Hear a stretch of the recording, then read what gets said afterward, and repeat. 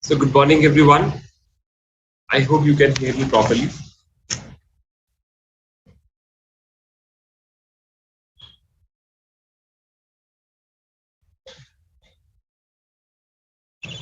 Am I audible properly? Okay. So 71 participants have joined, and our speaker have also joined. Okay. Good morning, sir. Good morning. So Mr. Ramnik Bansal is there with us. Have you joined, sir?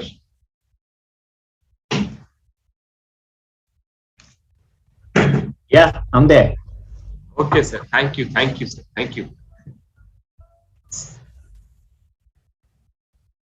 So today we have a different set of a lecture that is something also very much relevant. Somewhere I believe that it's more relevant sometimes than the technical subjects, and that the how spirituality can help for, and what is its role in academia. So I think that's the topic that we have requested our speaker to speak on. So I think he has already joined. So, but we'll wait for, I think, 2-3 more minutes, sir. 69 participants have already joined. Okay. Okay, sir. Okay, let me wait a second, sir. Let me do it on my side. Oh, you can. Great. Namaste, namaste. First of all, to you for taking out time from your busy schedule early in the morning. All spiritual teachers are always busy in the morning time. Not busy, not available, you can say. yeah, not busy, not available. Right. Absolutely. So I also have I was blessed enough to get a chance to interact with Bhaiya in IIT Roorkee, and it was wonderful to begin my journey in art of living under his guidance. So my pranams to you again, and namaskaram also to you, that you took out some time also from your busy schedule or non-availability sort of schedule in the morning time. So thank you, Bhaiya. Thank you very much. Yeah. And I didn't tell him the topic, so I also wanted to tell it to everyone that I just told him the topic when I sent him this poster. So he just asked me that, okay, what should be the topic that I should talk over? And then I told him that, okay, so, yeah, this can be the topic. So, and then he agreed. So I think, yeah, we can start. I think 77 have joined. Oh, yeah. Okay. So I would like to briefly introduce our first speaker of the day, Mr. Ramnik Bansal. His CV is also remarkable. So I was telling my students also that his CV is something that tells us that after getting everything in life, what we think is everything, how a person leaves at everything and starts a new journey of spirituality. So I would like to narrate his a little bit CV or brief CV. Mr. Ramnik Bansal is a senior faculty of Art of Living organization, teaching since 2002. He's a BTech in electrical engineering from IIT Bombay and MBA from IIM Bangalore. I think we call it the deadliest combination, like 1 degree from IIT Bombay, another from IIM Bangalore, with schooling from DPS RK from New Delhi and Little Flower Convent, Buxar. His focus area is training and mentoring college youth in various life and professional skills. He has conducted more than 400 workshops, clocking 12,000 plus training hours in the last 18 years of his teaching. He also conducts advanced spreadsheet-based training programs on data analysis and decision-making for working professionals globally, and is an approved trainer for Johns Hopkins University, USA. He gets invited to deliver inspirational talks on a variety of topics by premier institutes and corporates. He has impacted the lives of more than 20,000 youth. I think that's what I think something that makes us also proud to get in touch with him through his workspace and sessions. So with these words, Bhaiya, I again welcome you. My pranam to you. You may go ahead with your session. We have with us faculties from all over India, research scholars, PhD students, master students with us. So I think the role of spirituality in academia is something becoming very, very relevant, significant now. So how we can connect academy and spirituality, and what can be the role of spirituality? I think it according to me, if someone asks me, I think it is something like spirituality is a catalyst or a lubricant, you know. So yeah, in academia. So I think you can definitely tell us, make us learn about many things from you in next 1.5 hours. Thank you. So let me just make you co-host also. Yeah, you are already co-host, Bhaiya. So you can go ahead. Yeah, thank you. So can we stop the screen share? I mean, that's not needed. No? Yeah, you can always do it. Yeah. So I didn't have the access to that. Good. All right. Oh, you know what? Why can't some of the people also switch on the camera? Otherwise, it's like looking at just names out there. It's like talking actually to a computer. But when there are faces there, then it's more natural. So, or you have done some setting which does not allow people to switch on their cameras? I think we can give them this power also. Okay. You already have it. You have taken it away. We have already given this power to everyone now. So they can, yeah, because this is something interactive session. So as per the order of our speaker, we have unmuted, and they can share their, you know, we can see them. So yeah, I think all can. Yeah. Right. Video everyone is able to on, no? Yeah. Great. It's better. Pankaj, I think you were there in another session of mine, is it? I remember seeing your face. Another FDP, I guess. Was it? No. Conducted one in Punjab University. Were you there in that? No. Maybe I mistook you for somebody. Anyways, your face looks very familiar. Okay. So I'll wait. Let me just change this camera here. Okay.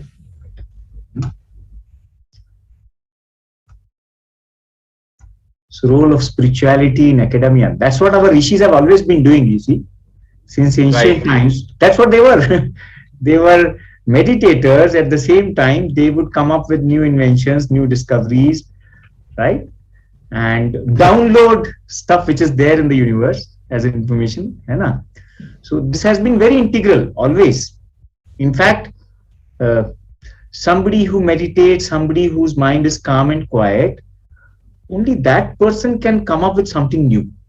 The whole of academia, okay, one role is to teach. Even that is about newness, right? When we say teaching something, the child doesn't know it, the student doesn't know it, and the teacher is kindling that thing in that person, right? That's one aspect. Second is research. Even that is about coming out with something new. So creativity becomes much more powerful when we are peaceful, calm, worry-free, isn't it? I mean, that's the experience of everyone, right?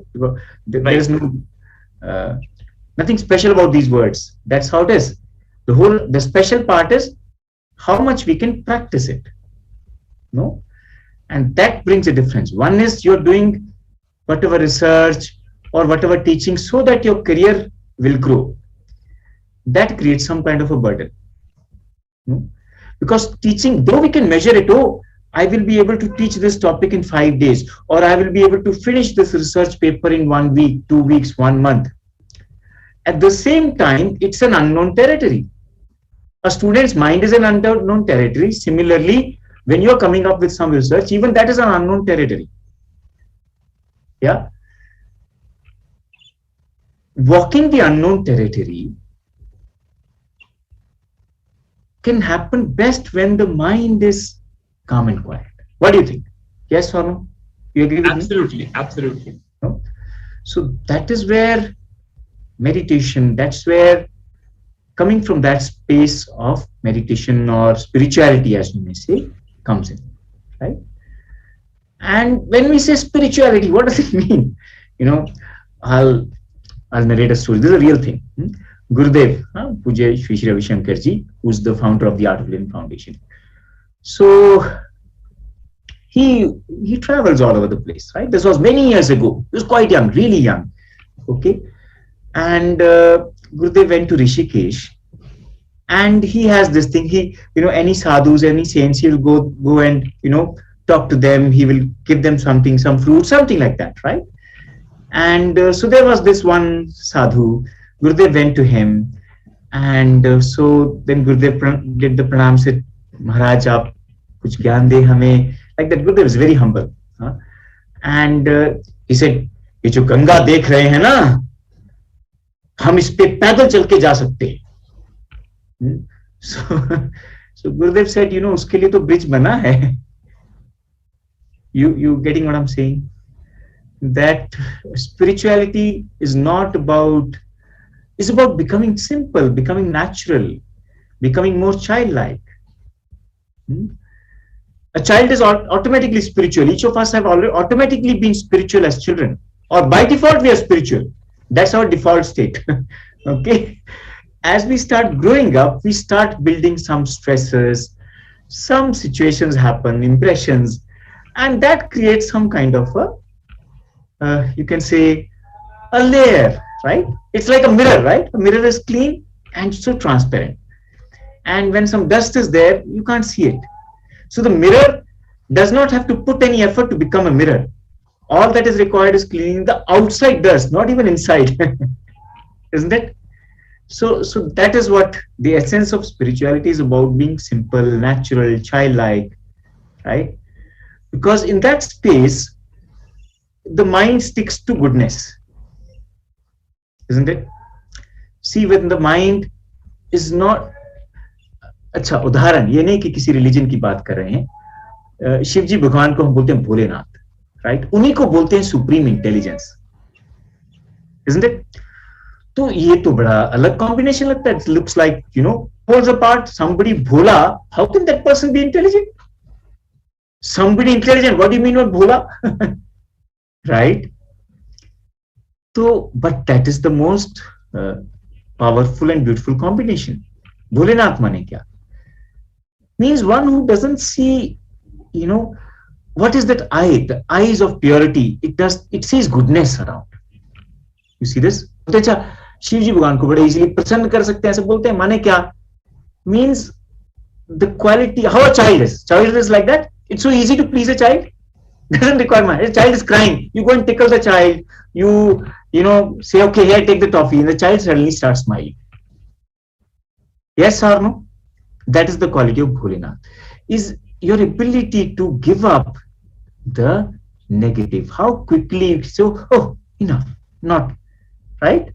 Some sadness, some anger, some anything which is pulling you down.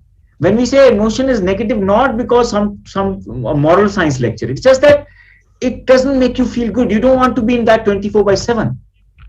Check out. You want to be happy 24/7? Yes or no? But you don't want to be angry 24/7. You don't want to be sad 24/7, right? Any emotion that you think, oh, this I can't handle for more than some time, right? That's what we say is not good for you because you can't handle it, right? So spirituality is how quickly we can shed that and come back to naturalness. Not about अच्छा कहीं गुस्से का क्षण भी नहीं है, ऐसा नहीं है. Are you getting this? If you look at all the examples from our, people call it mythology, I call it history also. Just that it's so ancient that people think it is mythology, right? Parshuram was so ferocious. Devi Durga, we say, okay, so ferocious. They also have the qualities of anger. So these qualities can be there, but they can't be overpowering you, right? So that is so becoming like that, no? Just like, see, as children, we did not know neither ABC nor 1, 2, 3 nor Kakhaga, and we trained ourselves we said, okay, we could have just sat at home and done that, right? But we went to school, we got trained, we dedicated our time, energy, effort. Our parents also put that effort towards us. It is the same. We need to put that effort, right? We need to put that time, energy, effort to even tune ourselves back into our childlike nature, not childish nature, right? A childlike nature, जैसे हम बोलते हैं Bholenath, right? When that space is there, what happens? What is the most amazing thing about that space? When you're enthusiastic about whatever you're doing. Otherwise क्या? और यार करना पड़ रहा है, right? एक उत्साह नहीं रहता. Hindi is also okay, or I think that may be comfortable also here. Yeah, no issues. No issue, no. Everyone, can we please, at least half of you can switch on your cameras? वो जैसे class में होता है ना, front bencher होते हैं, back bencher होते हैं, बैक बेंचर पे ध्यान ही नहीं जाता है टीचर का. तो यहाँ जब आप कैमरा बंद कर देते हैं, इट्स इक्विवेलेंट टू दैट, है ना. तो मैंने अभी जो सेटिंग किया हुआ है वो ऐसा किया हुआ कि मुझे सिर्फ वो लोग दिख रहे हैं जिनका कैमरा ऑन है. So I have hidden the, you know what you say, non camera people. तो आप कैमरा ऑन करेंगे तो इट बिकम्स मोर इंटरैक्टिव.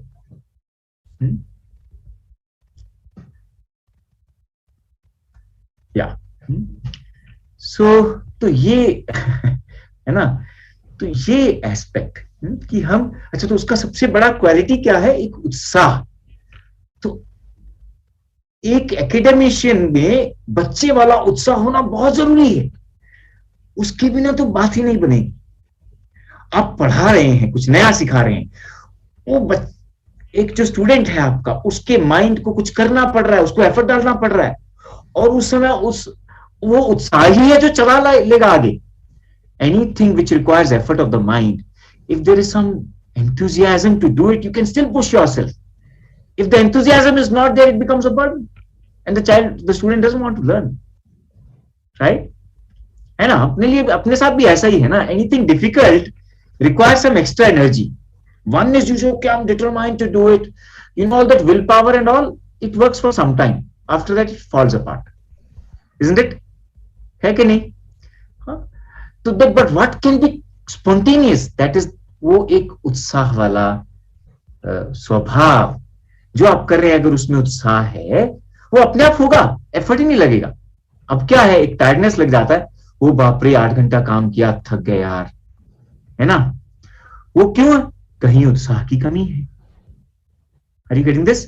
वही बच्चा नहीं थकता है, मन थकता है. शरीर तो चलो थकता है, वो अलग है, पर जो मन का टायर्डनेस है वो बिल्डअप होता है. शरीर थका, रात को सोया, सुबह फ्रेश हो जाता है. मन थका, रात को सोने से फ्रेश नहीं हुआ, बस थोड़ी देर का उसको गैप मिल गया उस थकावट से, इतना ही हुआ. Got it? थकान नहीं गई. और जब वो थकान नहीं गई तो छोटा सा काम भी बोझ लगेगा. और यहां जो काम है उसमें तो कुछ सृजन करना है, कुछ नया लेके आना है. तो बुद्धि में क्या है, वो इंट्यूटिवनेस चलेगी नहीं. वो थॉट प्रोसेस जो है, जिसमें क्या इंट्यूटिवनेस को हिंदी में हम क्या कहते हैं? इंट्यूटिवनेस, हाँ, समझ गए सब ना, बात नहीं है ना. तो intuitive, look how much intelligent we are, you know, but finally that thing which clicks, it clicks from that space of intuitiveness, because the intelligence is all the time there. Yes or no? I think Bhaiya, we have one also speaker with us, participant, I think who is not able to understand Hindi much, so we'll try to keep it stick to English. That's what. Yeah. Okay, we'll stick to English, no problem. Thank you sir, thank you, we'll keep that in mind. Thank you. है ना, भाषा कुछ भी हो, बात समझ आ जाए भीतर, ये जरूरी है. ओके, सो या you got it. So the intuitive abilities make things happen. That is how it is. Check it out anytime. All of you are you've done your PhD, right? You've written papers. You know that when it clicked, that clicking part was some intuitive thought. Yes or no? You agree with me? Isn't it? Right. And that intuitive energy, you know, it is like how children are. They are so much more intuitive. They sense us. They sense you as parents. वो मम्मा आप थोड़े upset लग रहे हो, पापा गुस्से में, अभी बात नहीं करनी, दिखने में पता चलता, right? They sense our vibes, right? We have these strong vibes, which as we start growing up, when we are not in touch with that aspect of ourselves, we start becoming a little insensitive. We don't even, it's like a portion of us starts becoming dead, emotionally, physically, like as a child, how ticklish you were, right? Antakarana, yeah. So as a child, how ticklish we were. The body was so sensitive to just the aura. You can try this out. If you have children at home, you just take a hand away from the child. I'm going to tickle you, and the child will start feeling ticklish. He'll start laughing, right? It's called aura tickling. Right? As a child, the aura is so much more bigger. In fact, it said that the child's body is much bigger. The body is not just this body, the subtle body. As the mind shrinks, our subtle body starts shrinking. Right? Right. So that is where, when we focus on our mindset, that enthusiastic nature comes, that intuitiveness comes. And when that happens, that effortless effort will happen. Where you may not be available, but you're not busy. You got the difference? You're at ease, and yet you're not lazy. So the problem is, when we are at ease, we become lazy. When we are working, we become busy. Tiredness builds up. Yes or no? How to have that combination where you are not lazy, yet effortless. Right. That feeling happens with spirituality. Yeah. But then, it sounds like how to do it. Okay, fine, good. But how to go about, doing it? Then something which is easier to handle can become the madhyam, become the medium for us to do it. So for example, we drive a car, right? Now we don't handle the engine. We just have the steering which handles everything, the wheels, the engine. Yes or no? Just 4 things are able to handle all that complexity that a mechanical engineer and an electrical engineer and an electronics engineer had put in today's car. And an energy engineer, right? All of those people have put it into that car. So similarly, what can we do to make our space, inner space, so much more happy, joyous? Check out anything you're doing finally for that, right? One is you can make your life pursuit of joy. Oh, I'm doing this so I'll become happy tomorrow. सारा जीवन निकल जाता है 10th से शुरू होके, starting from 10th, right? 10वीं में बोर्ड है, पढ़ ले. Yes, अभी नहीं पढ़े तो काम मजदूर बनोगे. So 10th, you ask somebody in 10th, are you happy? So नहीं, अभी तो बोर्ड है. 11th, 12th, बस 2 years career, okay. Then okay, one graduation, then one post graduation, then one PhD, then life is settled. Then okay, marriage, then life is settled. Then children, then life is settled. Then progress, growth in the career, then life is settled. By that time, एक आध बीमारी चिपक जाता साथ में. इससे ठीक रहूं, then life is okay. You seen Piku movie? For him, the only thing was 40 ठीक से आ जाए, दिन अच्छा गया. Right? So life can be pursuit of happiness or expression of happiness. That's a choice. But to bring it back to expression of happiness. Why am I saying bring it back? Because as a child, it was like that. As a child, your life was expression of happiness, not pursuit. You were happy and then you were doing things. Isn't it? To bring it back to that expression of happiness requires some effort. It's like when we are sleeping, that time it requires some effort to wake up, right? Yes or no? Otherwise, we'll keep on sleeping. Same. To come out of that space, of that inertia, requires some effort. And now if it is too much, then you can't do it. Then we need some easy ways to do it, right? Just like the handle of the car. So similarly, there is something with us which is so much more powerful, which can make our mind so much more amazing, relaxed, effortlessly. What's that? So something in you which is all the time there, 24/7, and if you wish to, you can even control it. What is it? Tell me. Why don't you answer this? Huh? Something all the time in us. At the same time, if we want to have some control at times, we can do that also.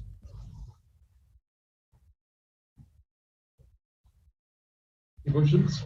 हाँ? Emotions. Emotions पे तो कितनी बार control ही नहीं होता है. जैसे like कभी भी कंट्रोल करना चाहो तो कर लूं. कभी एंगर आ रहा है तो क्या होता है, बोला अभी तो एंगर कर लूं, बाद में देखूंगा. राइट, वो हो गया तो बात ही बन गई, फिर तो बहुत बढ़िया अमेजिंग है. Yeah, I think Dr. Jasmine said right. Breath, isn't it? Our breath, yes, is something which we can, control if we want to, and yet it is something which is 24/7. Thought process का तो समस्या है, वो तो control नहीं होता है. कुछ विचार आने लग जाए, कितना मुश्किल होता है उसको भगाना. यस और no, have you seen this? वो it become so much of an effort. तो उस breath what is easy and tangible. No, you can take the breath in, you can hold it, and that's what our ancient rishis used to use. So let's just understand a little importance of breath first. So we say, so what are the kind of, what all gives us energy, right? One is food, right? All kind of foods that we eat, right? Other is mindset, how the mindset is, thought process. Next is sleep, and then it is breath, right? Okay, so how much food do you have in a day? Maybe 1 kilo? Yes or no? Maximum 2 kilos, right? So how much? Maybe 2 kilos, right? Then how much water do we have in a day? About 3 liters, 4 liters? Yes or no? If we sit in the AC, then we don't feel like drinking water. Even lesser ho jata hai. No. Now my question to you is, how many liters of air do we breathe in a day? Okay, hold on. What we'll do is we'll do a poll. Okay? So that'll be more fun. Okay? So here's a poll. Can you see the poll? I've launched a poll. So why don't you take it? How many liters of air do we breathe in one day?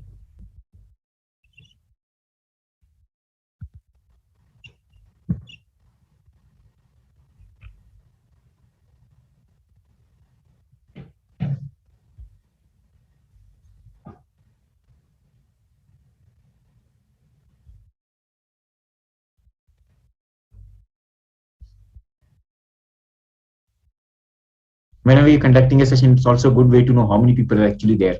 How many have just logged in and started doing their work. And how many of them are there having another phone for to log in? Yeah.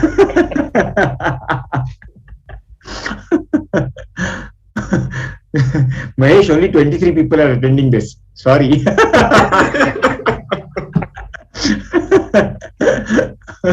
Okay. Right. Others are busy in thinking process, thought process. No, they're doing some other work. Parallel processing. I can guarantee you. I will be very happy if they're doing something. Seriously, I will be happy if they're doing something. But if they're doing nothing, that's the waste of time. Yeah. Then it's a sad state of affairs. Okay. So 33. Wait for some more time. Yeah. Should we wait for some more time? 15 seconds? Yeah, 15 seconds we can wait. Okay. Quickly, everyone. Right. Doesn't matter. Right, wrong. It's just a poll. Go ahead.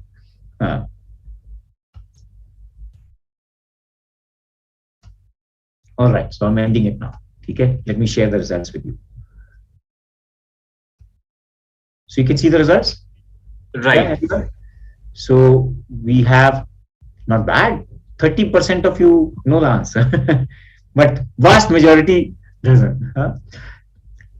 Greater than 10,000 liters of air we breathe in. Oh, how do we stop that? Suvrit, can you please stop sharing? Yeah. And? Okay.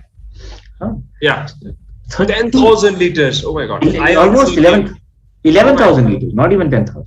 Okay. That's normal. Yeah. So now, in fact, this is something very simple, but our major source of food, or rather energy, is breathing. Maximum. We have like, how many cells we have? Like trillions of cells in the body, right? Every single cell is what? It's a combustion engine. You know this, right? Every single cell consumes oxygen, right? And that's how it's working. And what's the equation? Let me just share my screen. Can I share my screen? Let's just see. Wait, I'll just show you something, right? So what we will do is desktop one. Let's just share that.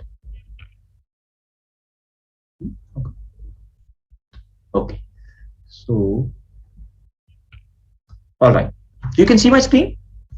Yeah. So we have this. What is going in? Oxygen, right? What's coming out? We know this very well, right? Yeah. And now, where does this carbon come from? Now we're taking in 11,000 liters of air. How does non-stop we are breathing out carbon, right? Where does the carbon in this whole equation come in from? Huh? All the food that we're eating non-stop, right? So look, all the food that you're eating, whatever it is, let's say I would say X, H, Y, O, Z, because it need not be C612, it can be something else also, right? That's how typically the molecule is, right? Which is whatever food we're taking, it is mainly this. And this reaction creates energy, right? And then water. Okay, that's how we sweat out, that's how 95% of the food that we eat goes into taking care of this equation. That's it, non-stop for trillions of combustion engines in our body. Isn't it amazing what's going on here? Right, yeah. Super amazing.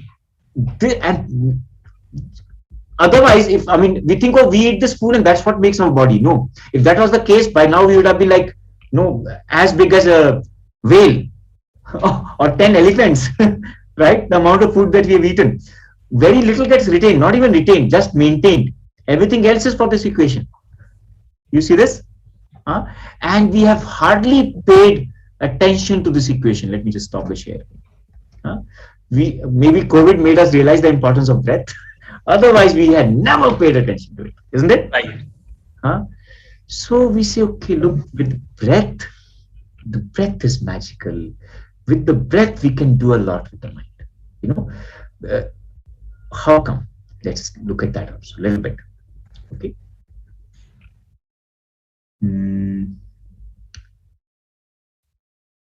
First is, so we know that the brain governs the whole body, right? Okay. So, no, I'll come to this later. What we'll do is, we'll do a small thing. What's the answer to the poll? 11,000 liters. Okay. Okay. So what we'll do is, remember when we were a child, and if we fell sick, then mommy or papa took us to the family doctor, right? And the family doctor was friendly to us, isn't it? So what is the instruction of the doctor, uncle or the auntie?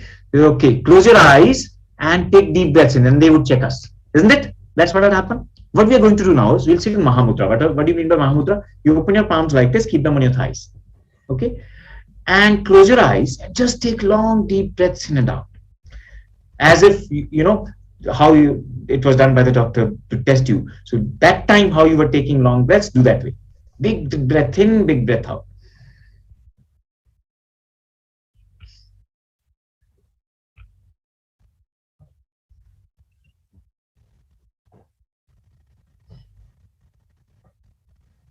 Pay the attention on the breath.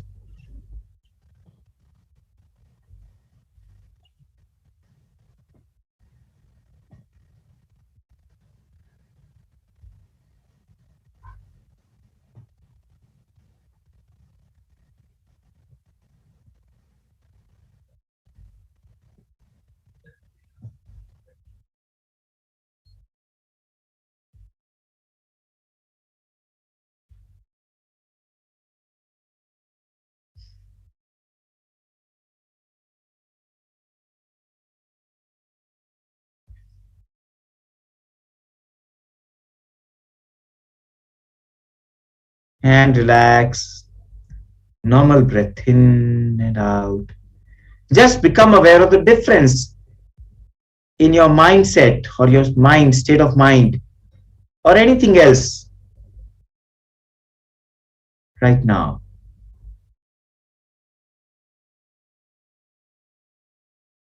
Take a breath in and breathe out. Open the eyes and come back. So tell me, what difference do you feel? You guys can unmute yourself, no? Are you able to unmute?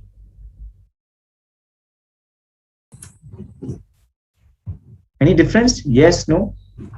Yes. Feel the inside, okay? What else? Relaxed. More relaxed, okay? Calmness. Right. And when you're relaxed, then your thought process also becomes less. Better, yeah. Huh? So the thought process is better. Unnecessary thoughts are lesser. Feeling the breath, relaxed. Thought process is lesser. What are the thought process? Don't keep sharing. Either you can speak or you can write in the chat window. Body feeling relaxed and more energetic. Nice feeling. All right. Tell me one thing. Did your color turn blue? Any of you, your color changed because of the breathing? You're able to concentrate, sensitizing the chakras. Tell me, did your color change for any of you? What a question. What a stupid question. Right? Your color didn't change. Why? It didn't. It cannot change by breathing. Therefore, it did not change. What is the corollary to this? What can change by breathing changed. You got what I'm saying? Yeah. The mind had the capacity to relax by breathing. Therefore, within a minute, your mind was able to relax. You got it? Huh? So our mind and breath are very powerfully connected. The brain and breath are very powerfully connected. Right? So, see, we feel hungry.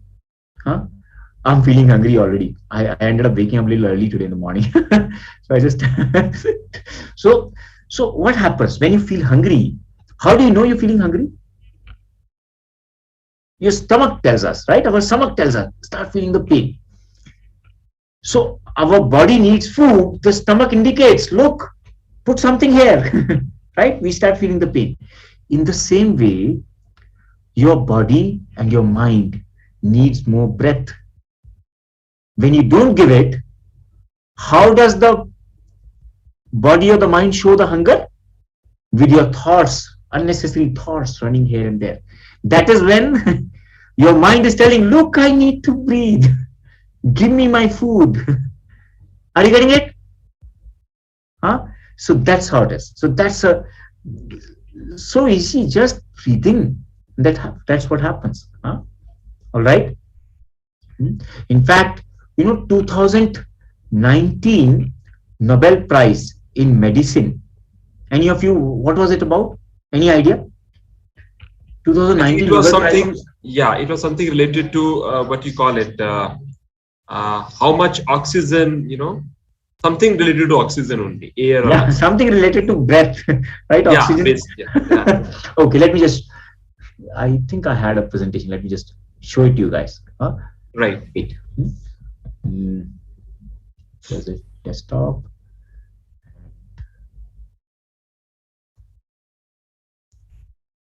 Okay. Let's put this here.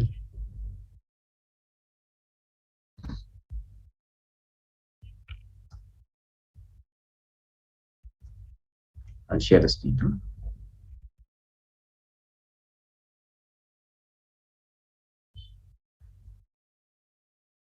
So 2019 Nobel, you can see this on the screen, yeah? Huh? 2019 Nobel Prize in Medicine was Right. for what? For discovery of how cells sense and adapt to oxygen availability.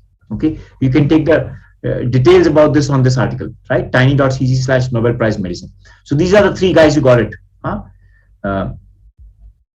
This is the Twitter handle. Okay, for the discoveries of how cells sense and adapt to oxygen availability. Okay, now what is the gist of this? They say oxygen sensing is central to a large number of diseases.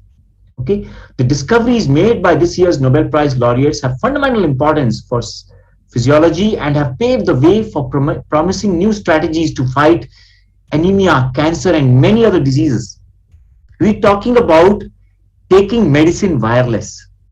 Breath is wireless, right? You're drinking liquid, you're having food, that is like connection. Breath is wireless. Just like our mobiles our communication went from landline to wireless, right? I use both.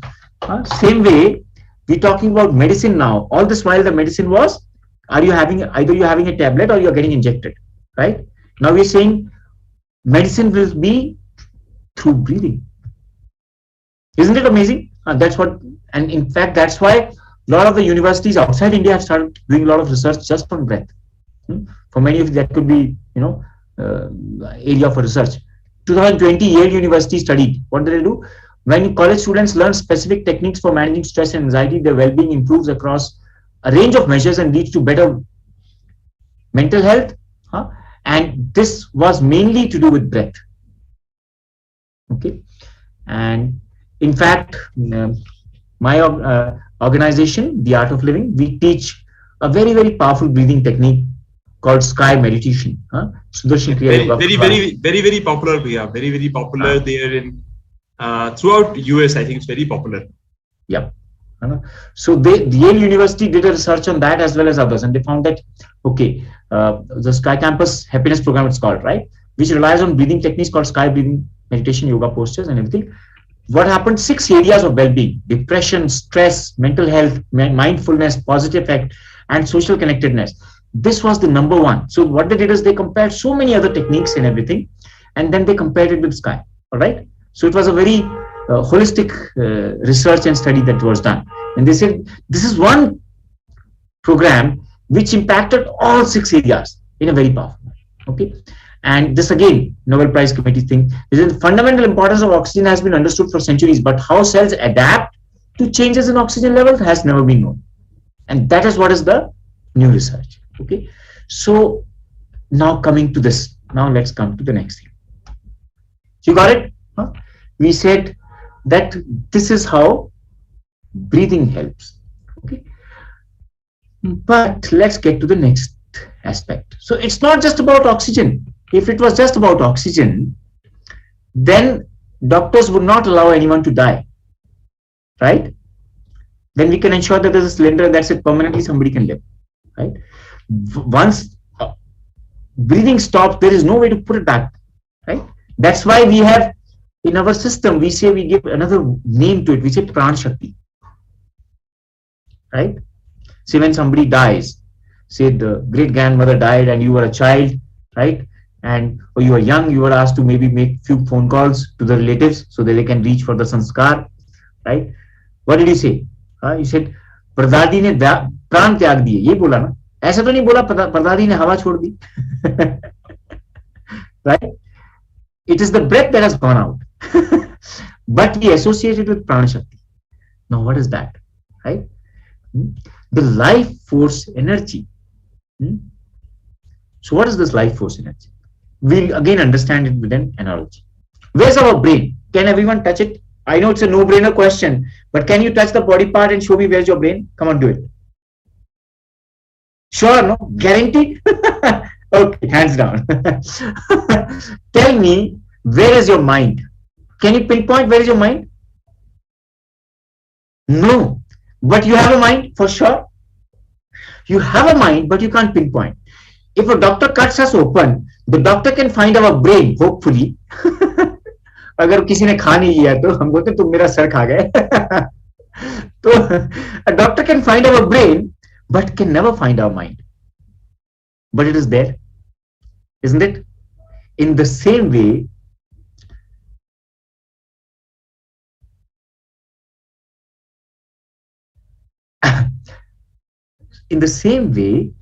we have a physical manifestation, which is the breath, which is, you can see, oxygen and everything, right? And the subtle manifestation of the same thing is the Prana Shakti. Along, just like your brain becomes a center for your mind also, right? In the same way, your breath becomes the carrier for your Prana Shakti. All right? And by enhancing the Prana Shakti, we can handle the negative emotions. That's it, right? It's like eating food. Our hunger goes away. Our body stays fine. That's all. Only one thing you need to do to maintain the body. I mean, of course, multiple other things, exercise and all that. But food, right? Essential is food, isn't it? In the same way, correct, right? At the same time, see, Pran Shakti can be there even in your heart region, isn't it? And that intelligence, we say brain, if we say brain means basically the intelligent part of the decision making and everything, all that governing part. It's no, now they are saying, okay, it is there in the gut also. New science is saying a lot of, right? Our body is governed by the gut more than by the brain. Okay? So you got it? Enhancing the Pran Shakti automatically makes us more enthusiastic, happy, joyous, allows us to get rid of the negative emotions faster. And how can we do this? With the help of breath. All right. So breath becomes a very powerful tool and is easy method. That's where we started off. We said, okay, how to be in that innocent space so that if we want to even perform in academia, that utsah bana rahe. Said, okay, for that we need some way to handle that. Okay, breath is an easy way to handle it, right? And that's how you can do it. What else? How the Munis and Rishis lived without food in Himalayas. Yeah, absolutely, right? 95, 96, 97% of this body also runs on breath, right? Very little. See your heartbeat, everything, the whole metabolism can slow down. This is all possible, right? And yeah, so what's the time now? Wait, 11:30. Oh, we have a lot of time. 11:20 only. So what we can do is maybe towards the end I can guide you through a guided meditation, right? We can do that towards the end. But what else? Maybe some questions can be there. I can take some questions. Mahesh, how can we be? So, Bhaiya, yeah. I think they can ask you questions. Why not? Or would you like to see a short video of the Yale University research that they did? Would you like to see the 5-minute video of what they did? Why not? I think my only request and suggestion to all of you is, before you become more older, do this breathing technique, exercise, whatever you call it, in your life. I was very lucky. I'm just interrupting here also. I was very lucky that when I was, when I was in IIT Roorkee campus, then once I got a chance to do this breathing exercise course known as Sudarshan Kriya, which I learned from here. I think it's a remarkable thing that should be done by all engineers, all researchers, all scientists, every human being on this planet. Now go ahead. Good question. Many times we have preached what to do, but can you enlighten us what not to do? It's the same thing. If I say, okay, you don't drink alcohol, which means I'm saying drink things other than alcohol. So it will also end up becoming preaching. So I'm trapped. You've trapped me with that question. One is you can say, okay, give us some suggestions. I can still give some suggestions, right? But if I say what not to do, then that's the same thing. No. So if you ask my suggestion, I can give you. Both for doing and not doing. They are the two sides of the same coin, right? If I say, okay, sleep well, it's about telling you sleep well. If I say, don't stay awake in the night, it's the same thing as sleep well, sleep in the night. No? Yeah. So that's tricky. But still, I'll talk. What? Look, one is sleep. When I said sleep, let's just do another poll. Shall we do it? How many hours you sleep? We'll watch the videos also. Okay?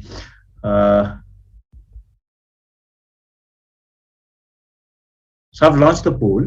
Go ahead.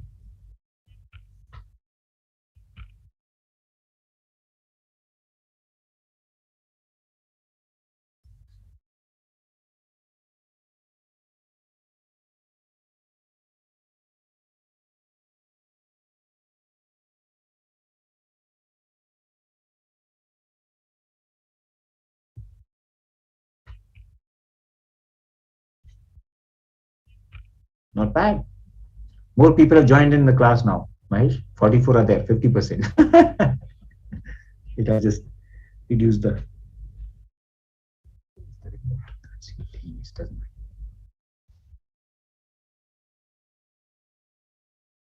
be done. Let's just end this and share the results.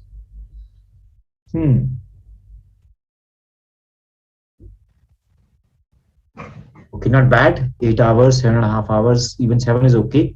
But anything less than 7 is not good for you. All right. Our brain needs to rest well. It is, see, the brain is one organ which only in our sleep it is redoing itself. All right. Okay. So when we think, oh, by sleeping less hours, we will be able to save on our time, we will be more productive, it is actually counterproductive. The brain starts getting damaged every single day. All right. And this damage tends to become unrepairable.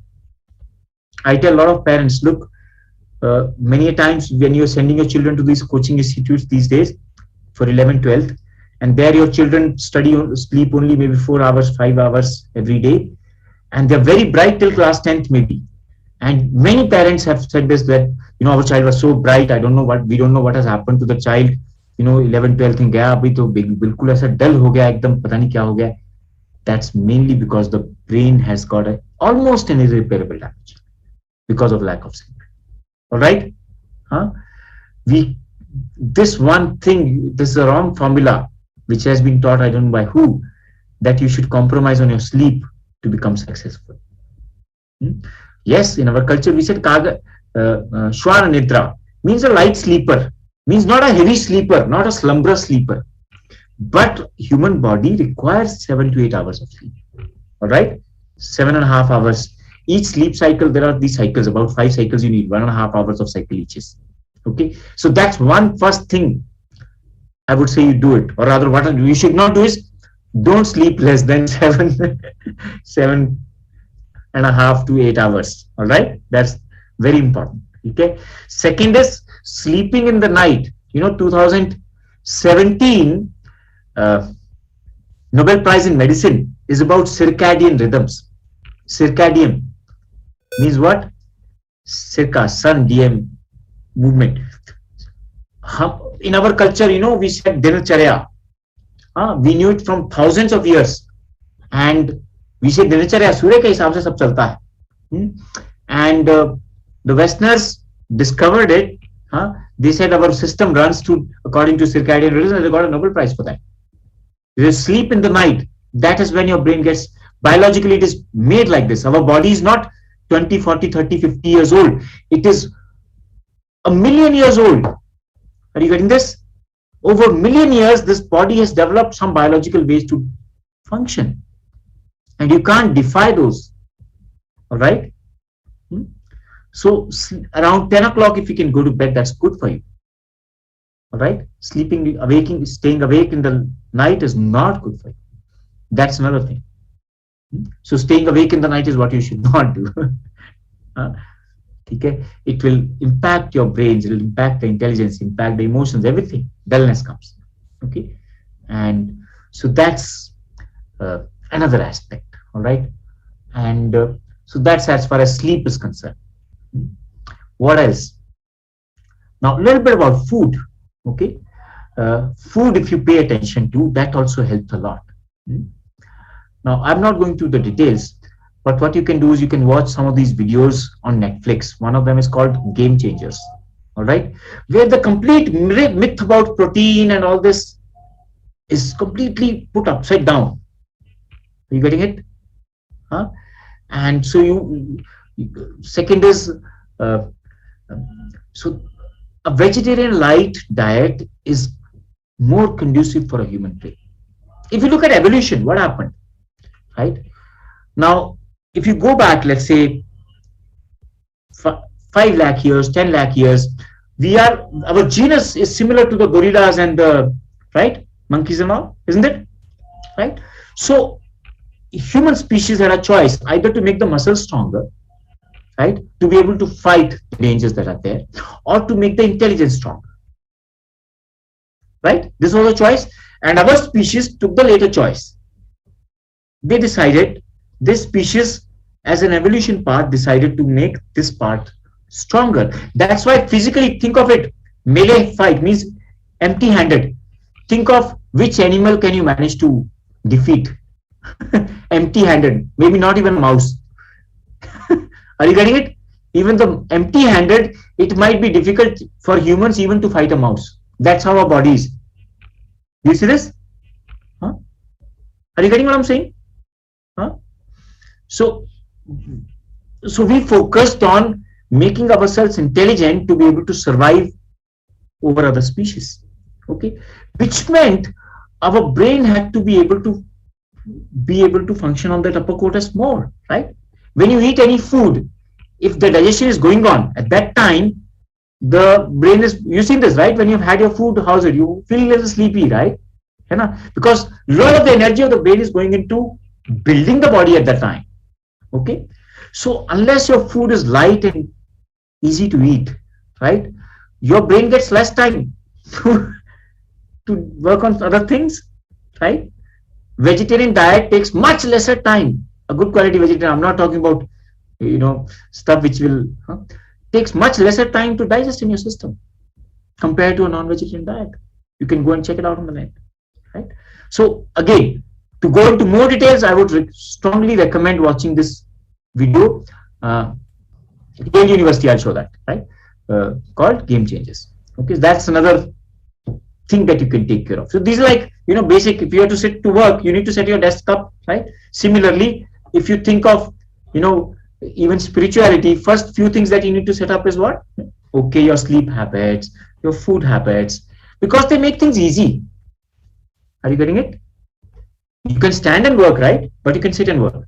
You should choose to sit and work because it makes it easy, isn't it? Not that you can't work. So these are the few things I would strongly say that everyone should take care of. Okay, you want to see the video? Let me play the video.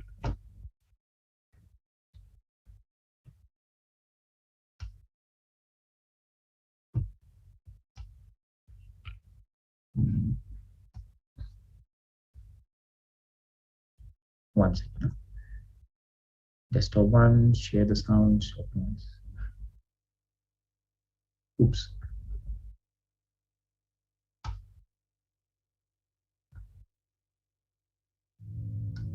Can you see the screen?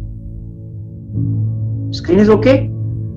Video is okay? We know that college-age students have a greater prevalence of mental health issues than any other age group. We also know that 60% of students report that they have felt overwhelming anxiety, and over 40% of students have reported feeling so depressed that they were unable to function. I seriously feel that a lot of students here don't have healthy coping mechanisms to deal with stress, and then we just kind of like shove it under the rug. The strategies that I used to manage the pressure points at Yale have varied. Usually I kind of don't manage them, but in general, like last semester, if I was overwhelmed by something, I would just kind of shut down. We see students come in with so much burnout and stress and a very distracted mind, and that makes academics hard and social life even harder. Instead of sitting down and doing what I needed to do, whether that be work or sports or going to the gym, I would find myself sort of moping around my room a little bit, becoming extremely distracted with social media. Stress in my life was like, I would kind of have meltdowns night before a race or a big test because I wouldn't know how to handle it that well. So that's why we launched this randomized controlled trial with around 200 Yale students. So what we did was have the students go through this 8-week intervention, and right before and right after those 8 weeks, we collected data on their psychological well-being, on measures of stress, anxiety, depression, burnout, life satisfaction, self-compassion, all of the different facets of well-being. We decided to evaluate 3 different empirically validated well-being interventions side by side compared to a control group. An emotional intelligence program, did mindfulness-based stress reduction, and finally we selected the SKY Campus Happiness Program. So SKY, the Campus Happiness Program, is a comprehensive wellness program that addresses wellness and happiness from many angles, incorporating breath work, yoga, and deep meditation, as well as leadership and service learning, and also positive psychology. The core of the SKY Happiness Program is SKY meditation. Quite honestly, I was pretty skeptical going into it. I've never really done breathing exercises. I didn't know that was a thing that you did with meditation. I just assumed meditation was kind of like sitting in a dark room and like trying not to think about anything. I never really bought into meditation or yoga as a way to improve my well-being. And then my thoughts about meditation and mindfulness started to change a little bit until we actually got to the Sky Meditation retreat.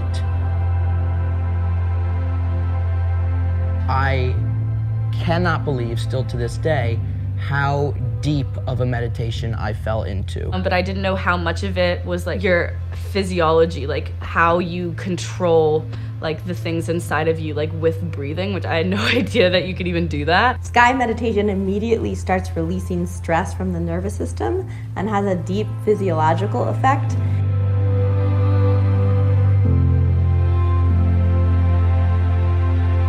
I felt alive, I felt energized, I felt awake. I remember waking up after that Sky meditation session. I cannot remember a day I was more productive. Well, when I do the practice, I feel rejuvenated. My head is clear. I know what I have to do that day, and then it feels really good, like I'm full of energy.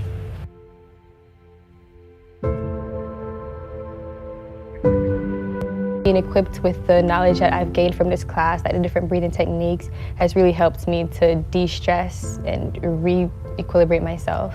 Like it's a dome around me. The stresses would come, but they would just bounce off the dome and they aren't as impactful, like they don't get to me.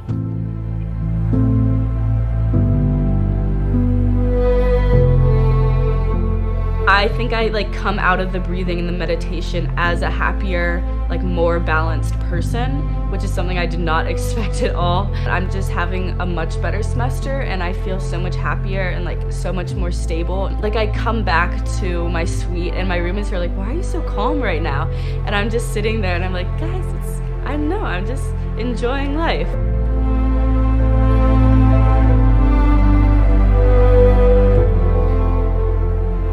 So I find that students end up practicing often daily because the practice feels so good. Their mental health and well-being feels so boosted. I wake up and do my Sky meditation routine, and it's really not a difficult program at all. I wake up and I'm ready to go for the day.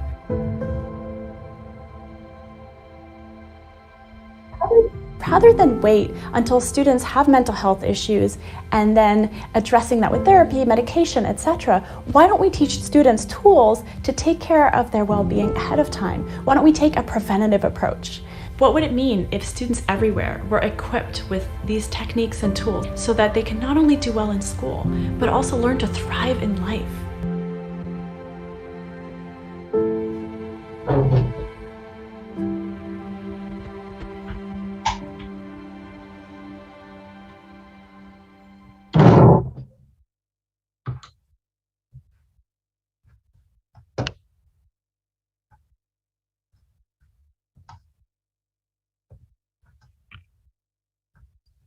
Nice.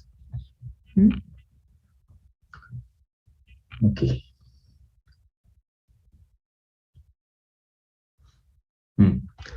Have discussion of Sky Meditation or tell us sources from where. Okay. So, beta, just set it out.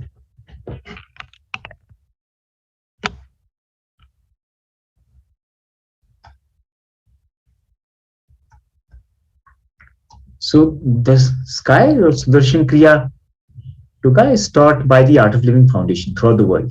So it is taught throughout the world as a program, as a training program, which is normally 4 days or 5 days or 6 days, about 2.5 to 3 hours. It in fact even gets conducted as an FDP, full-fledged FDP. All right. So AICTE conducted it, like say I taught one last year. It was in fact we conducted it online in Punjab University. So, but otherwise it is available for you individually also to join the program. Okay, the online courses that we are conducting now are 4 days, about 2.5 hours each day. That much time you require to learn it step by step. Basically, you learn something first day, then you learn something else next day, second day, and so on. By the end of it, By 4 days, you're done with it. And then you attend the follow-up session every week, become better at it. So that, I think I've answered that question. Okay. And I think it's must for everyone to Yeah. do one faculty development program also on, Yeah, we can do it. Yeah, We can definitely we are. Definitely. yeah. We can do an FTP in fact. So what else? What other question?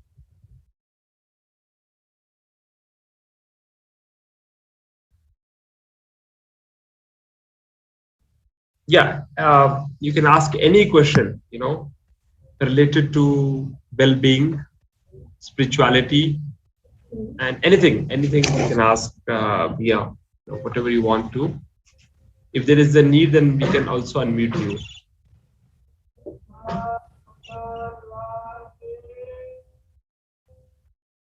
Any question from anyone?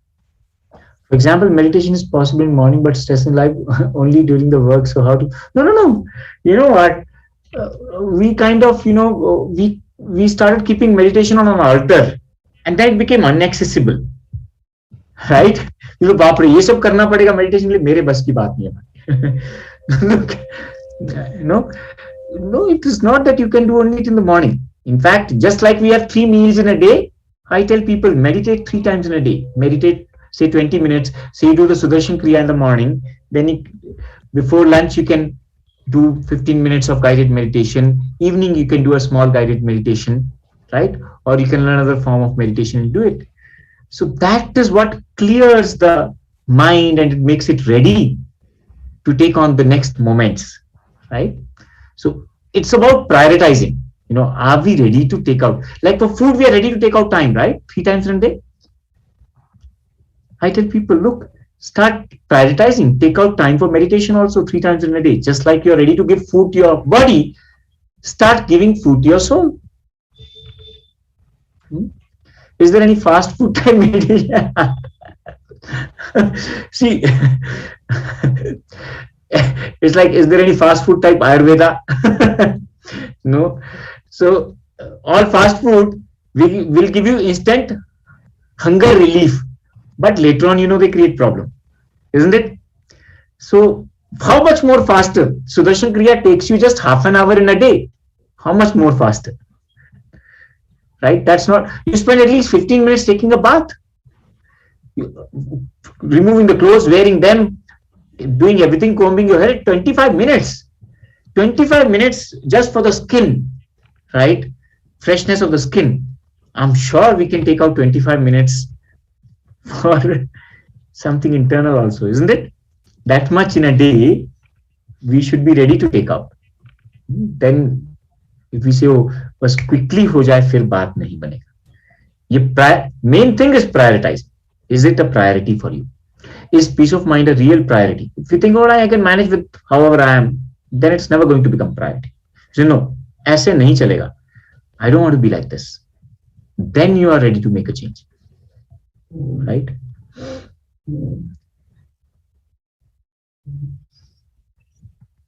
How do we control our thought process? That's the most difficult thing. You can't, right?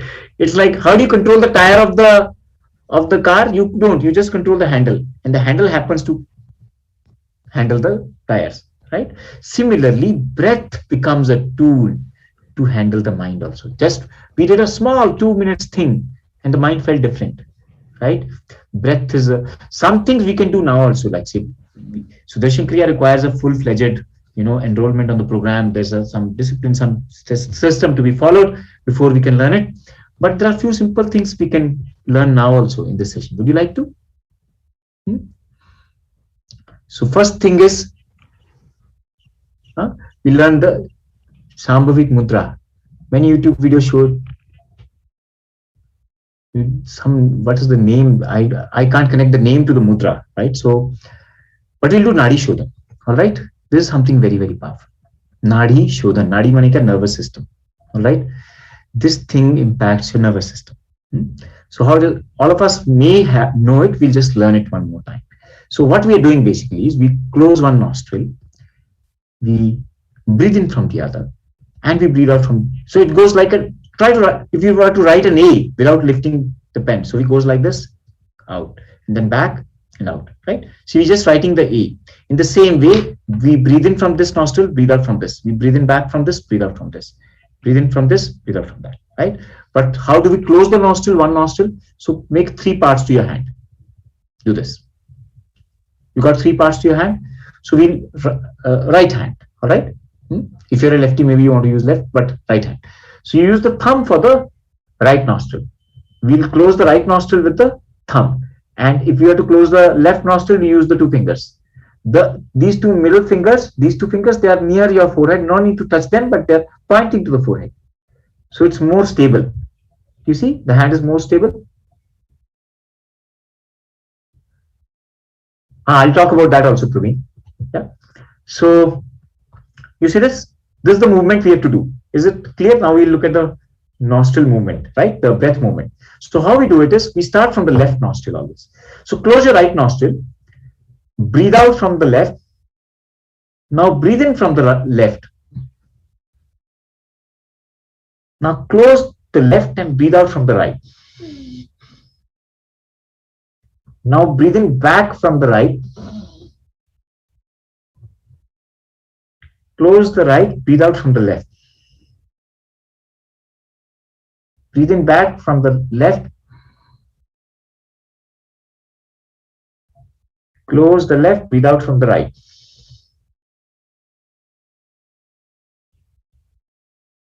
Breathe in back from the right. Close the right, breathe out from the left. You got it? Understood how it is done? All of us? So it is much more effective when we do it with the eyes closed. Okay? And you may keep your left hand like this or just Mahamudra, whichever way, doesn't matter. Huh?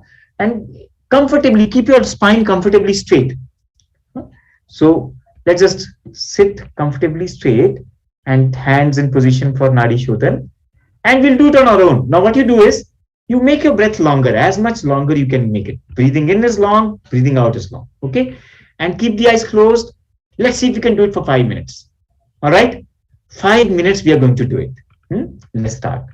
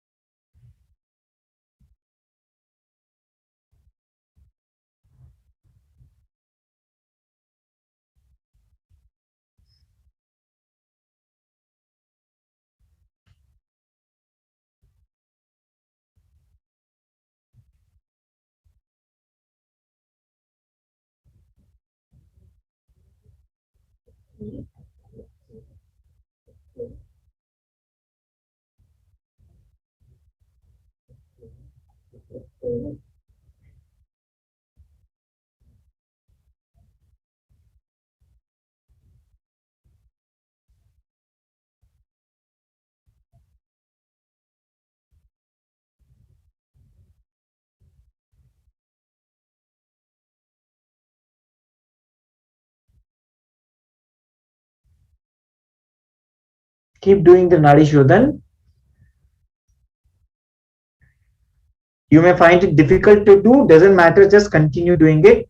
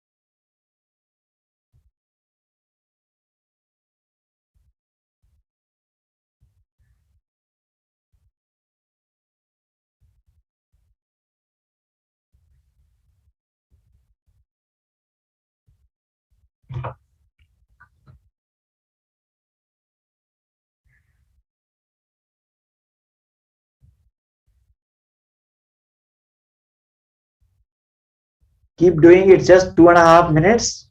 थोड़ा और देर करना है. Don't give up. Keep doing.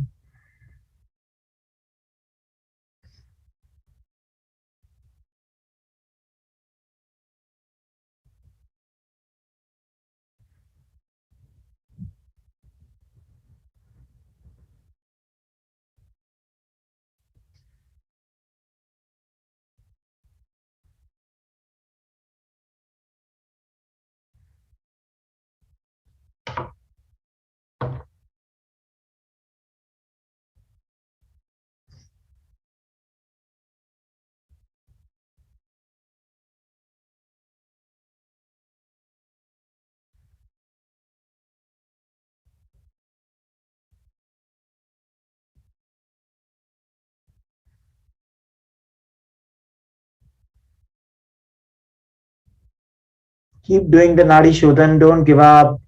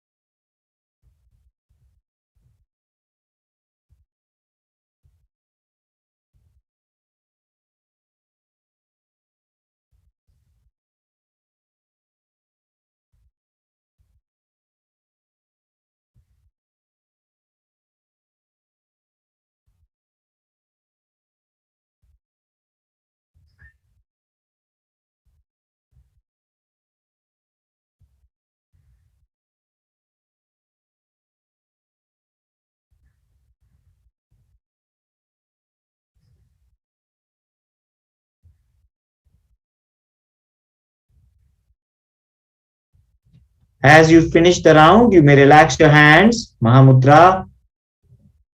Feel the vibrations or the tingling sensation in any part of the body.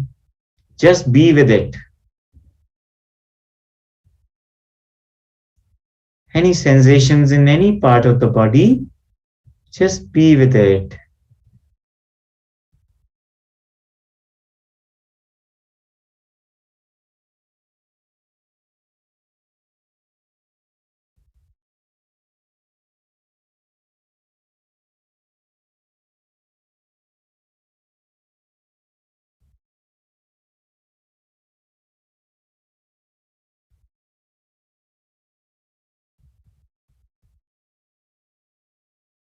Observe the changes, observe the energy flow.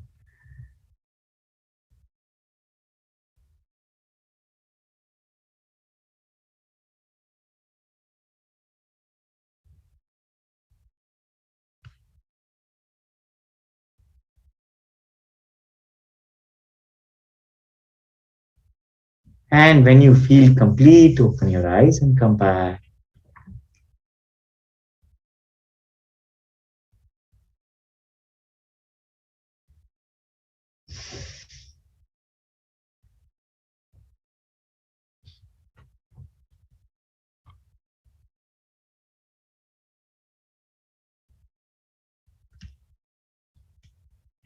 Camera तो on कर लो कुछ लोग आपके सुंदर चेहरे देखने दीजिए मुझे है ना कैसा लग रहा है मस्त है कि नहीं how much 5 minutes do you see this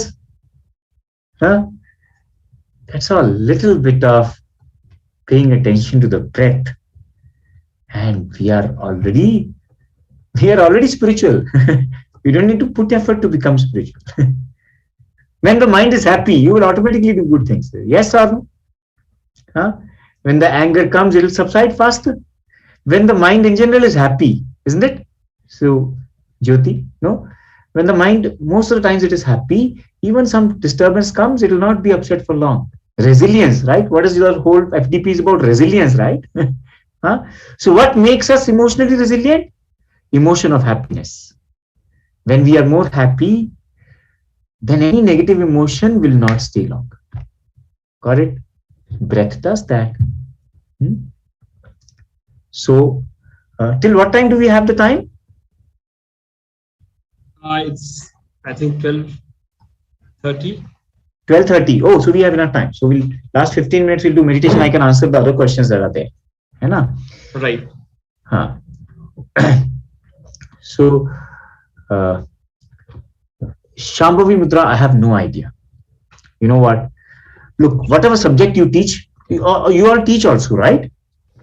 So there are those things are also available on the YouTube. Then why should the students learn from you? What do you add value? What value do you add? Why should the students learn from you? Tell me, I'm asking a question. What value a teacher adds when a teacher is available live, whether online, whether offline, versus a recording? Come on. Or you think let's just shut down this education system, let's put everything on YouTube, we're done. What is the value addition there from having a teacher? Say whatever subject you're teaching, right? You're teaching earth sciences, whatever it is. Tell me. What do you think? We can directly transfer vibes, emotions through your aura. Correct. When you're teaching. Yeah. So I think that's a difference. That's a major difference. No, live interaction, physical feel, on the spot removal of doubts. We teach with direct and personal experience. Yeah, you got it. You know what? अपने culture में तो ये हमेशा ही मानते हैं कि हम अपनी बुद्धि से नहीं सीखते हैं, गुरु की कृपा से सीखते हैं. शिक्षक के आशीर्वाद से स्टूडेंट सीखता है कि नहीं? सिर्फ बुद्धि से सीख जाएंगे तो फिर यूट्यूब से ही सीख सकते हैं, है ना? फिर तो सारे एजुकेशन सब बंद कर सकते हैं, कोई जरूरत ही नहीं है, right? Now think of it, something very technical requires the blessing of the teacher or that sampark of the teacher. Something so refined as how your mind works. YouTube can just make you look like that, can never get you there. You got it? Huh? So first step is this. As teachers, you need to value it even more, understand it even more. You got what I'm saying? Huh? Yes. So they can be there to aid things maybe. Like say we downloaded the video, we saw it, right? It's okay. We're not saying we're negating it. You know, we can use all, just like books are an aid, right? The books are there as an aid. Ancient times, the books were also not there. You know? So the teacher would just speak and the student would learn. Yeah, you know, and then the books were also there. They would write all that. It was very difficult to have the books. You know the story about Sikandar. He came to India and he caught hold of a sadhu. He caught hold of a sadhu, yogi, and he said, you know, I've heard you're very jnani, I want your jnana. You come with me. He said, I'm not coming. All right. And he sent people. He said, I'm not coming. So these guys, that guy got angry, you know, if you're going to burn your books, whatever your jnana is, we are going to burn it down. Then finished. He said, okay, fine, burn it down. All right. So, but give us 1 week's time. Then you come back and burn it down. In 1 week, what did this guy do? He made को contest रटा दिया सबको, सब लड़कों, सब not लड़के, everyone, right? They gathered everyone, उनको contest कर दिया, बोला ले जाओ, अभी हमारे काम की नहीं. समझ में आया कहने का भाव क्या है? All those things are innate, right? It is the teacher, the live teacher, who adds value. First thing, get that clear, right? हाँ, वहां से वो ट्रांसफर होता है भाई. हमारी बुद्धि से नहीं, बुद्धि एक एड करता है उसको समझने के लिए. पहला चीज. दूसरा, so the question is about, या एक पेज देना उनको, है ना? सो व्हाट इज, हाँ, या myself Sridhar, I have a question, sir. go ahead.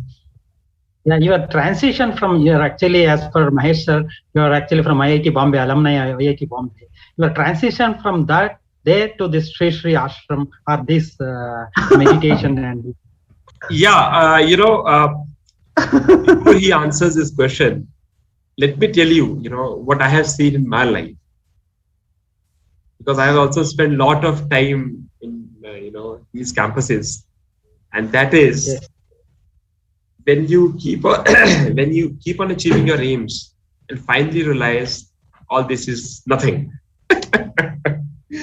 Bhaiya was also working abroad and then realized that this is not the perfect source. He's answering for me. He's assuming for me. No. Then let me answer my part. You answer your part. Yeah. So when I was there also in US, I think the majority of those people, who have achieved everything in their life, they have this thing in themselves that this is not the thing that is giving them happiness. And then they want to strive for it. So I think Bhaiya will answer his part. I think that is happening now very much frequently, very much easily with everyone now. Yeah. Thank you. Now over to Bhaiya. Okay. Yeah. So that was not my case. Okay. I love to do what I did. I mean, you know what? I teach art of living courses. I also teach stuff which totally involves my IIT and IIM kind of stuff, engineering and MBA. All right. And so both these things, we think the material world and the spirituality are separate. Once you have achieved the material world, then you come to spirituality. No, they go together. They are not separate in the first place. Are you getting it? They are not separate. Huh? I'm asking you, who would not like to have a more happy state of mind, a more joyful state of mind? Each of us, right? Yeah. Huh? Yes. And that's all. Spirituality, keep it as simple as that. Nothing more complicated, right? And this is not at loggerhead with you being a scientist. It in fact aids it, right? So I thoroughly enjoy doing my analytics. I love it. Okay, I spend about 12-13 hours on the computer. I will share that answer also. That's all. I thought I'll answer that also later. Okay. But at the same time, just like whatever your education, you enjoy maybe gulab jamun, rasgulla, rabdi, something, right? Your ice cream, irrespective of whatever food, tasty food connects everyone, our taste buds. Meditation is also a taste, just a little refined, more higher. You enjoy it. It is not something, and it is not something which happens at a particular age. No, I have seen life so much. It's not, nothing is here. Now I have to do something. No.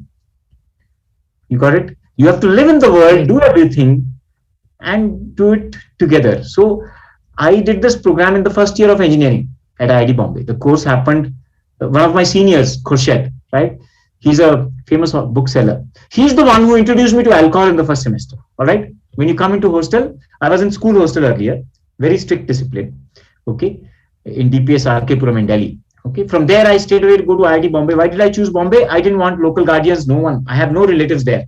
All my relatives are in Punjab and all these areas, right? Delhi, Punjab, Rajasthan. Okay. No one in Bombay. They're okay. I'll have total freedom. So once that freedom is there, you want to try out new things, right? And so the first thing that got tried out was beer. Within the first week, that's how it went. All right. And later on, there was the senior of mine who had introduced me to alcohol. He ended up doing an art of living course, same semester, first semester itself. And he said, there's something very amazing. Would you like to do it? I said, yeah. I didn't know all these details. And when I did the Sudarshan Kriya, I found, wow, it's not mazedar cheese. He said, kaisa laga? I said, the better kick than any daru that could have given me. So the whole thing was that doing the Sudarshan Kriya was so pleasurable. I started doing it. Every single day I would do it. In fact, those days I would practice. Earlier, when I started my routine, I started practicing in the evening. Then later on, I shifted it to mornings. Okay. And then the advantage was that the whole day, 4 classes, theory lectures, the mind would be there. Otherwise, the mind is running here and there. You're not there. After first lecture, you're lost.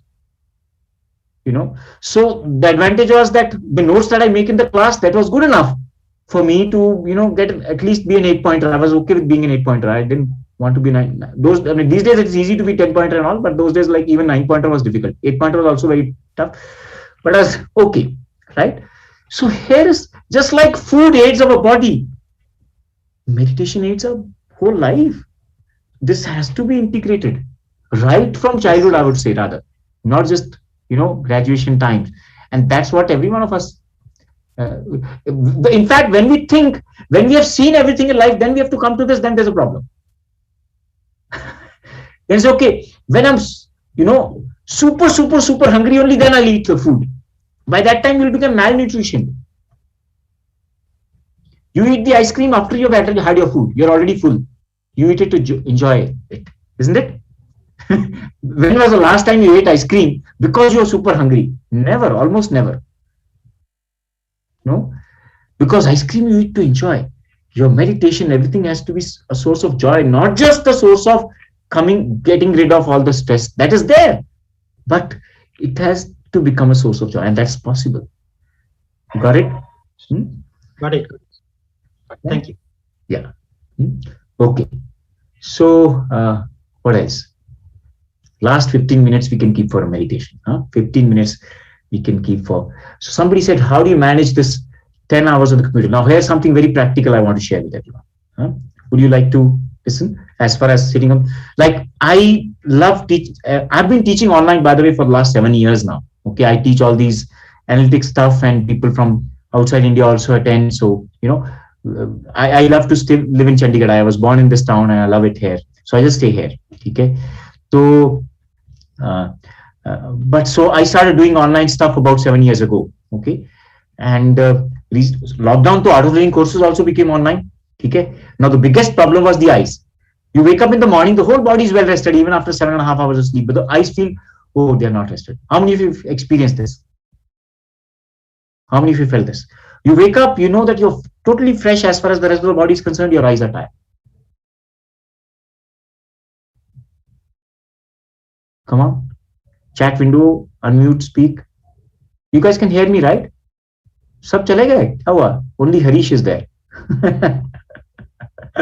Chal Harish, अपन दोनों बात करते हैं.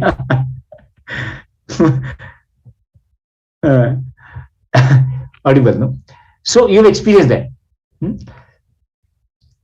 So now you have to understand a simple science of the eyes, how our eyes work. All right. What I did is, like, this was a big problem for me. I'm 48 years. Okay. So I have to wear both, I have nearsightedness, I have farsightedness, I have cylindrical power. Okay. Right now I'm not wearing anything, by the way. Okay. So now it's a big hassle. Okay. Now what I did is I started going to all the best of the doctors in the city, eye specialists, to understand what can I do for my eyes. Okay. And then I started reading up and everything. So the crux was that, let me explain it like this. I'll share my screen. You can see my screen? Yep. So now look, so let's say one eye and the other eye. Okay. And we're looking at this point. Okay. So what do we have to do? If we have to look at this point, both the eyes have to look this way. There's an angle, some angle theta. Yep. Now to be able to look like this, now if you don't look, if you really look far, look at far distance in your room, look at a far distance, look at your wall. Right? Now come back and look at the screen. Now when you're looking at the wall, how's this angle? Same angle. So it's probably like this. See, you're looking at a spot on the wall, your eyes are going like this. Right? So this angle alpha, let's say. This alpha is so much more smaller than theta. Yep.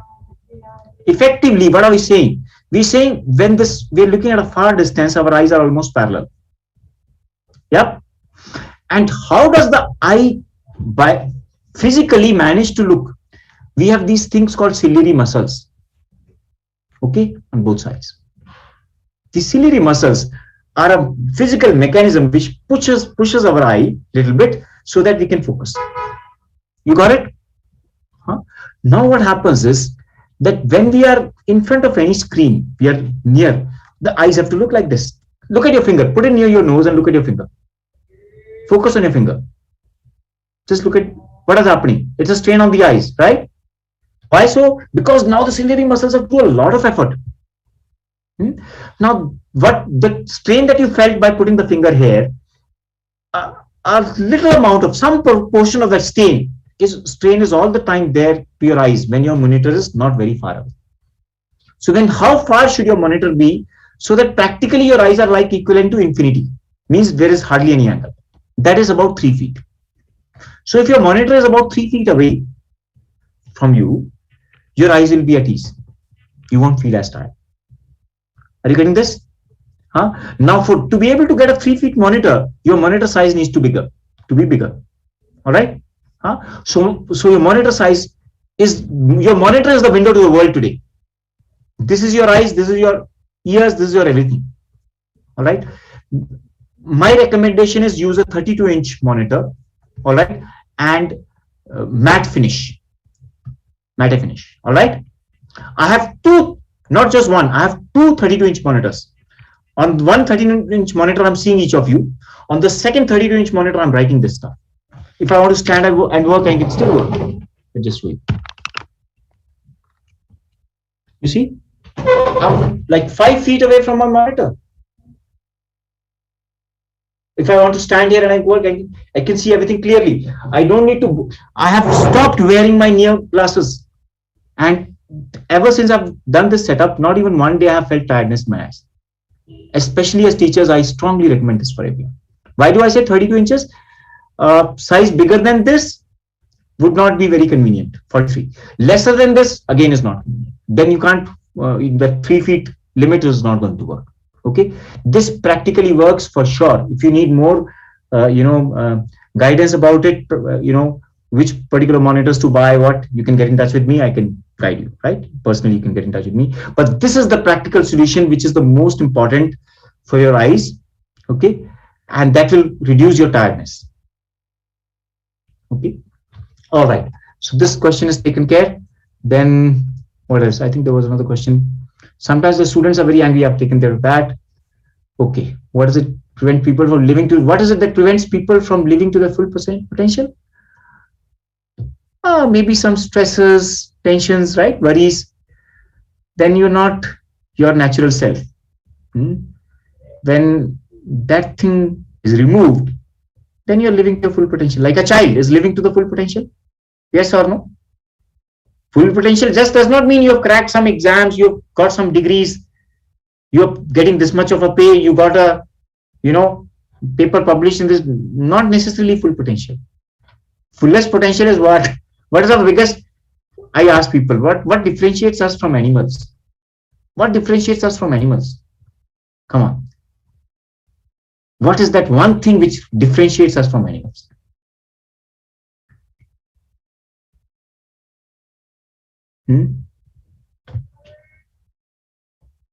Intellect? No. Because if that's the case, the difference between our brain and the brain of a gorilla or so is about, just like, say, gorilla will have 75% of our brain. Okay. It said Einstein's brain was about 35% more than most of the humans. All right. What's the plight of Einstein? Just imagine, he was living as if he was living amongst gorillas. He was a different species altogether. When I went to IIT, that's when I realized what is intelligence. There was this JEE rank 1, Anil Kumar Ruya. We started studying physics with him.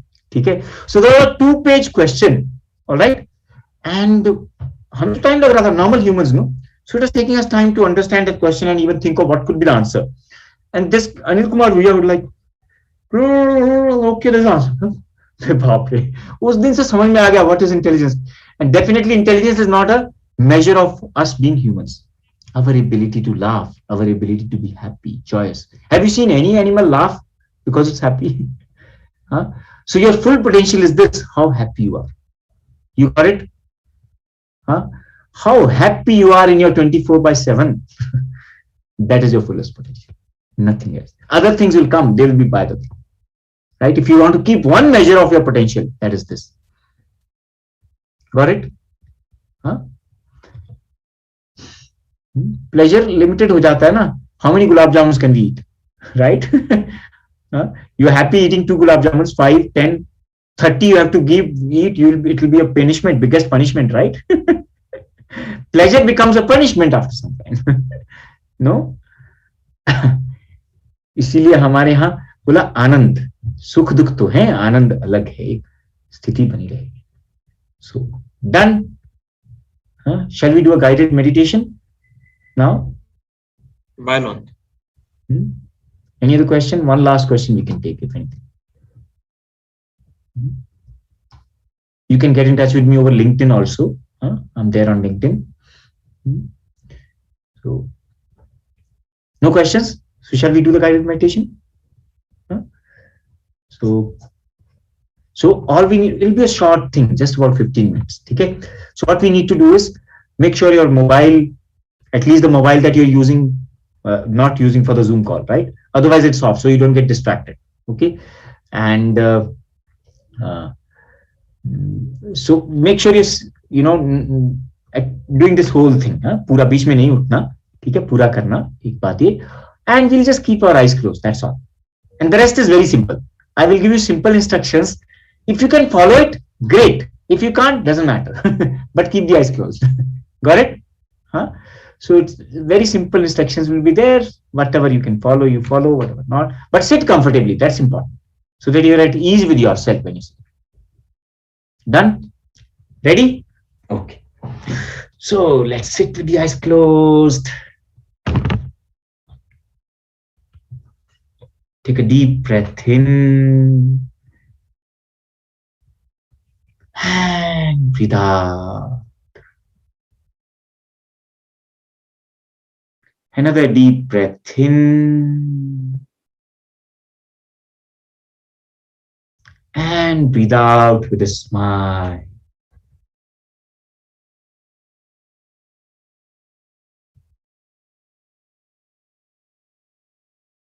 One more breath in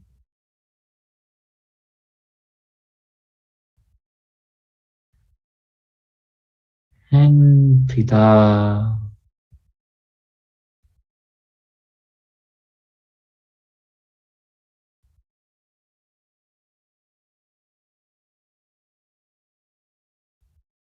Become aware of all the sounds or noises in your environment. वातावरण में कोई भी शोर सुनाई दे या आवाजें सुनाई दे रही हैं तो उन पे ध्यान ले जाना. Sound of the fan or the air conditioner or some people talking nearby or some furniture or the door shutting or closing or maybe some traffic outside. कोई भी आवाजें सुनाई दें उन पे अपना ध्यान ले जाना. Be in harmony with all the sounds in the environment. वातावरण में जो भी आवाजें सुनाई दे रही हैं उनके साथ लयबद्ध हो जाएं, उनको स्वीकार लें.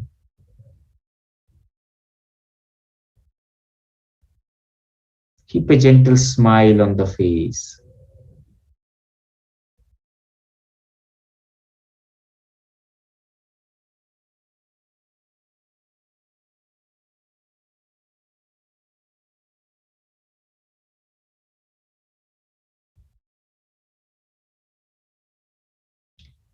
Take a deep breath in and breathe out.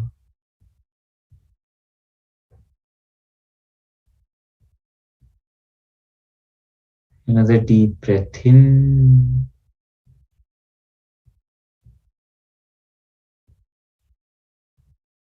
and breathe out.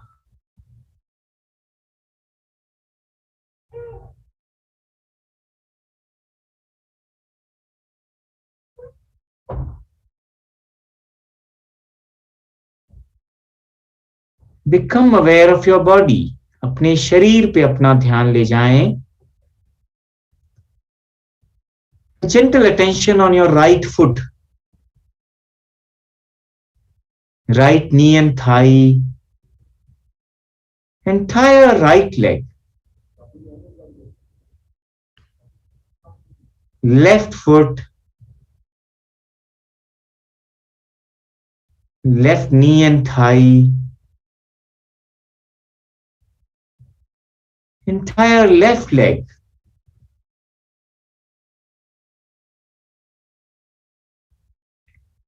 genitals, navel, nabhi, stomach,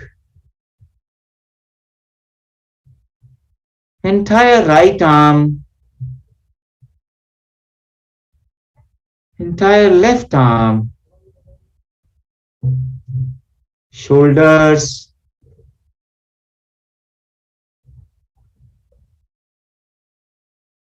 throat, gala, face,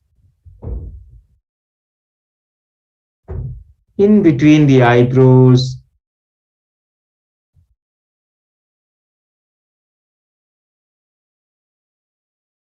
top of the head, whole body, पूरा शरीर, अपने पूरे शरीर के ऊपर अपना ध्यान ले जाएं।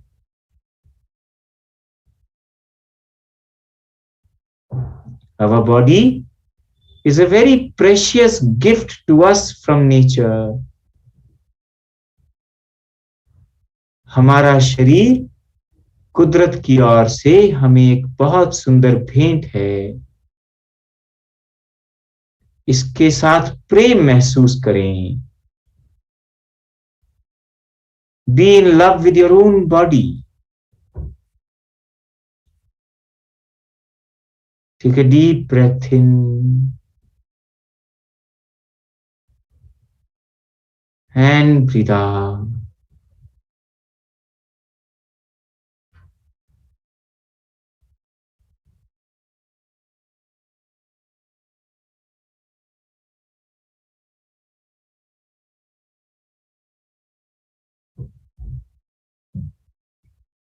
Take a deep breath in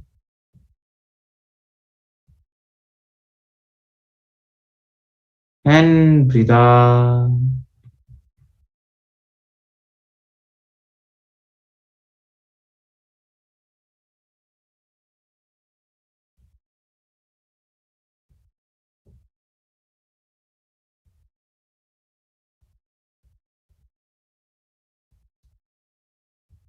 Take another deep breath in, एक गहरी सांस भरें and breathe out. Keep the smile.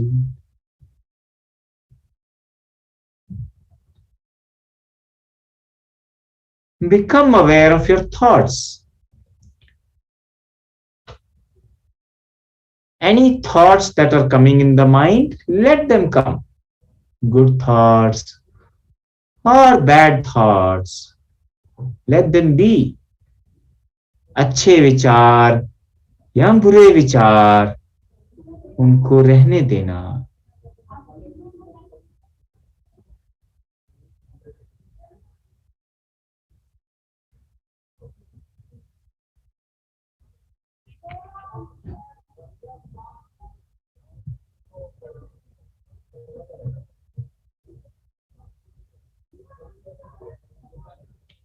Take a deep breath in and breathe out.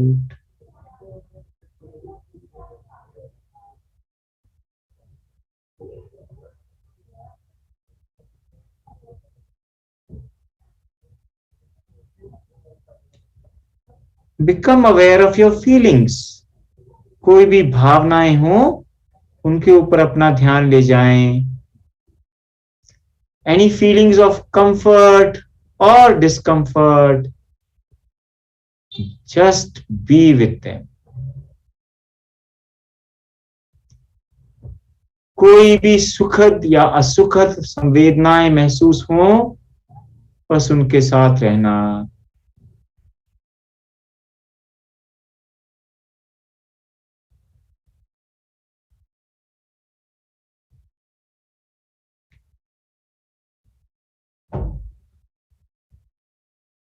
Deep breath in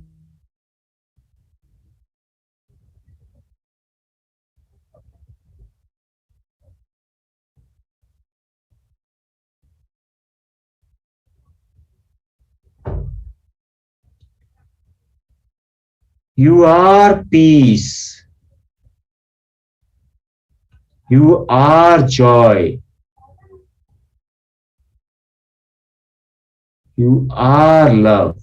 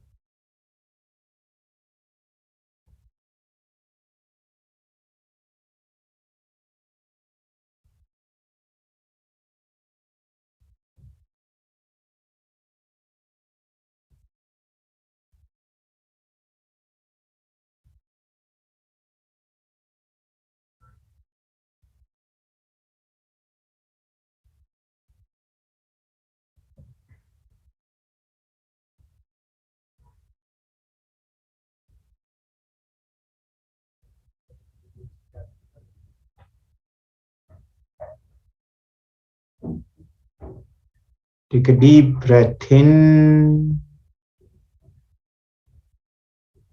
and breathe out.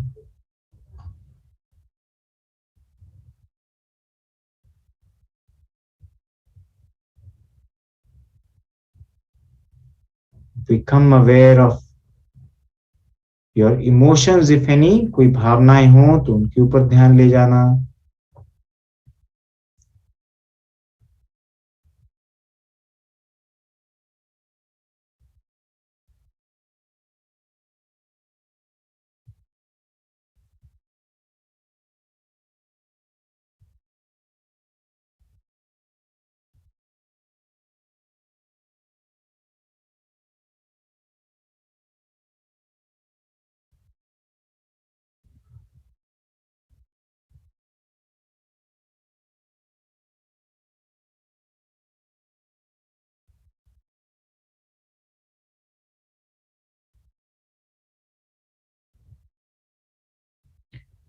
Take a deep breath in and breathe out.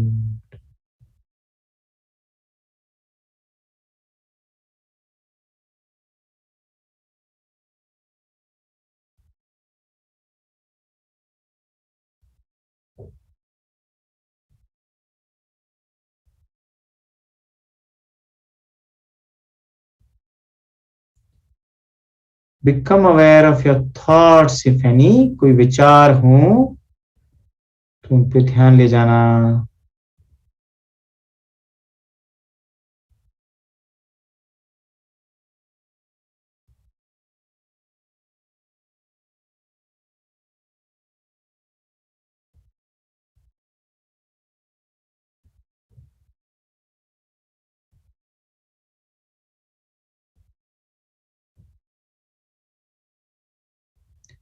Take a deep breath in and breathe out.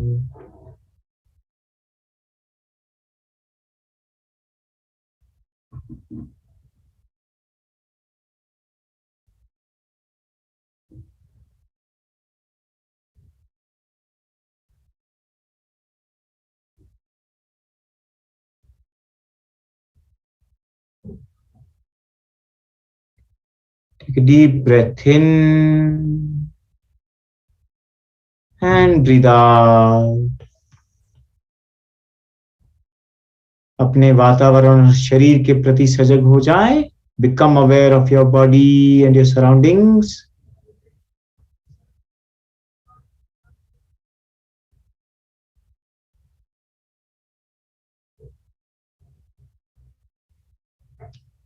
And taking your own time at your own speed.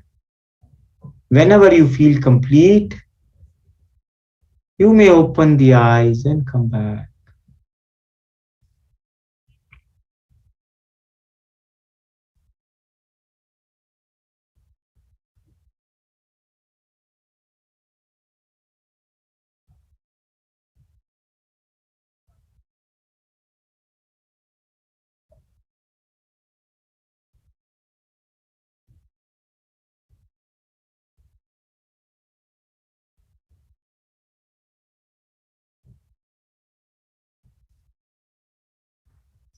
Take your own time. कैसा लग रहा है? Feels nice, no? Light? अच्छा लगा? Is it? Good. So we are well in time. That's all then. अच्छा लगा? How was it for everyone? People are still coming out of meditation. Shridhar ji, अच्छा लगा? Very nice. Can you please share that? It feels good to have.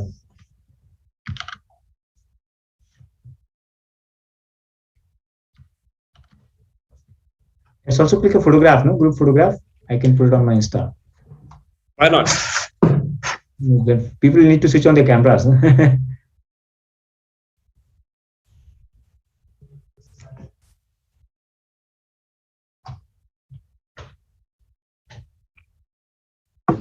Yes, go ahead, Bia. Let me click. Wait. That's all.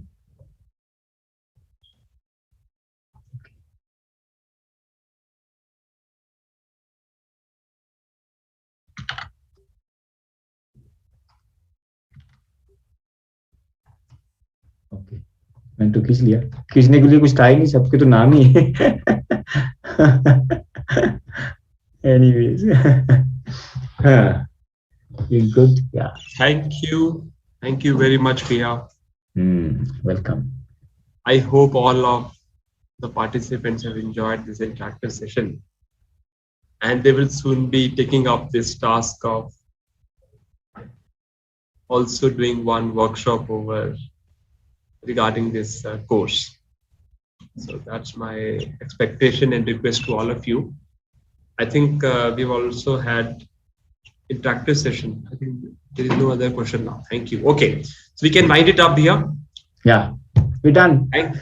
They can they can get in touch with you to get my number or LinkedIn ID. I can put it. You can get in touch with me here on this. Yeah, you can. LinkedIn ID I can share. Right.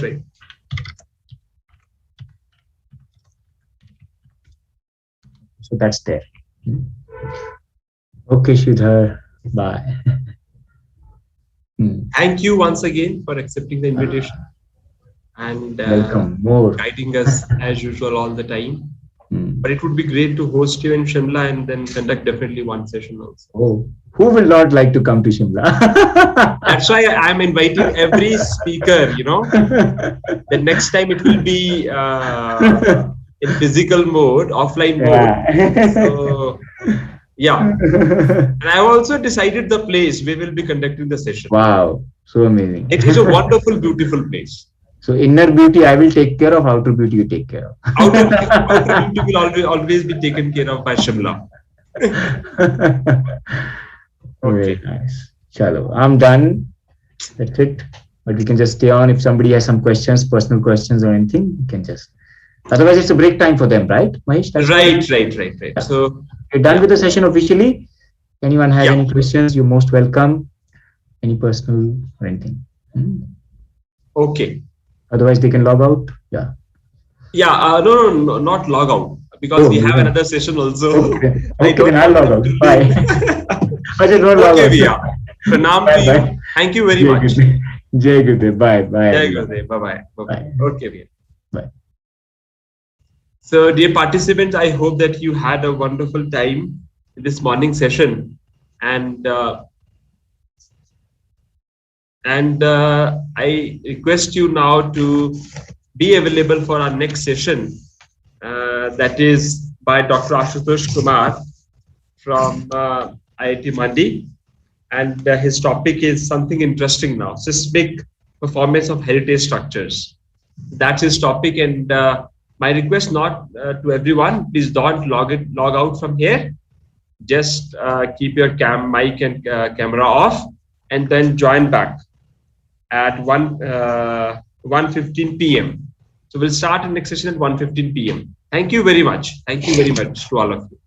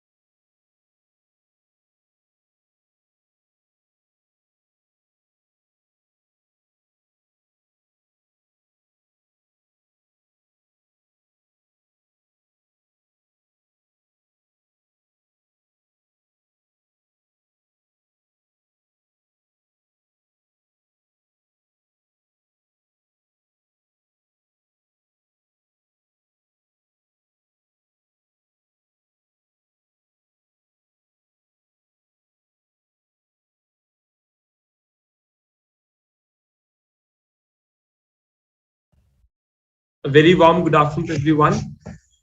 I request all the participants to join. Dr. Ashutosh, have you joined us again?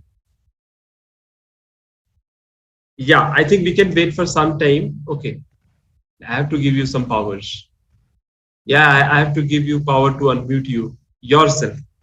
Wait a second.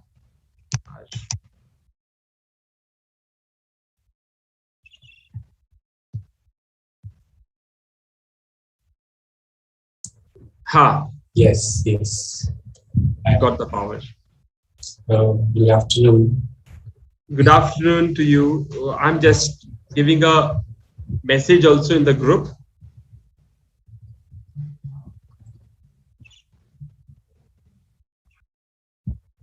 So I understand it is post-lunch time. So many people. Post-lunch time is always difficult. So it is always very, very difficult.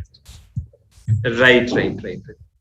But I hope your topic is something that, you know, that is Let's see. very much interesting.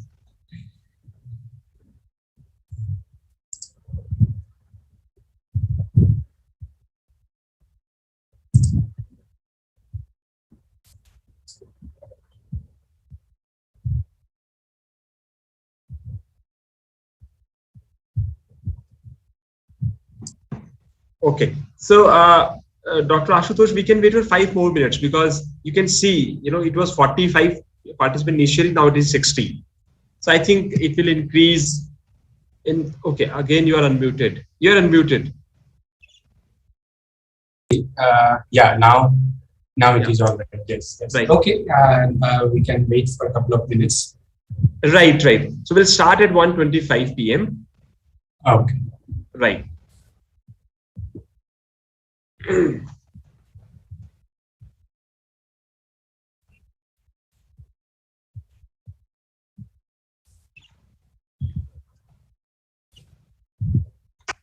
how's the weather in Mandi? I think it will be similar to what it is there currently in Simla actually. So it is sunny weather today. So I think same at your place, right? Yeah, right. And so it is sunny. Full of fog. Yeah. So, but you never know when it starts raining. So it is highly unpredictable actually. Right. Absolutely. So during the daytime, you will find it is sunny, but during the evening or late afternoon, it suddenly starts raining. So that's why when you come to Shimla, people will always have umbrellas in their hand. Yes, big umbrellas. Yes, big umbrellas. Yeah. Right. Yeah. So it is difficult to predict. Yeah, we also have some comment from someone about the sad incident that has taken place yesterday. Yes, definitely. It was really unfortunate. Very, very unfortunate and sad also. But somewhere we have to start thinking that what's wrong, what's going on wrong every time.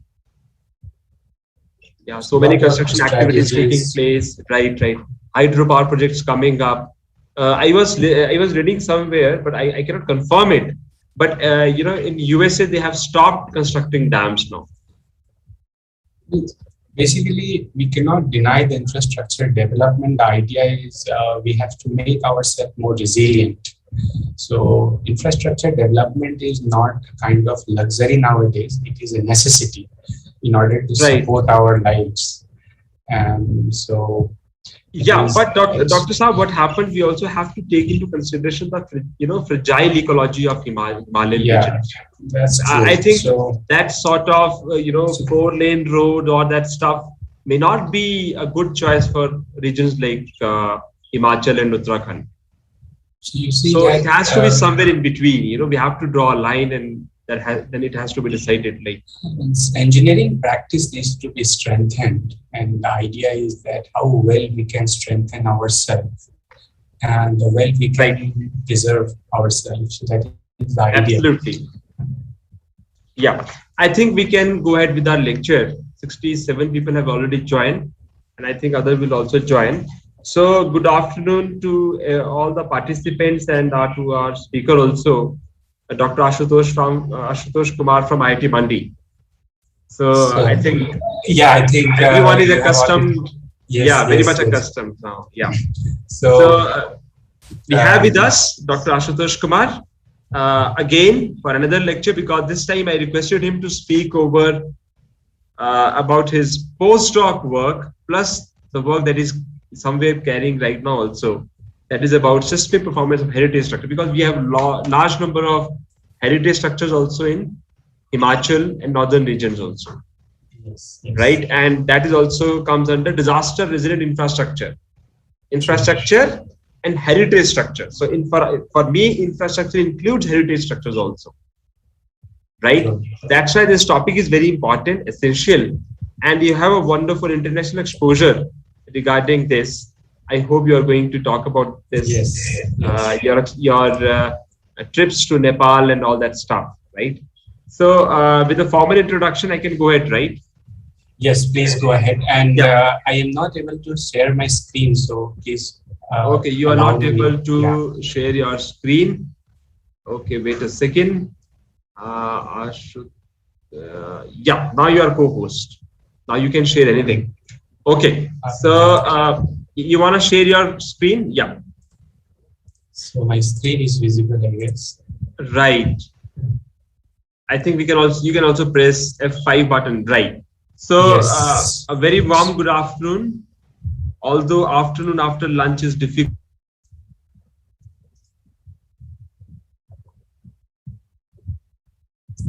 Are you talking? Because I'm not able to hear anything. So is it network is the issue?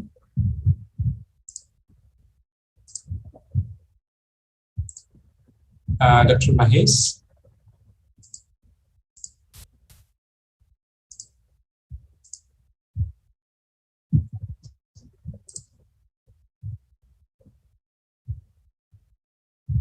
Am I audible? Anyone can confirm, please?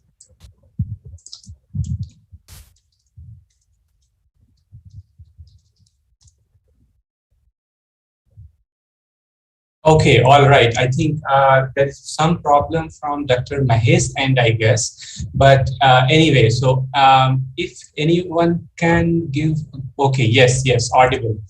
Perfect. So I can start my lecture now. So today I'm going to discuss about seismic performance of heritage structures.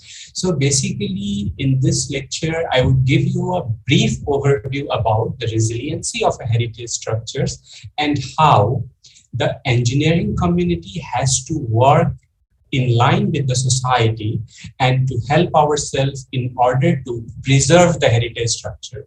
One of the most important part about the heritage structure is we have not constructed it. So our responsibility becomes manifold to preserve it, and considering the natural occurrence or natural hazards which are happening in the on this planet, and it is increasing day by day because of the climate change, because of the earthquake, because of many other factors, our responsibilities are manifold. So considering that in line, I would like you to focus that how we can preserve our infrastructure, what are the challenges that we face when we try to strengthen the infrastructure, and how the natural disasters pose a major challenge to the infrastructure that we are going to talk today. Oops. Yeah. Okay. So before I begin my lecture, I would like to acknowledge with the team of researchers. Dr. Ashutosh, really sorry. I think we had a glitch. Yes, but I was audible, I guess. Am I audible to you now? Right. I think there was a glitch in, here in my laptop. Okay, I had to restart it. So before you go ahead with your slides, let me just introduce you formally. I think that's important, right? So Dr. Ashutosh Kumar is presently working as assistant professor in the School of Engineering, IIT Mandi. Before joining IIT Mandi, Dr. Ashutosh was working as a postdoctoral research associate at Durham University and a part-time lecturer at Teesside University in the UK. And I think he's going to talk more about his work associated during those years there.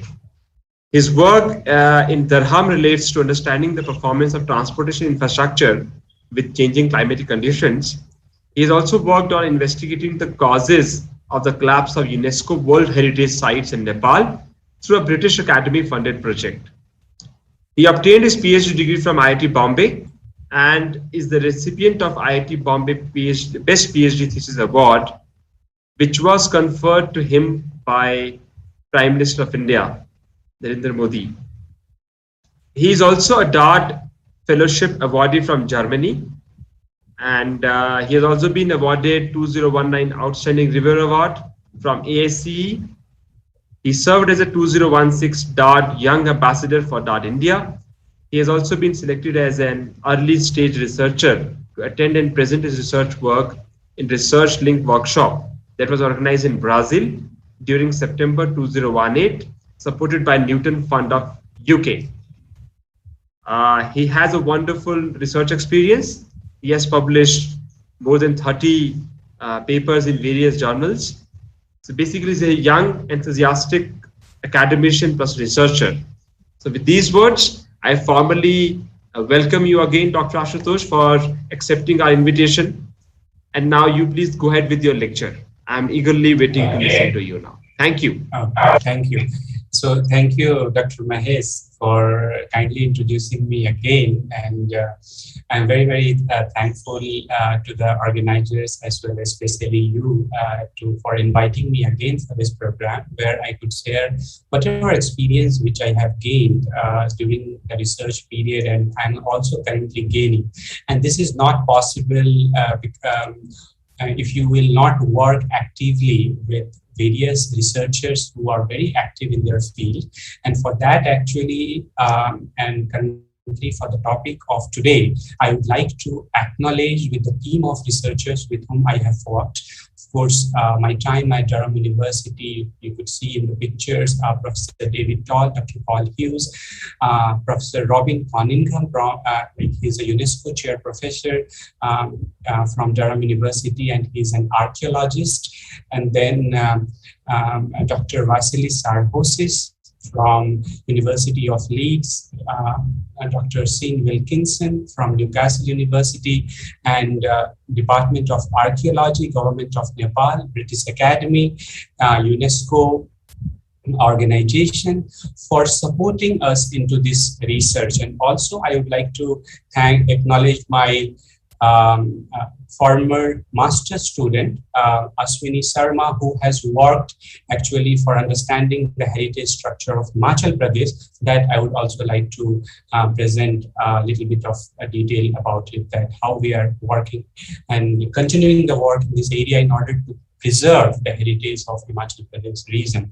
So with this brief acknowledgement, I would like to show that what I have got today. So in today's presentation, I will be mainly discussing about the seismic performance of heritage structures in Nepal. And then I will be talking about the heritage structures of Himachal Pradesh regions based on the survey, based on the understanding that we have developed. I would like to point out the key observation that we have observed during the reconnaissance survey that we have done for the Nepal region, the reconnaissance survey that we have done for the Himachal Pradesh region, and what we have observed out of them. And also there might be few suggestions which is required in order to preserve these heritage structures in case of future earthquake hazard and how we are progressing towards it. So let us first talk about the Gorkha earthquake, which is known to all of us that it has destroyed the cultural capital, actually, I will say, the Kathmandu. So I will discuss mainly about how it has destroyed the Nepal culturally. So you see that on the world map, the Nepal is located somewhere here. So it is a very small country sandwiched between India and China, and it is major part of it goes to the Himalayan range. This is how it is located. And this is the location of your 2015 Gorkha earthquake. It is also called Nepal earthquake. You can see the location of Himachal Pradesh here. So this is how the Himachal Pradesh, and this is how India is sharing boundaries with the country. Nepal has very long history of earthquake, and it is starting, and the documentation which I could find out, it is starting from way back in 1255 to it is, you can see that how it is documented. The Great Nepal Bihar earthquake is here, 1934. Some of you might have heard about it. And then you have other earthquakes, 1936, 1980, 1988, 2011. And here it is 2015 Gorkha earthquake. Most of these earthquakes, when any earthquake comes, it causes huge destruction to life and property. But considering the today's talk and the focus of talk, I will be discussing that how it has affected the heritage structures. So if you see that in 1934 Gorkha earthquake, 1934 Nepal Bihar earthquake, you could see that there are evidence of destruction of monuments which has been recorded during 1934. And then after that, we could not find much of the details of the destruction of monuments which has been recorded during the earthquake afterwards. But when the 2015 Gorkha earthquake came and it destructed many heritage structures, and among those actually 7 UNESCO World Heritage Monument Zones were also included. So I'll be discussing more about that. So before I go into detail, let us first see that what causes so much of seismicity in the Himalayan region, or particularly to the Nepal, to that country. And you could see that we have the plate boundary. So there are 6 to 7 plate boundaries or tectonic boundaries which are continuously bumping towards each other. Like in this case, you could see that the Indian plate is going inside and the Eurasian plate is coming up. And because of that reason, you see that the height of Himalaya is increasing every year. So this particular theory was given way back a century ago by Wegener, and in around 1915, and he was not well celebrated that time. But later on, the importance of it got recognized when so many earthquakes started happening, and the reason of it was recognized that this is happening because of the plates, which are the tectonic plates mainly, which are moving and colliding or subsiding from each other or towards each other. So this is the main reason why there are so many earthquakes which happen into this particular range of the world. And if you see in terms of how the earthquake originated and what is the sizes of the earthquake, you can see from here, there are n numbers of earthquake which is happening, and which is mainly happening due to the faults which are existing into these particular regions. So you could see here the Lamjung, you could see here the Kathmandu is located, and whole as a country, the Nepal is located, and so many seismic sequence that you can observe from here. So from here, at least we can say that this country is very vulnerable to the earthquake forces. So, and there is no doubt in saying that these countries which are located in the Himalayan belt are one of the most seismic active regions of the world. So coming to the Kathmandu Valley or the Kathmandu city, so it is nothing but the capital of Nepal, and it is home to 7 UNESCO World Heritage Monument Zones, and major portion of the country's economy actually is also derived from tourism. And it is similar case of our Himachal Pradesh region, where a good share of the economy or the good share comes through the tourism. So it is very, very important to preserve these heritage structures, which is the major source of income for many people as well as for the state. These are some of the salient features of the earthquake. It happened on April 2015, having a magnitude of 7.8, and the PGA, that we call it as peak ground acceleration, which I was discussing into my last lecture, that how we report and record an earthquake event, and which is the maximum acceleration. It can be positive as or negative. Anyone is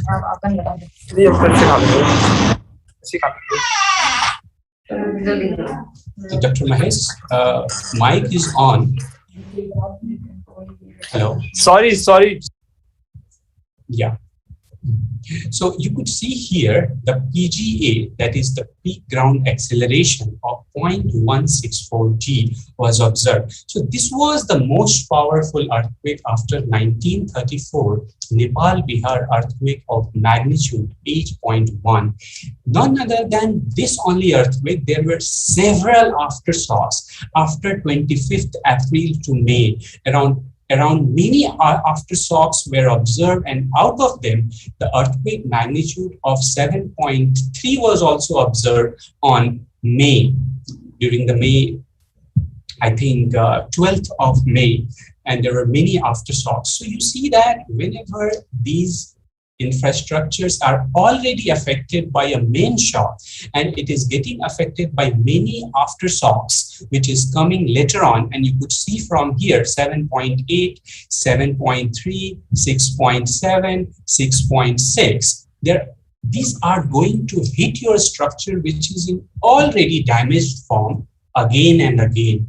And this causes huge destruction to already damaged structure, because you do not have time to strengthen, and you are thinking about saving yourself and the structures which is not constructed by you, not constructed by the current government, constructed way back in 12th century, 14th centuries, are affected and finally lead to the collapse of these structures. So this is very, very serious issues and must be addressed. So because of that, we try to understand it.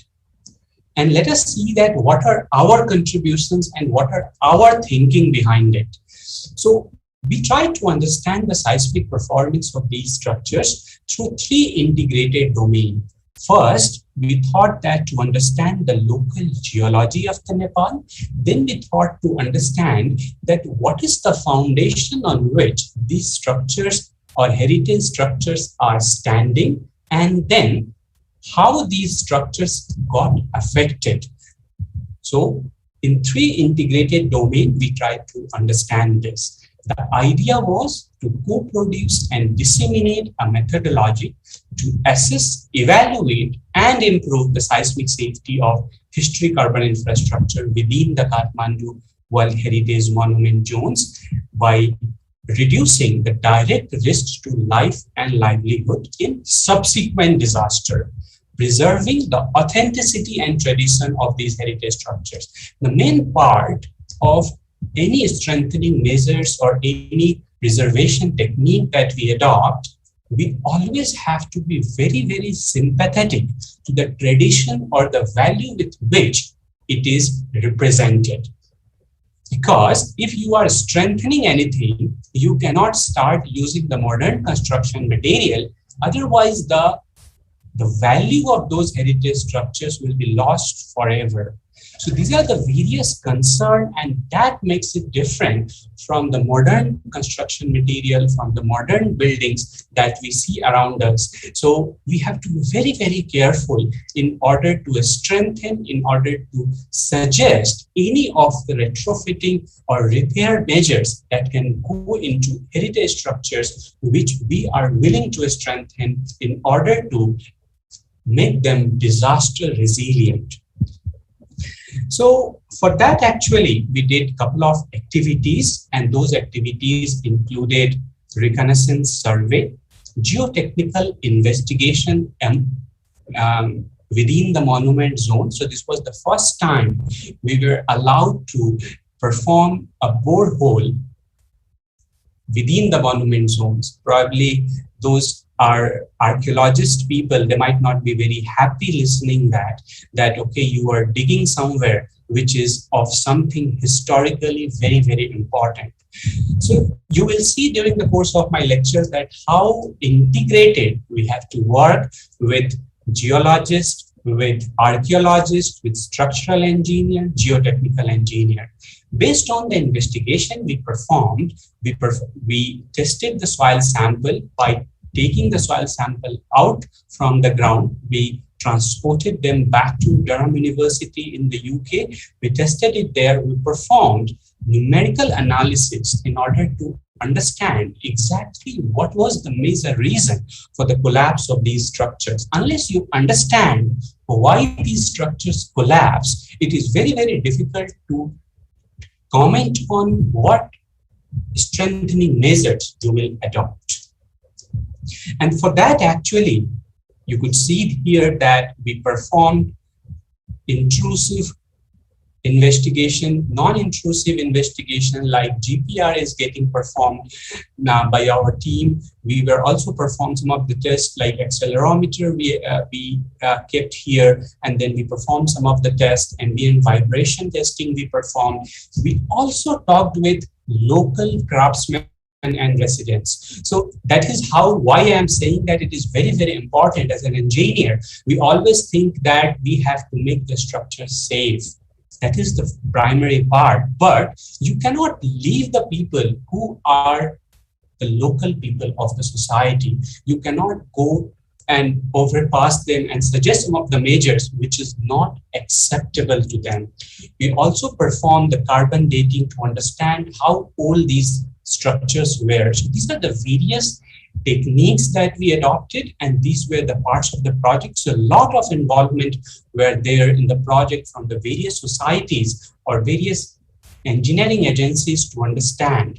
And once you understand, then only we can comment that how we can safeguard it.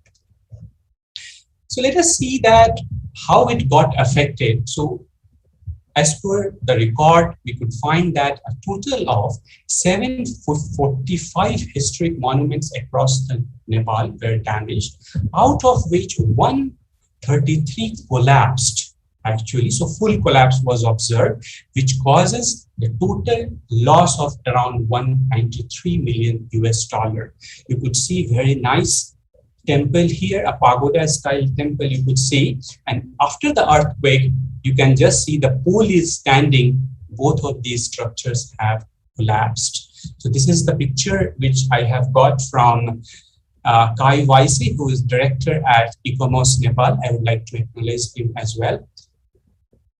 Another picture that you could see here, that this is the Darbar Square in the Kathmandu Valley. This is again another heritage zone, and you could see that how these structures have just collapsed. The top of the structures have collapsed. I will come into the detail that why it has collapsed, but first I would like to show you that what are the things that got damaged and how you could see that this is looking very straight and intact, but you could see that there is a kind of rotation which you could observe here. So this was the aftermath of disaster. And another part which I would like to mention, when I visited the city after 3 years after the earthquake, when we got the project through British Academy, the city was still recovering from the menace of the disaster. Actually, the city, many of the places, the scaffolding were there, repair works were going on. And if you will go now as well, you will see the similar situation. Because once the disaster affects any country in a very bad way, it takes decades actually to come out of the disaster. So it is never forgotten. And another part that you could see here, that in Kathmandu Valley, 447 monuments were affected by because of the earthquake, out of which 83 monuments got collapsed.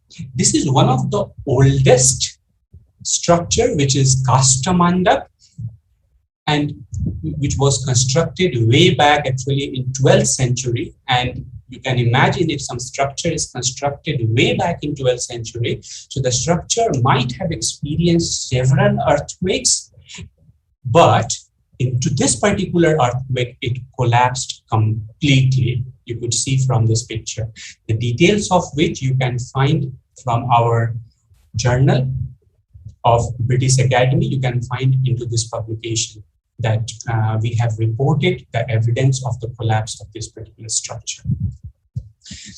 In order to understand actually what has happened and why these structures have collapsed, we try to investigate the ground, and by doing that, we investigated and tried to see that what is remaining for that particular structure. The only remaining part that you could see from this picture is the foundation portion of that. And we try to excavate it and try to see that whether there was any crack which is observed in the plinth portion of the structure or not. And for that, actually, we performed the investigation. The details of that you can find in our publication, which is published in Journal of Seismology. So you can find the details that what are our observations based on the excavation we did in the Kastamandak area or the Kastamandak monuments. There are several monument zones. One of that is Pasupati, and these are the pictures that is showing that instead, like how many monuments got severely damaged, how many monuments got collapsed. This is another for Bhaktapur region, another for Changu Narayan regions, and this is for Hanuman Dhoka region. So you could see that we have divided the monument zones based on how it is listed under World Heritage Monument zones, which is Hanuman Dhoka, Changu Narayan, Bhaktapur, Patan. And when we combine these data, we find this is the outcome of it. Out of these many numbers of classified monuments in Hanuman Dhoka, Bhaktapur, Patan Darbar Square, Changu Narayan, Pasupati, Sambhu Narayan. So these many structures collapsed. You could see here that in Changu Narayan region, the damage were minimal compared to other regions. Whereas in Hanuman Dhoka Darbar Square, we found the maximum damage. During the course of this discussion, when it will go forward, we will discuss that why this particular area experienced higher damage compared to other regions actually. What we also find that you could see that there are different types of temple structures which are existing in those regions, which are pagoda style temple structure, Sikahara style temple structure, Greco-Roman style temple structure, and dome-shaped temple structure. And in that, what we could find during the survey that we conducted during 2017-2018, we found out that the dome-shaped temple structure performed really well compared to other temple structure. This is the view of Pasupati region. So some of you might have visited this particular place and you might be aware that how Pasupatinath is located and what are the other buildings which are here. We have investigated a couple of buildings around it that I will be showing you in a couple of minutes. This is the picture of Darbar Square, which I was showing and how it has collapsed. And before the earthquake, you could see here that how easily it looks. What we could find when we were trying to understand the structural configuration of these structures, we could find that symmetrical geometric configuration was main feature of these heritage structures. And you could see from these figures as well. Brick masonry walls were acted as a load-bearing system in these temples. Wall thickness varies between the walls on different story. Like let us see that higher thickness was available here and the thickness of the wall gets lower and lower once you move up. So these were some of the patterns of construction that we could find. In some of the temples, what we could find is there were a plinth which you could see here. This is the plinth on which your structure is constructed. The plinth was not usually very thick plinth.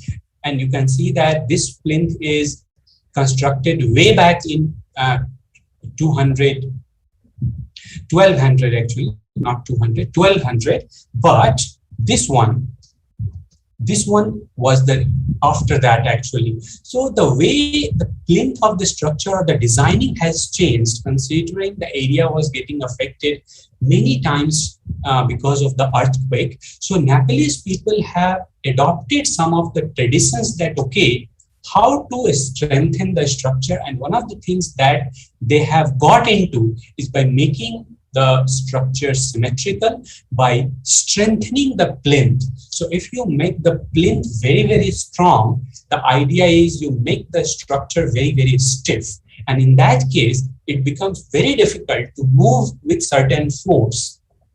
So if something is very stiff, you can imagine that it will be very, very difficult to move it. If it is something is not stiff and it is light, you can move it easily. So these were some of the things that people have adopted over the years that was observed during our survey.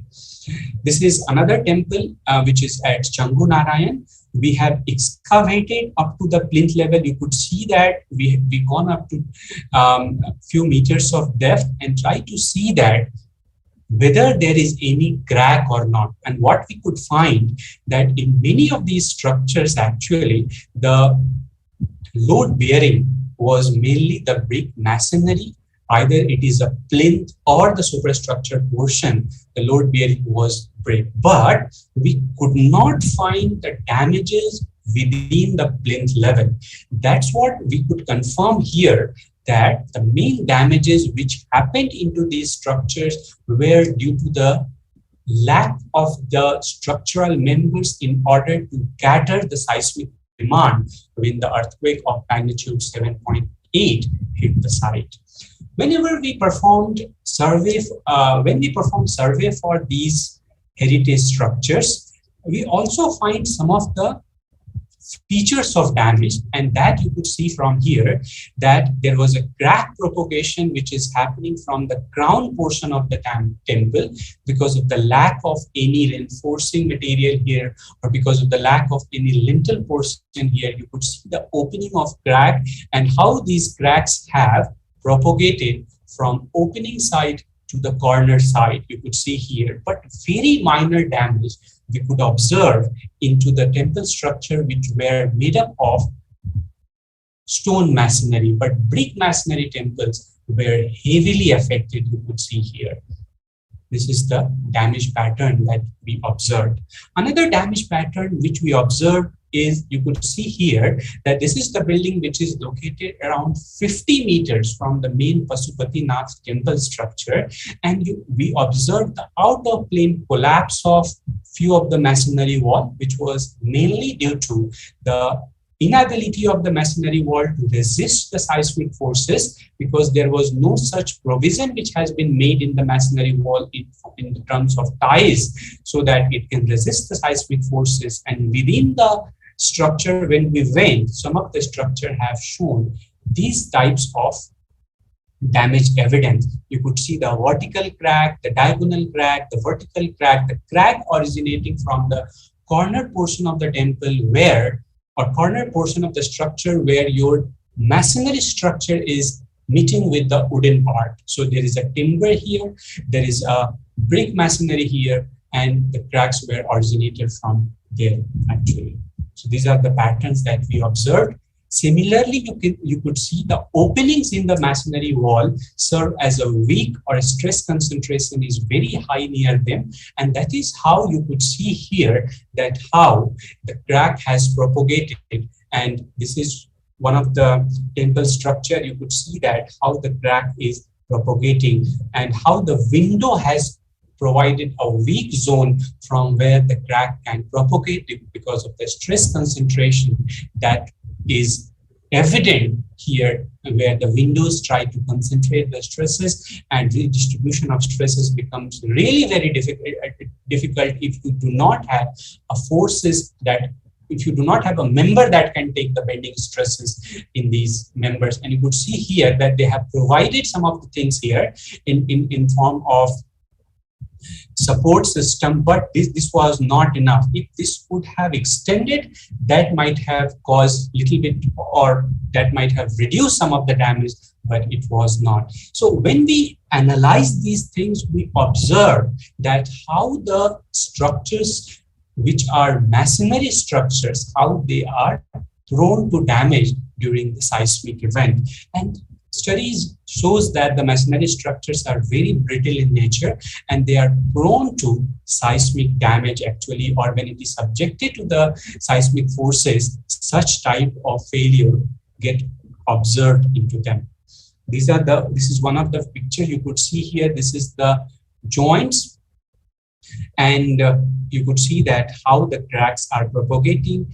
Here the higher crack you could see here, and the size of the crack gets lowered, and when it is closing towards the corner of the wall. And the details of which you can find in our paper, which is published in ECS MGE 2019 in Iceland, during Iceland conference.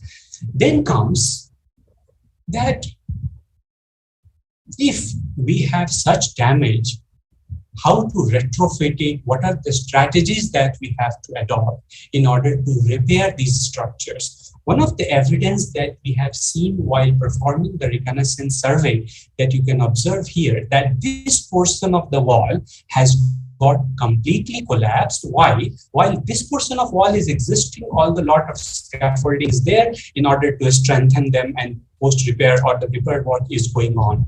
What we found out that this was constructed way back, actually, way back using mud mortar. What they have done here that they have replaced the mud mortar with lime mortar. So the lime mortar provides additional stiffness and it makes it the structure more stronger, stiffer compared to mud mortar. But when earthquake came, this portion collapsed.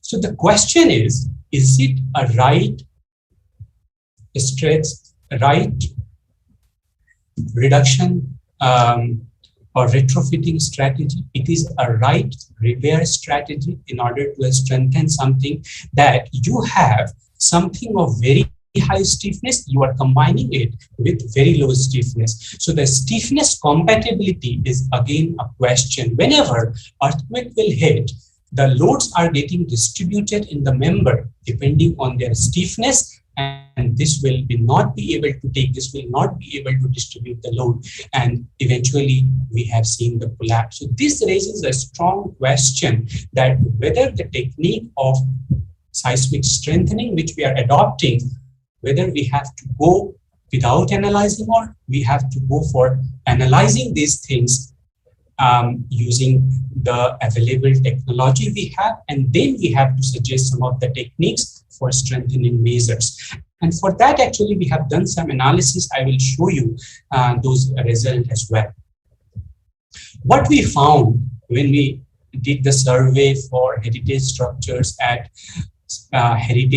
various heritage sites, which are, of course, the UNESCO listed heritage sites, we found the complete collapse of many of the heritage structures, which were mainly made up of masonry wall, or it was brick masonry or timber composite masonry. The collapse of a wall and roof was observed. The cracks which we observed was a kind of shear crack and diagonal crack, which I was showing you in the picture, and the tensile crack which was observed. In some of the buildings or some of the temple structure, we found out the out of plane collapse of the masonry structure. Some of the places we found the failure of the timber connections, which were which were deteriorated over the years. We found out that you could see that how a panel of wall, where the one panel of wall is getting detached from the rest of the portion. This is the corner portion of the wall. So this was the kind of damage pattern that we could observe. At the same time, I would like to highlight that you could see here that this temple plinth is very nice, but the structure onto it has gone. This one, you could see here that this was damaged, but not so much of damage, and complete collapse was not evident here. But at the same time, you could see here that the structures which were made up of modern construction materials have performed relatively well. I will not say that all are standing, because you cannot observe from all of these figures, but they have performed relatively well. You cannot, I am not highlighting the cracks which has been developed into these structures, but complete collapse was not evident in many of the construction which were made up of modern construction material. Then the question comes that whether we should shift from modern construction material and shift from traditional construction material to modern construction material. My answer would be no, because these are heritage structures.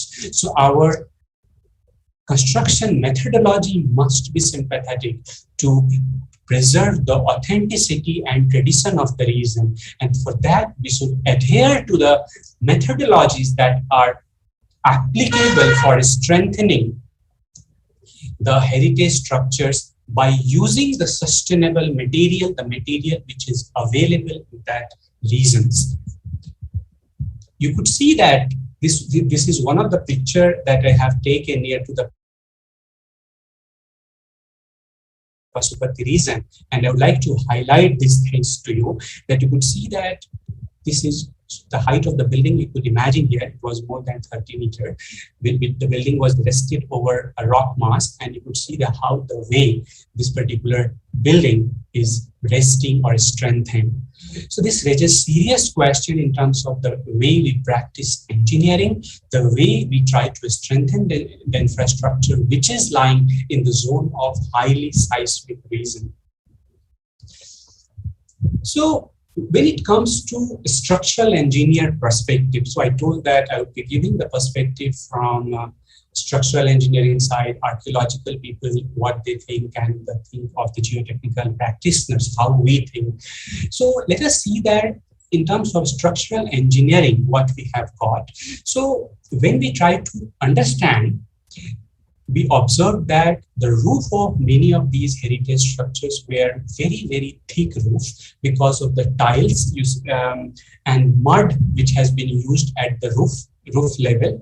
So we observed and thought that load reduction strategy on the roof should be employed in order to reduce the inertia forces. Into my last lecture, I was discussing with you that this kind of force, which is earthquake, uses the mass of the building against itself in terms of inertia forces, which acts in lateral direction. So it is very, very important for us to reduce the mass of the building, which is not making the building stiffer. This one is adding the mass to the building, which is now getting to be added in terms of inertia forces if earthquake is going to hit. So this is one of the perspectives that we could observe. Lack of sufficient joints and stiffeners in overall structures we observe, because many of the risk reduction strategies or repair methods which has been done, where we found out that there were not sufficient joint strength or stiffeners were used along the columns, that can be avoided by adding diagonal bracings, energy observers, so that the idea of dampening the energy of earthquake can be attained.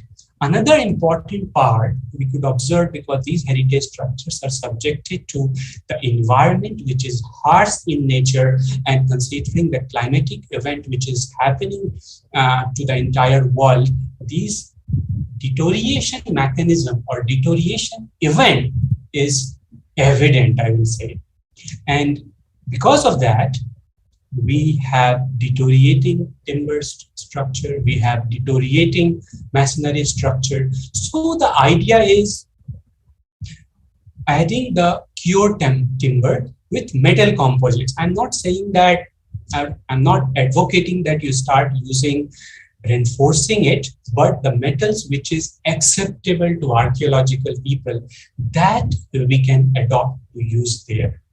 Another part is the use of brick masonry with mortar joint. So that was we observed, and I will discuss in detail that how brick masonry is, or with mud mortar, how it is providing a weak zone because of the lesser strength that it provides at the interface.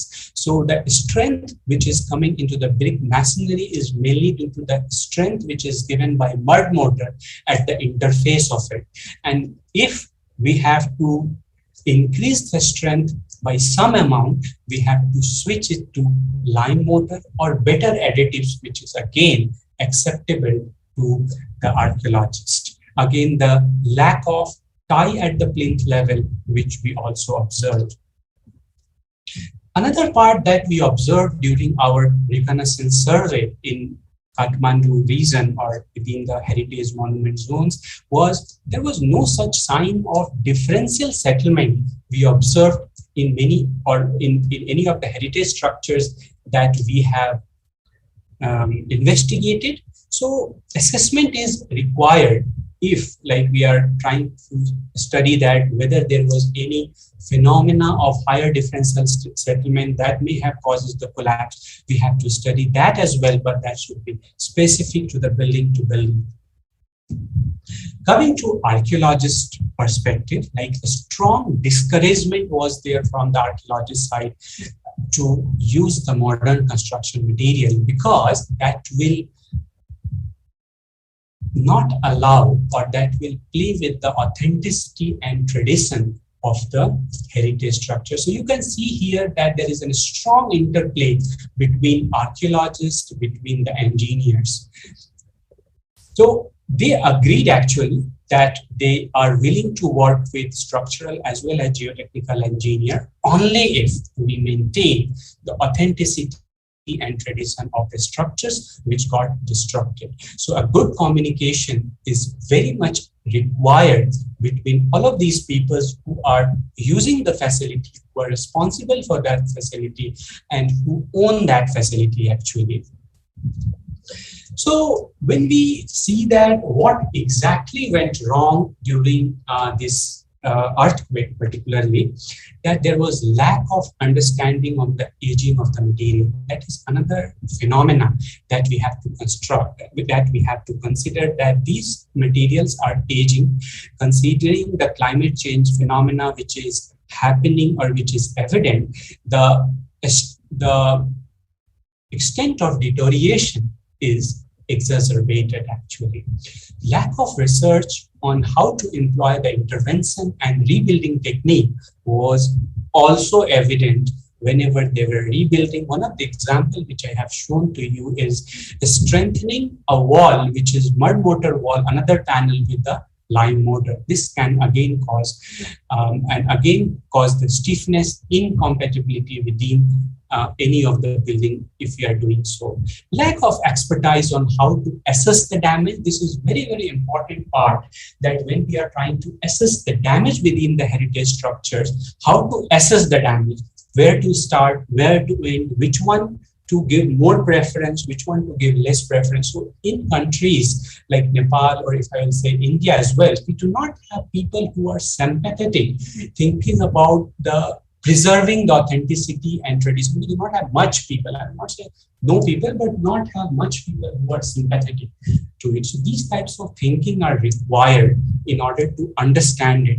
So, and again, a lot of documentation is required whenever we are strengthening anything, whenever there is any lack of understanding is there. So a lot of documentation can help us to plan better. So if I will say that monument damage is a function of course, the earthquake characteristics, the aging of the material, the local geology, which I have not talked yet, I will be talking in a while, and the inability to resist the lateral load. So these are the various factors that can drive the monument damage during the case of earthquake. So what next actually? So then comes, let us work together with structural engineer, geotechnical engineer, archaeologists to understand that what went wrong, how to make it better. The idea is we have to make it better rather than just telling that, okay, what went wrong.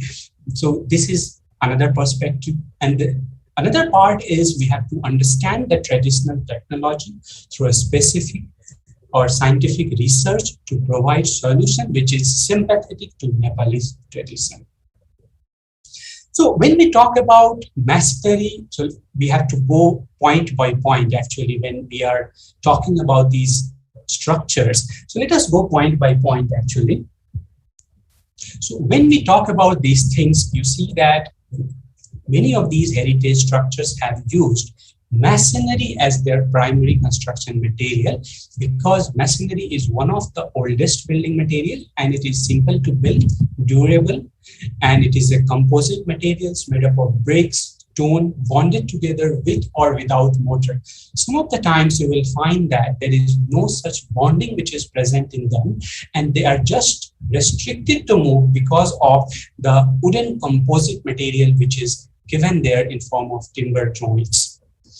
It's mechanical behavior, but the analysis of masonry, the construction is very simple, but the analysis part is really, really difficult. If you want to understand how a panel of wall is going to behave under the seismic loading, it is really, really challenging, and it is really, really difficult, and a lot of modeling is required. Another important part is it is brittle material, anisotropic material, where the mortar acts as a plane of weakness that you have already observed during few of the evidences which I have shown to you. So when low level of stresses are applied, its behavior is elastic. So we as an engineer are very happy to follow Hooke's law in order to say that whenever there is a strain and stresses, they are proportional to each other. But when it comes to inelasticity or plasticity, it becomes really, really difficult to analyze this behavior. And we never know that what is the level of earthquake and what should be the condition of the masonry structure when the earthquake is going to hit. So understanding the behavior of the masonry structure in both elastic as well as plastic region is really, really important here. So another important part, you could see that if you see here, this is your typical stone work or stone masonry. You could see here, this is your typical brick work that you might be aware about it. Another part that you see that where we have mortar, which is acting as a joint characteristic. And again, it is a plane of weakness that I have highlighted, where a brick mortar bond characteristics is very, very important if we are interested in studying that what and how this structure is going to behave under the event of lateral loading, which is mostly encountered in the case of earthquake. Another important part that we have to consider in masonry is what is the curing period then when we construct. Workmanship is another issue that is evident in the countries which is Nepal, which is India. We have a lot of problems that what is the quality of work which we are getting delivered at the site. We have to look into that as well. And again, the important part that we have to highlight here is the weathering and aging of the material itself actually, or in the last class also, or in the last lecture, not the class actually. So in last lecture also I highlighted that it was deterioration related, or the durability of material is again another concern that we have here. So when it comes to, when we have constructed the entire infrastructure, it comes to, and it is subjected to an earthquake, then comes what is the movement of masonry, which may arise because of the application of external load which is coming due to the earthquake. And because this material is brittle in nature, and because the bonds which are present between the units of the masonry, which is brittle in nature, that can result into cracking. And because of that, masonry, the cracks are getting developed not uniformly. It is a very non-uniform crack that you have also observed in some of the examples which I have shown. So these cracks propagate, and they may reduce the lateral load capacity and can lead eventually to the collapse. So these are the things that we have to understand, that whenever these structures are subjected to main shock first, they have been subjected to main shock, some of the cracks are developed. After shock is coming, again these cracks are getting developed. These cracks, the width of the cracks are getting exacerbated. And this eventually can lead to the complete collapse if the load, because the load is not going to reduce.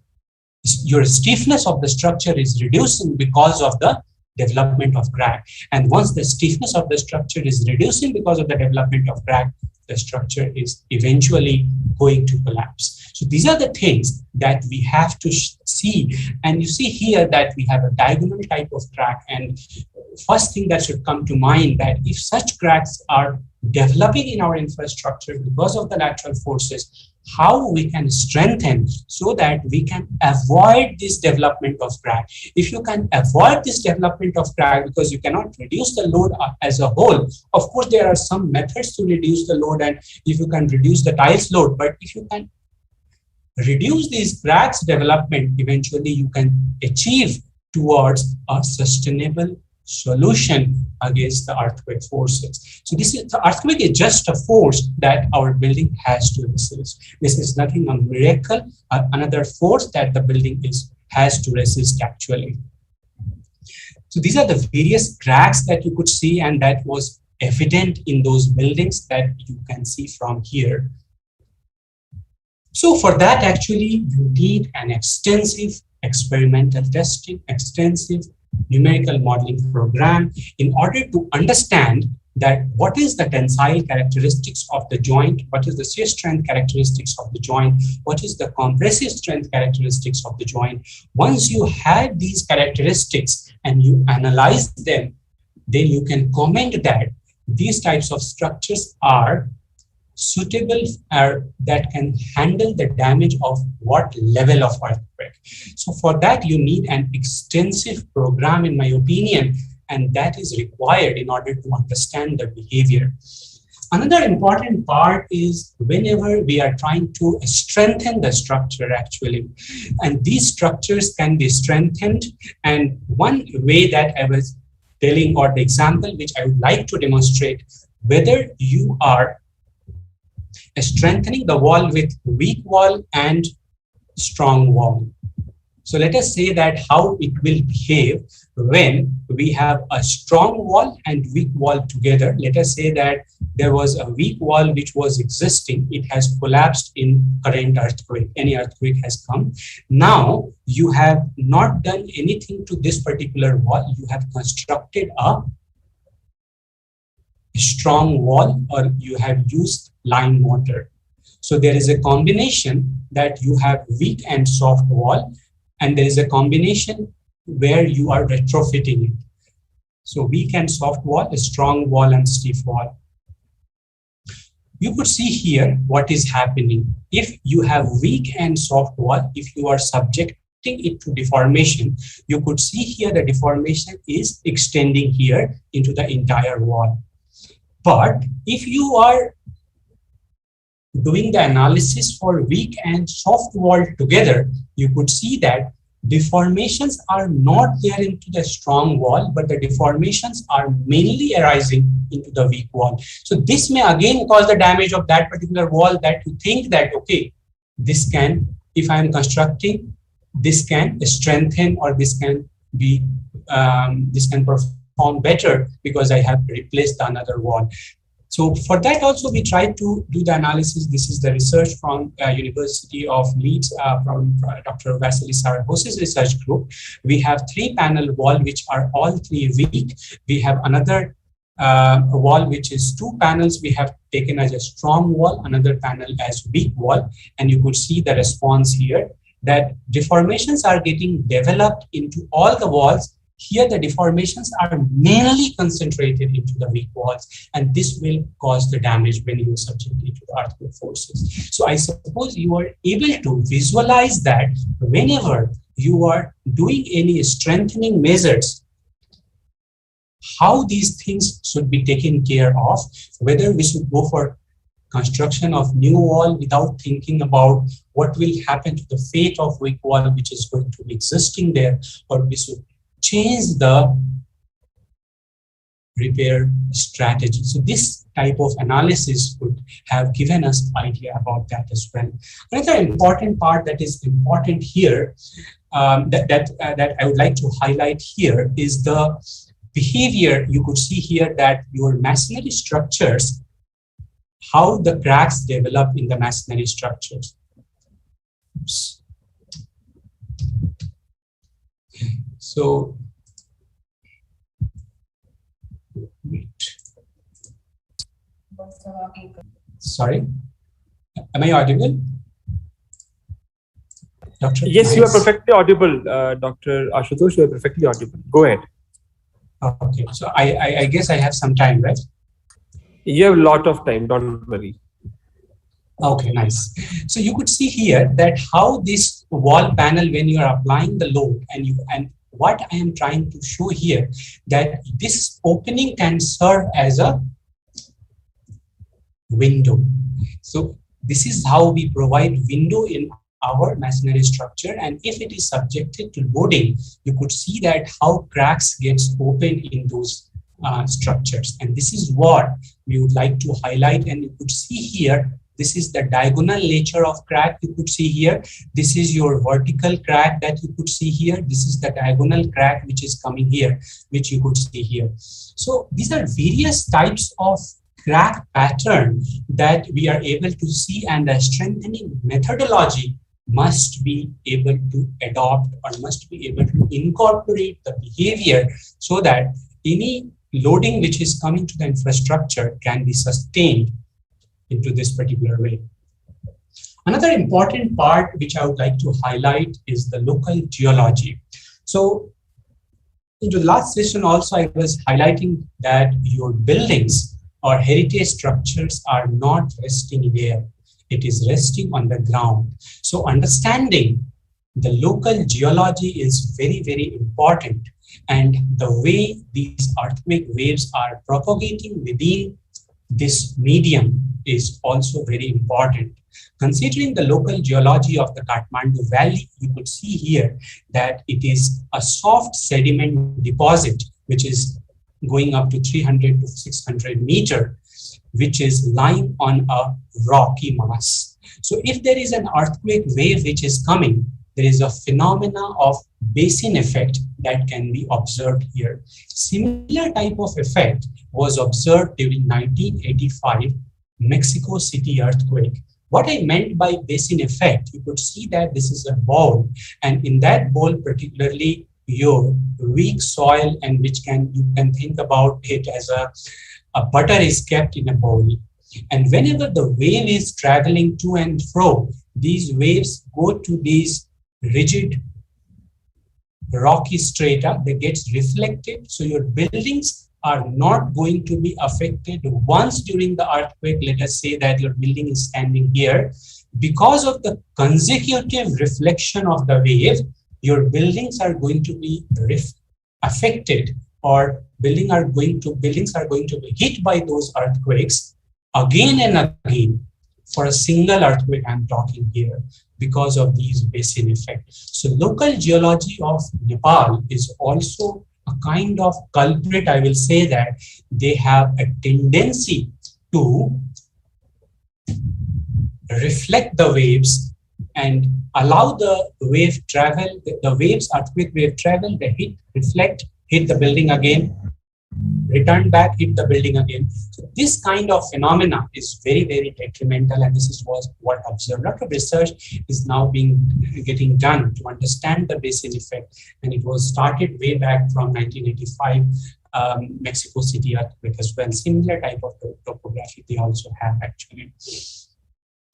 So in order to understand the local geology of the site, the ground profile, we performed the ground investigation at Bhaktapur, Changunarayan, Jasi Deval, Pasupati, and Hanuman Dhoka site, where you could see that these are 7 UNESCO listed World Heritage Monument zones, which are Hanuman Dhoka, Patan Darbar Square, Bhaktapur, Swayambhunath, Bodhanath, Pashupati, and Changunarayan.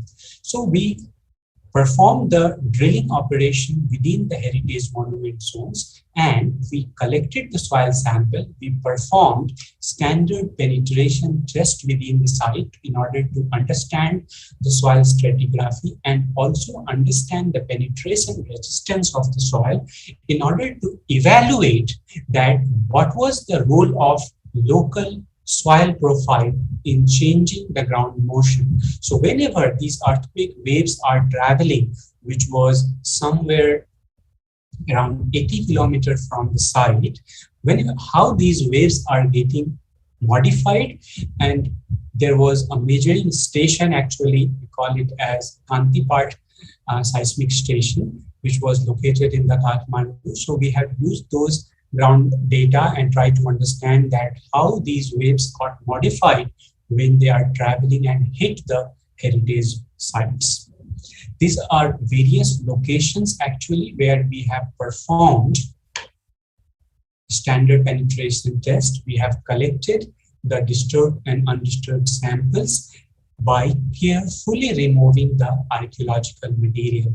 We used our utmost judgment so that any of the heritage material should not get disturbed or should not get affected during the excavation or during the course of excavation or investigation we have followed. You could see the way we have tried to do.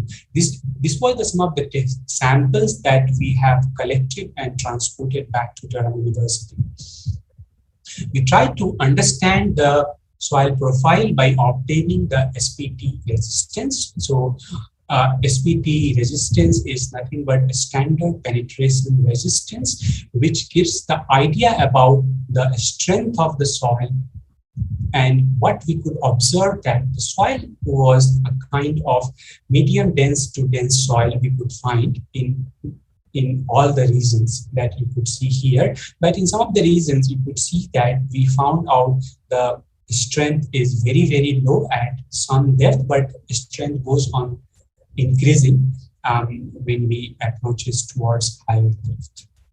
When we perform the particle size distribution for the collected samples for various depths, for various sites, what we could observe here that most of these samples were located, or the boundary within which these samples are located are lying within most liquefiable to potentially liquefiable zone based on the criteria which was defined by Tushida and Hayashi if I remember correctly, it was around 1960s. So you could see that how these soil samples were lying within that range, except one depth, which is for Jassy Deval site, which we found out that it was predominantly clay in nature. So this was the details which we found. Another part, because this is based on particle size distribution, so element test, when we tried to perform, we found out that some of the sites, or almost all sites, you could see that based on the plasticity characteristics as per the criteria given by Sid et al. In order to characterize whether the site is potentially liquefiable to liquefiable or not, when we kept our plasticity index data onto it, we found that most of these samples were showing the range of potentially liquefiable to maybe liquefiable zone, except for one site which is located in Jassy Deval range. So you could see that the site is vulnerable in terms of the characteristics of the soil that we have found. But this is just the characteristics of the material that is showing you that the site can liquefy. But in order to initiate the phenomena of liquefaction, you must have the ground saturated. The earthquake magnitude must be sufficient enough in order to trigger the liquefaction that I will be discussing in a minute. Then we went on finding out the liquefaction potential of the site based on the stress-based approach given by Sid, Idris and Boulanger actually. So particularly this what we are going to submit, it has not been submitted, we will be submitting to ASC Natural Hazards Review. So what we found out that most of these sites, you could see from here that the factor of safeties are higher than 1, but to some of the depth, it is going to liquefy if I am saying here that water table is at the shallow depth, or we are assuming the water table at cultural depth of the monument material. Like here, usually we have all the cultural material which we have removed. Here we have soil which is coming. So some of the depth, some of the soils are liquefaction susceptible, but our material characteristic criteria have shown that almost all the soils are susceptible to the liquefaction. So that is why this is required to be understood, that whether in the event of 7.8 magnitude and peak ground acceleration of 1.16, whether it is going to be susceptible or not. There is another criteria which was given by Iwasaki et al. 1982 and Luna and Frost 1988 that gives a one single value to say that whether a profile is susceptible to liquefaction or not. We have used those criteria as well and observed that the site which is located in Bhaktapur zone is susceptible to liquefaction, where you have very high degree of susceptibility for Jasi Deval and Hanuman Toka site. But Changu Narayan site, we found it has performed really well. You can see here the Changu Narayan site. The factor of safety is more than 1 against the liquefaction. So this, again, when we investigated this site, we observed that first of all, this site was located at onto the hilltop, and the soil characteristic, it was very strong to soft rock was observed, and that is what evident from our analysis here.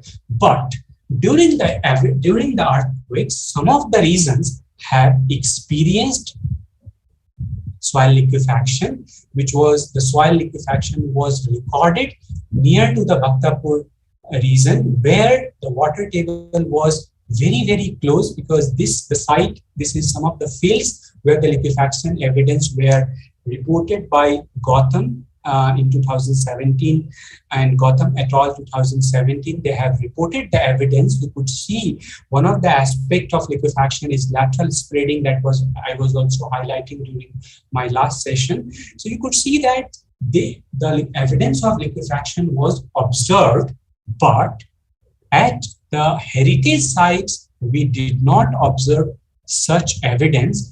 That may be mainly because of the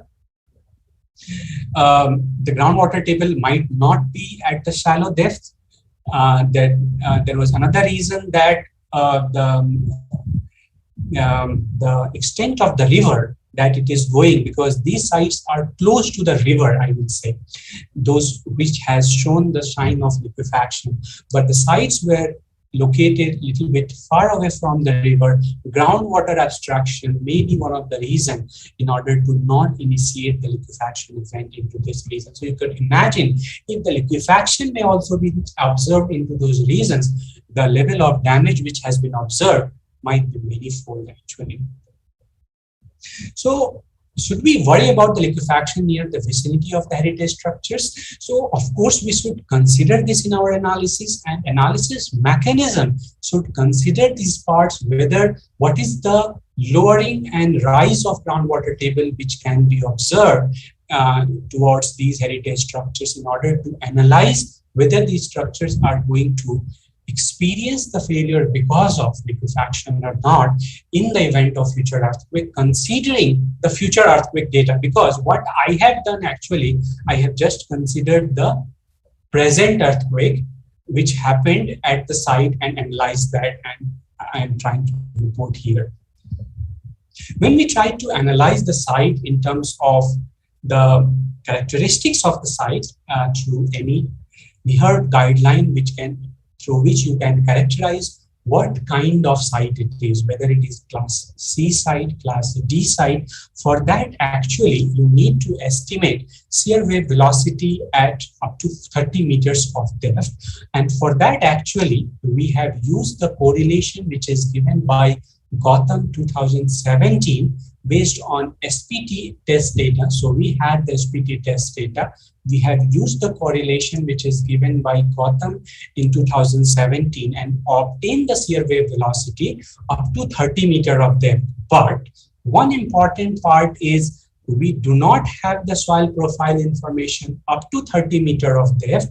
In that case, you can use the correlation, and we have used the correlation which is given by Bore in 2004 in order to estimate the class site and in order to estimate the VS30 based on regression analysis they have given. And based on that, we have classified the site. One thing that I would like to highlight here is the Changu Narayan site, which is classified as class C site. And now you could think of, when I was explaining that why Changu Narayan experienced very less damage compared to other sites, mainly because they were resting on upward strata compared to other sites. Other sites were dense soil, of course, but this was kind of dense to soft rock soil that was evident in Changu Narayan site.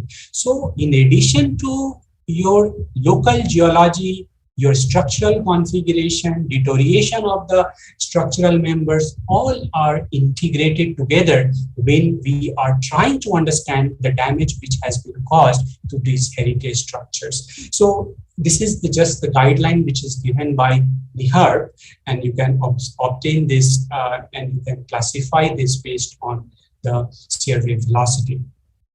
Another important part which in the last session I also tried to highlight, you will see here that different earthquake is going to hit your buildings in a different way depending upon the height of the building. Higher the height of the building, higher the natural time period it has, and it is going to be hit differently. And this is one of the examples. You could see that this is just a 3-story building which got completely collapsed, where the natural time period of this particular building would be lying somewhere here. And the spectral acceleration that building will observe, it can be either 0.9 G or it can be 0.6 G. So this was also important, which was reported by Takai et al. For the case of Nepal earthquake, and this is how the spectral acceleration response looked like. Another important part you could see here, this is one of the tower, 60-meter height, Dharhara Tower of Nepal, which got completely collapsed during this particular earthquake, where the natural period of this particular structure would lie within this region. And this particular structure again got collapsed, like it was previously collapsed during 1934 Nepal Bihar earthquake. So you could see that we keep on constructing the infrastructure, maintaining the infrastructure, but have you thought about the kind of geology which we our place have? So this is the most eye-opener, that whenever we are constructing, these infrastructures are going to be affected based on the soil type, based on the structural configuration it has. So this is the one of the examples that I would like to highlight. Another important part, when we performed one-dimensional ground response analysis for the site. When we perform the one-dimensional ground response analysis for the site, this is the response which is observed at the top layer of the soil. And from this, you could see here that maximum response was observed at Hanuman Dhoka site, where the time period or natural time period is, or the predominant time period which we call, is lying between the range of 0.25 to 0.6. You could see here for Hanuman Dhoka site. Most of these heritage structures are lying within this time period. So this is another evidence that we have observed that why Hanuman Dhoka site has observed maximum damage during the earthquake, because of the local site effect that has helped in amplifying the ground motion, where the seismic demand of the structure was not strong enough to cater the need of amplifying ground motion that has obtained because of the local soil profile. Then what we did is we tried to perform various kind of testing for various sites. Those tests include understanding the strength parameters in order to go towards modeling these particular soil profile and trying to model the heritage structure as well. So for that, actually, we performed direct shear testing. These are some of the test results for Changu Narayan site, some of the test results for Pasupati site, and SPT. You could see that this is how the test result is looking. This is the test apparatus which we have used in order to perform. Another test that we have performed, because we are also interested in understanding the strength degradation of the soil when it is subjected to cyclic loading, and that strength degradation can be captured by performing cyclic triaxial testing. And we performed the cyclic triaxial testing on some of the samples that were intact in nature or undisturbed in nature. And one of the important part that I would like to highlight, you could see that how the sample changes. You see that very nice here, which is looks clay in nature, but this portion is looking silty in nature. This is the beauty when you try to extract the sample which is undisturbed in nature and when you try to perform the testing over it. So we have performed some of the testing and try to understand the strand degradation, which can be helpful for further understanding the ground response under the event of earthquake, where the modeling procedure would require the strength reduction or modulus of reduction curve or damping ratio curve, which we can observe from this particular test. So this is a typical setup for performing cyclic triaxial testing on the soil, and that's what we did. This is the way we have taken the sample out. This was, if you remember, this was the cylinder where we have taken the sample, and this is how we are taking the sample out with least disturbance that we could achieve in the laboratory. This is the sample which we observed after the testing. These are some of the typical result of it, the details of which you can find it in our paper published in the journal Natural Hazard. It got published last year. Another important part that I would like to highlight here, because now we are discussing about why it has collapsed and how it has collapsed. Let us see that how we can model in order to strengthen the analogy which we are trying to portray here. So what we did is we tried to understand one of the temple structure, which you can see here is very nicely looking temple. This is the structure which is named as Jesse Devil Temple. It is a Sivayat temple, I will say, and the picture which I have taken from Department of Archaeology, Government of Nepal. What we have tried to do is we have tried to model the plinth of the temple and try to understand that what is happening when we are applying the seismic shaking to this particular temple structure. You could see from this particular picture that this particular temple has got inner wall, it has got main core, and it has got peripheral column, which is resting on a massive plinth that you can see. But although this part, you could see that this is very nicely symmetrical in nature, but there is a discontinuity in the column. You see here that this top portion, the column is just connected through the pin, through this beam, but there is a discontinuity that you can observe. Another part that you can see here, that these are the places where you have massive plinth, like tiles are present onto it. So let us see what is the fate, and you could see that how badly this temple structure got affected, and there was a complete collapse which has observed.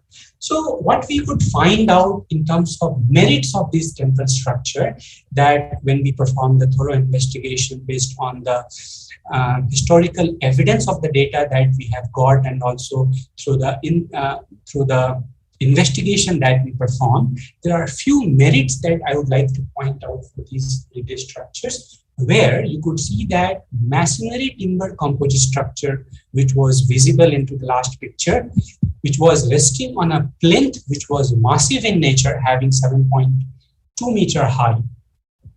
The temple geometry was symmetric.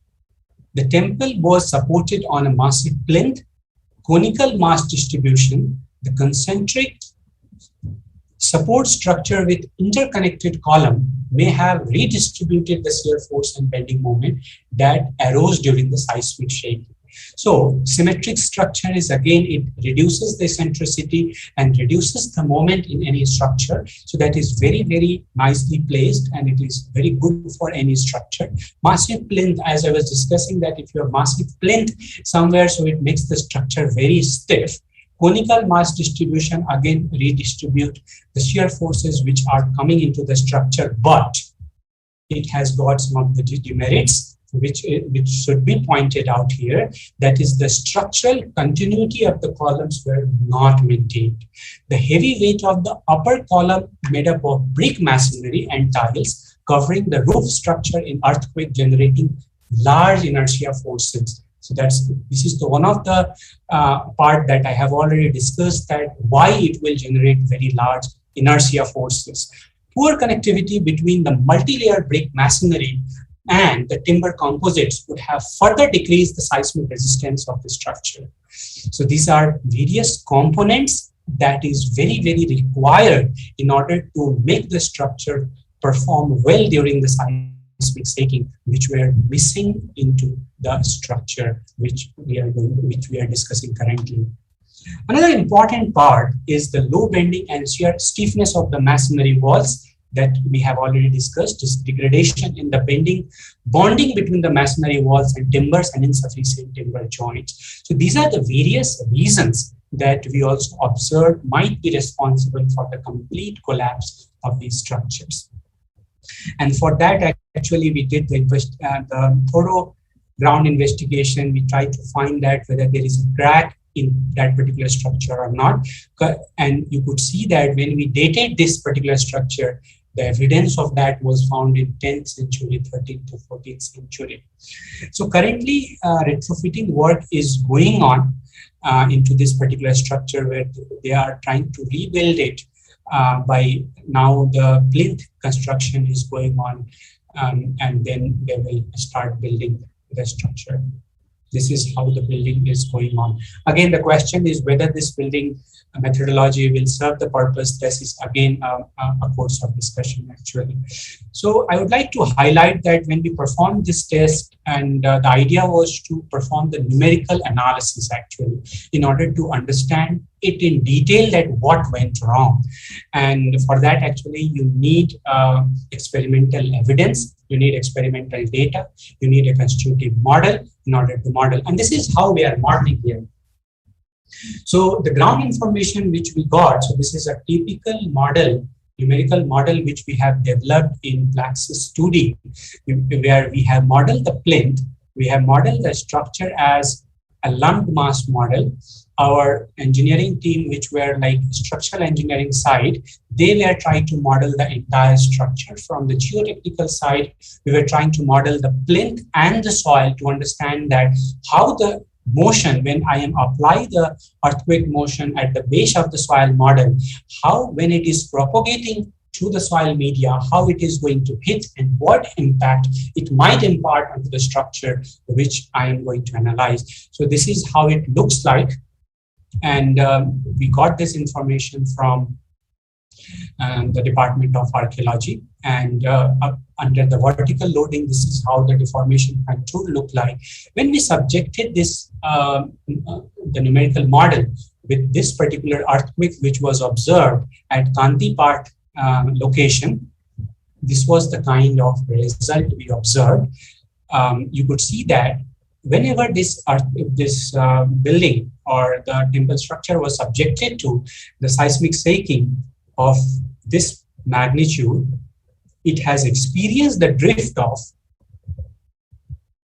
1% to 1.5% during the event of seismic shaking. So we anticipate that such kind of drift, a masonry structure, is not suitable for taking it. Other structures might have taken, but the drift that we have obtained and drift we have calculated based on the displacement which we observed at the base and at the top. And that is the displacement ratio that we have obtained, and the drift is calculated based on that.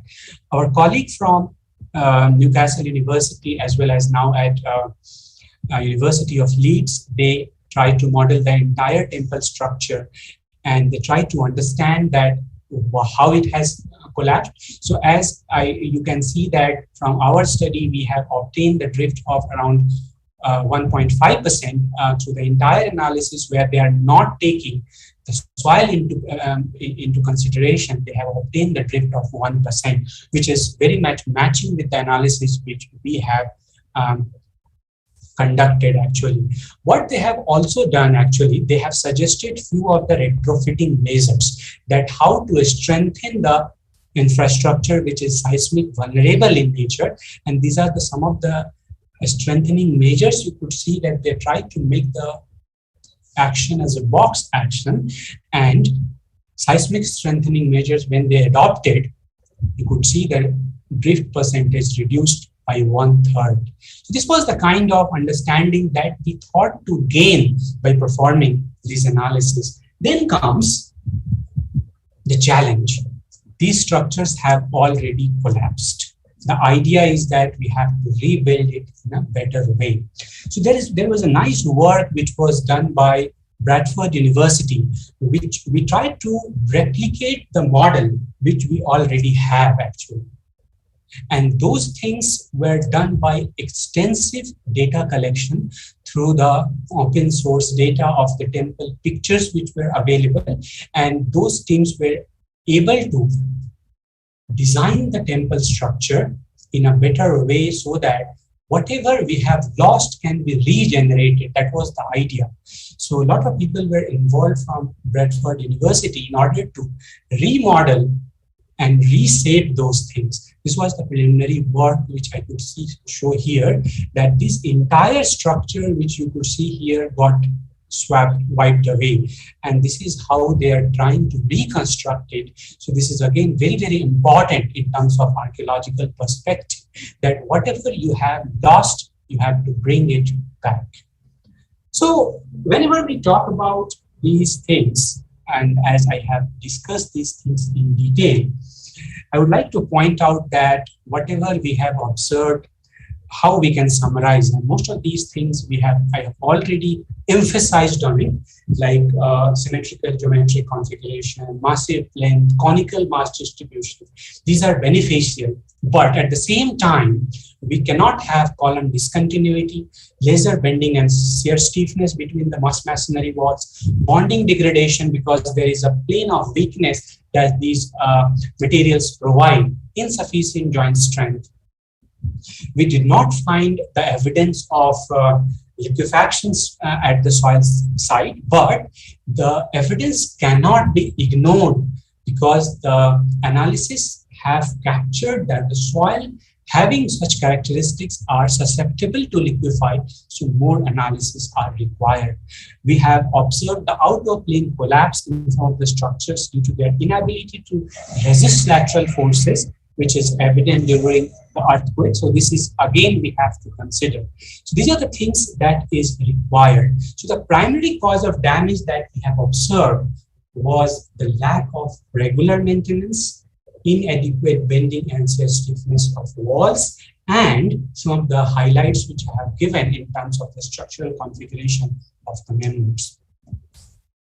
So another part is I will be coming about the key here, that okay, how we can go further and what are the another response and what further we have to do in terms of making these buildings more adaptable. I have discussed all of these things already, so I will not discuss in detail again, but we have to be more sympathetic towards understanding the heritage structures.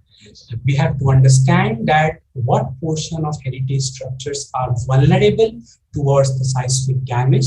We have to obtain we have to adopt the seismic adaptive or more strategies we have to adopt in order to strengthen these structures. Most important part is documentation is required. So these are the things which I would like to highlight. Before I go to the final conclusion of my discussion today, I would like to highlight one of the study which we are conducting for heritage structure of Himachal Pradesh, which is a Kath Kuni kind of structures where you could understand if something is written as Kath Kuni, so the corner of that is mainly timber structure or made up of kath.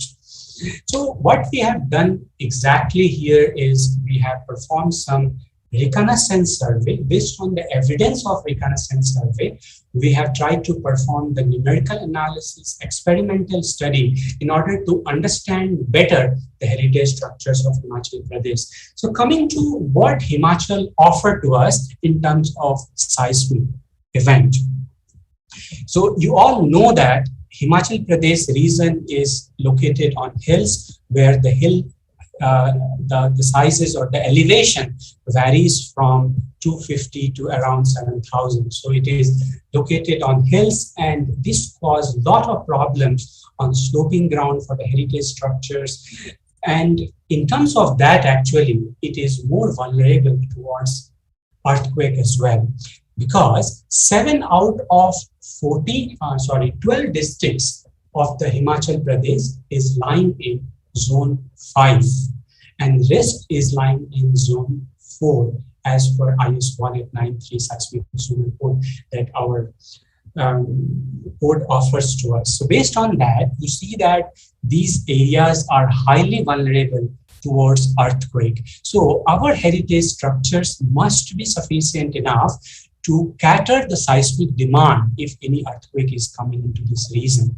Another part is these regions are covered with mountains, and we have ample amount of rocks, forest cover present. So many of the structures which we see around are made up of timber structure, made up of wooden structure. Nowadays, modern construction materials are getting used, but if you consider the previous structures which has been built earlier, many of these structures were made up of timber, masonry, stone masonry, using the tiles, slate. So many of these structures. So understanding these types of structures under the seismic consideration is very, very important.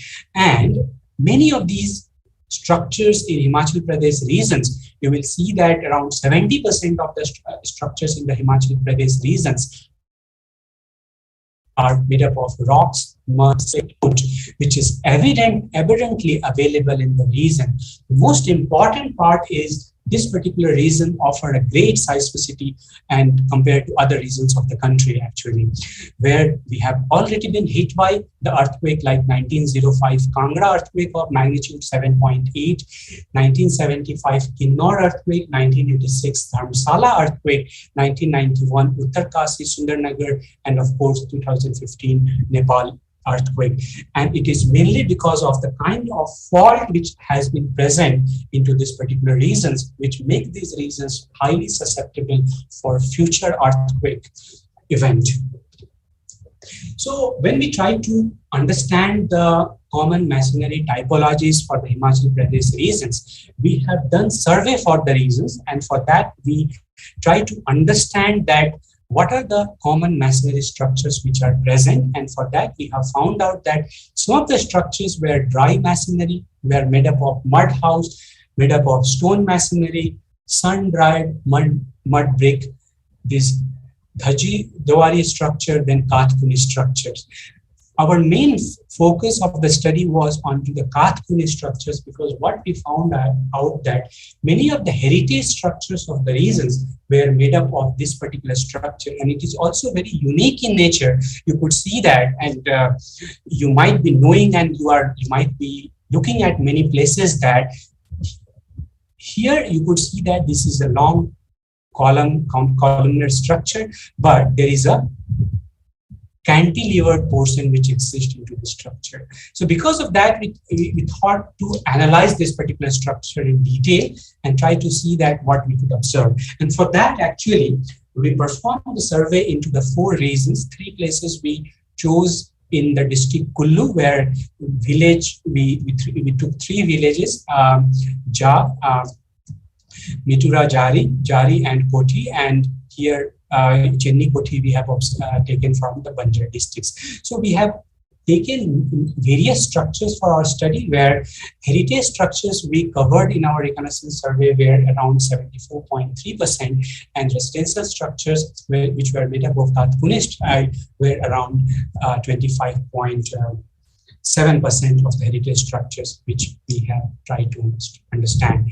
These are the typical structures which you can see here. Again, similar kind of topography which you can find here, as it was evident here in terms of Nepalese building, where the symmetrical geometric configuration, the roof tiles were also present. So these are the various things which we have observed. One of the important part that I would like to highlight here, that you could see here, that there were the layers of stone and timber, layers of stone and timber.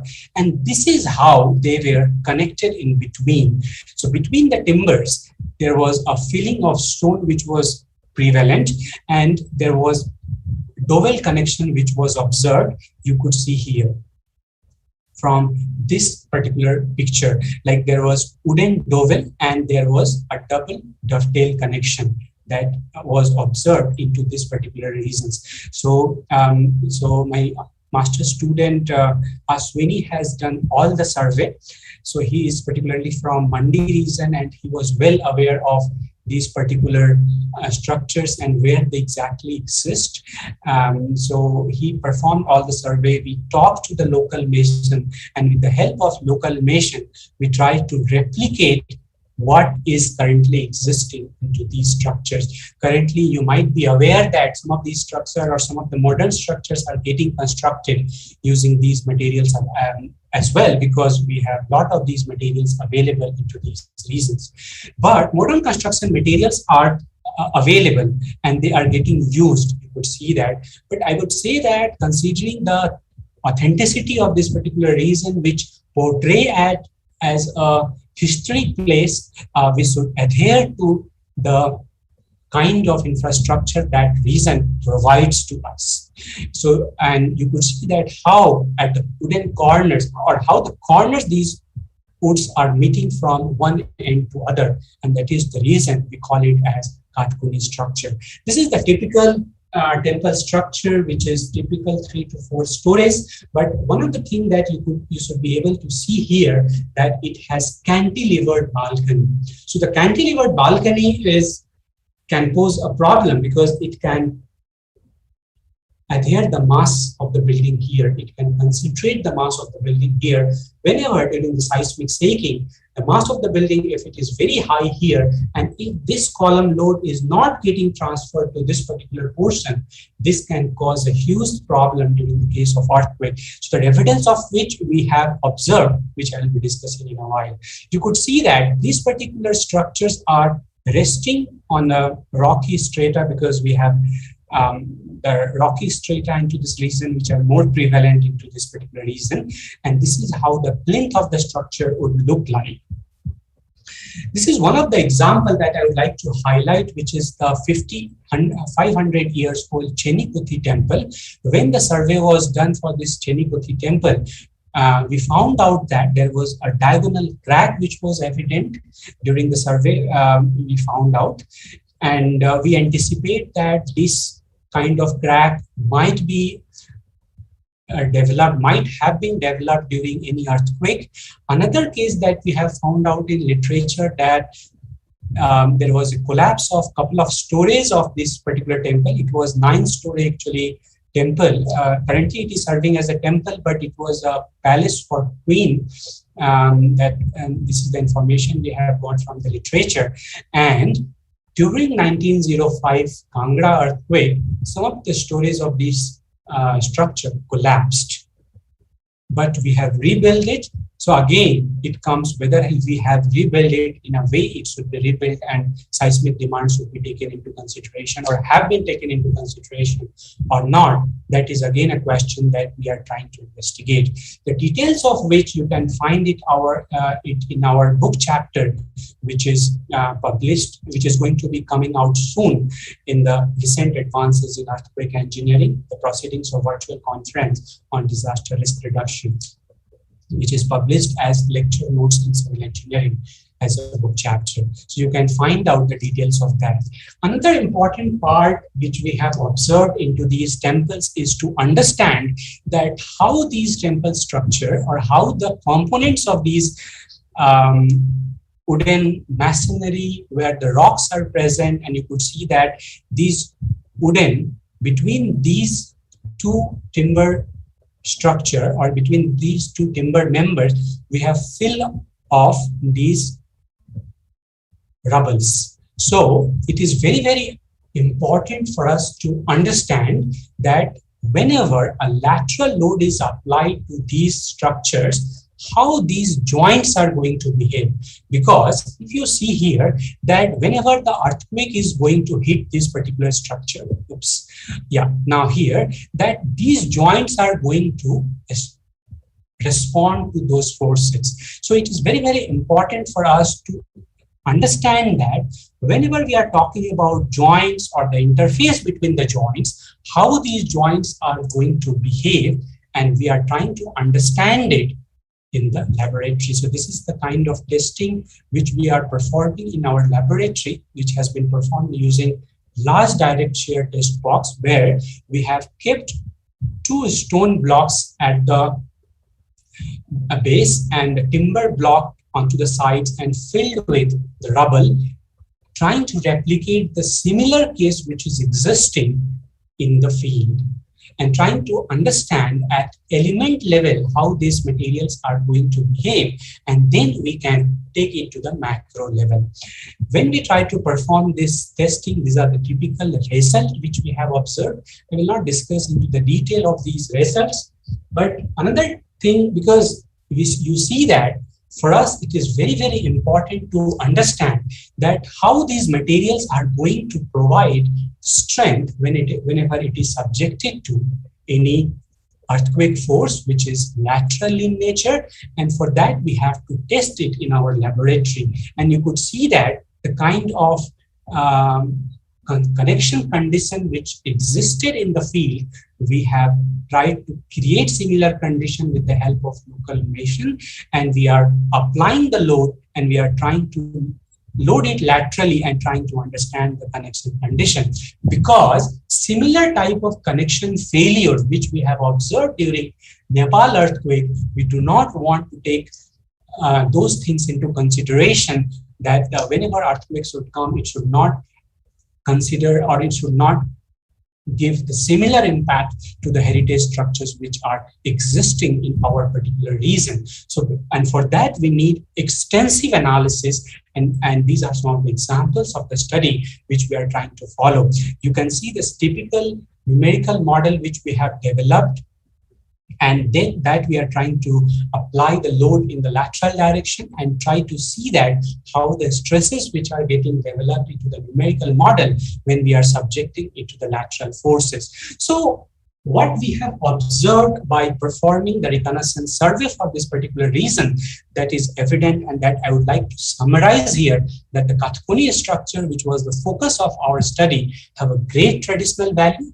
It has seismic adaptation and has high heritage importance, which is attached to these structures. The construction of domestic and ancient structures from seismic standpoint, it is very well taken, like symmetrical geometry configuration to avoid loading eccentricity, location of the plinth of the rocky stratum, which is again better because at Changunarayan site, those where the rocky stratum, they have very less damage which has been observed. So it is better for this reason.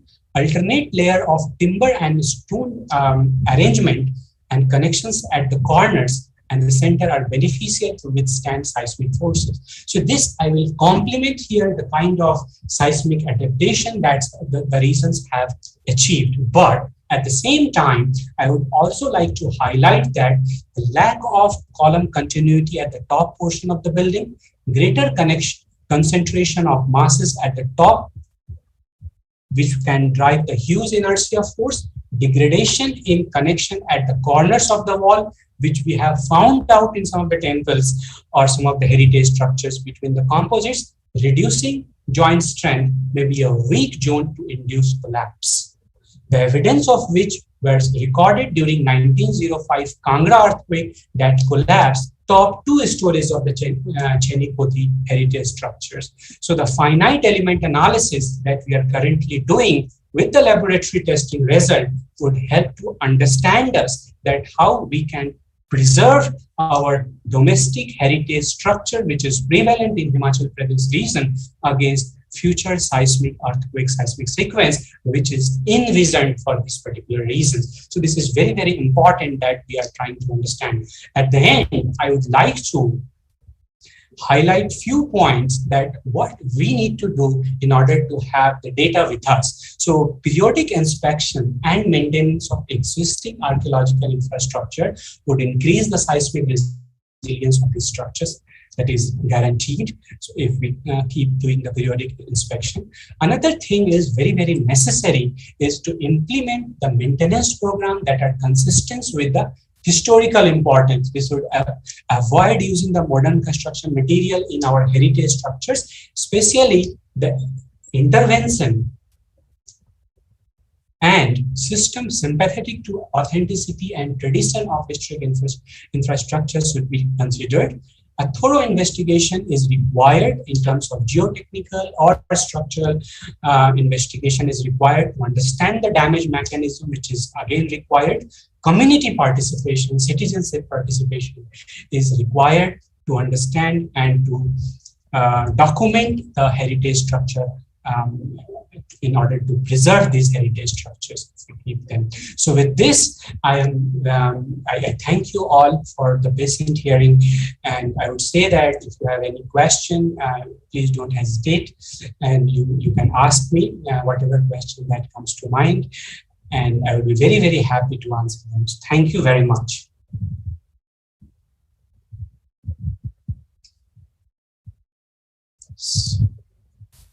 Dr. Mahesh.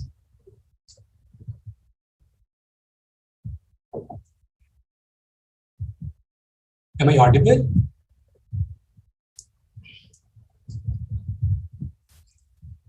Okay, good. Okay, so I don't know, Dr. Mahesh, I think he has some problem with this.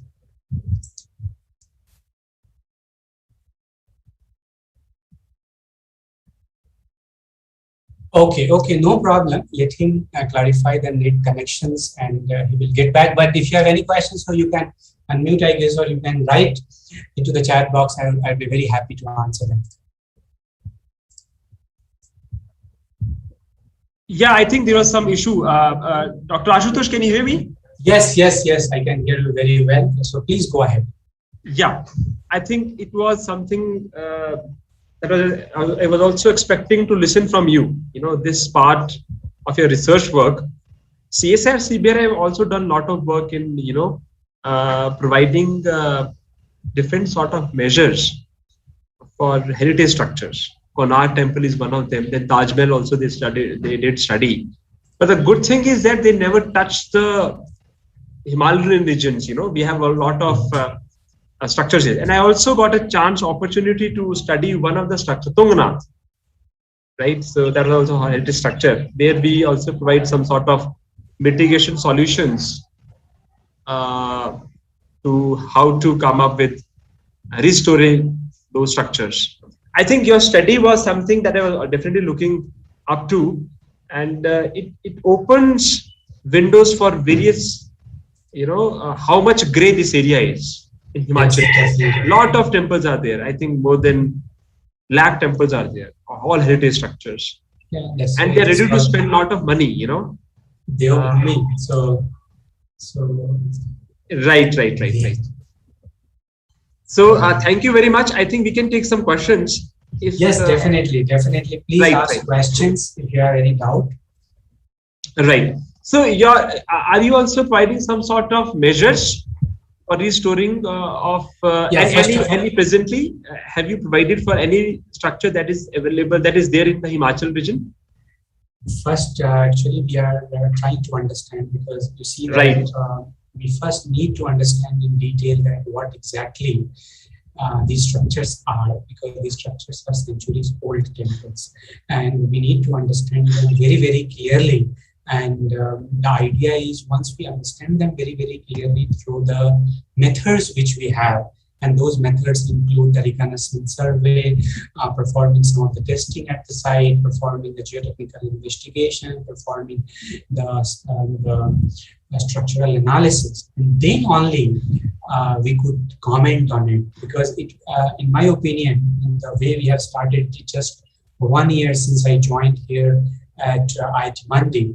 So once I will be spending more of the time here, and then I will get more of the idea that, okay, how the structures need to be strengthened. We have done some preliminary testing. So based on preliminary testing, it is very, very early to comment on it, that what sort of strengthening measures are required. But yes, we are looking to go towards the strengthening measures. After some of the investigation that we perform, further investigations are required, like analyzing these structures by applying seismic loading, actually. So that we will do, and that is the plan, and then we can comment on it. I think one of suggestions from my side is, I think I'm also looking to get that document where I think people from CBRI, they have already made some sort of inventory, all those heritage structures, and we can definitely take it up as a collaboration. It's on my radar now, because so I think with these words, our next speaker was listening keenly to your presentation.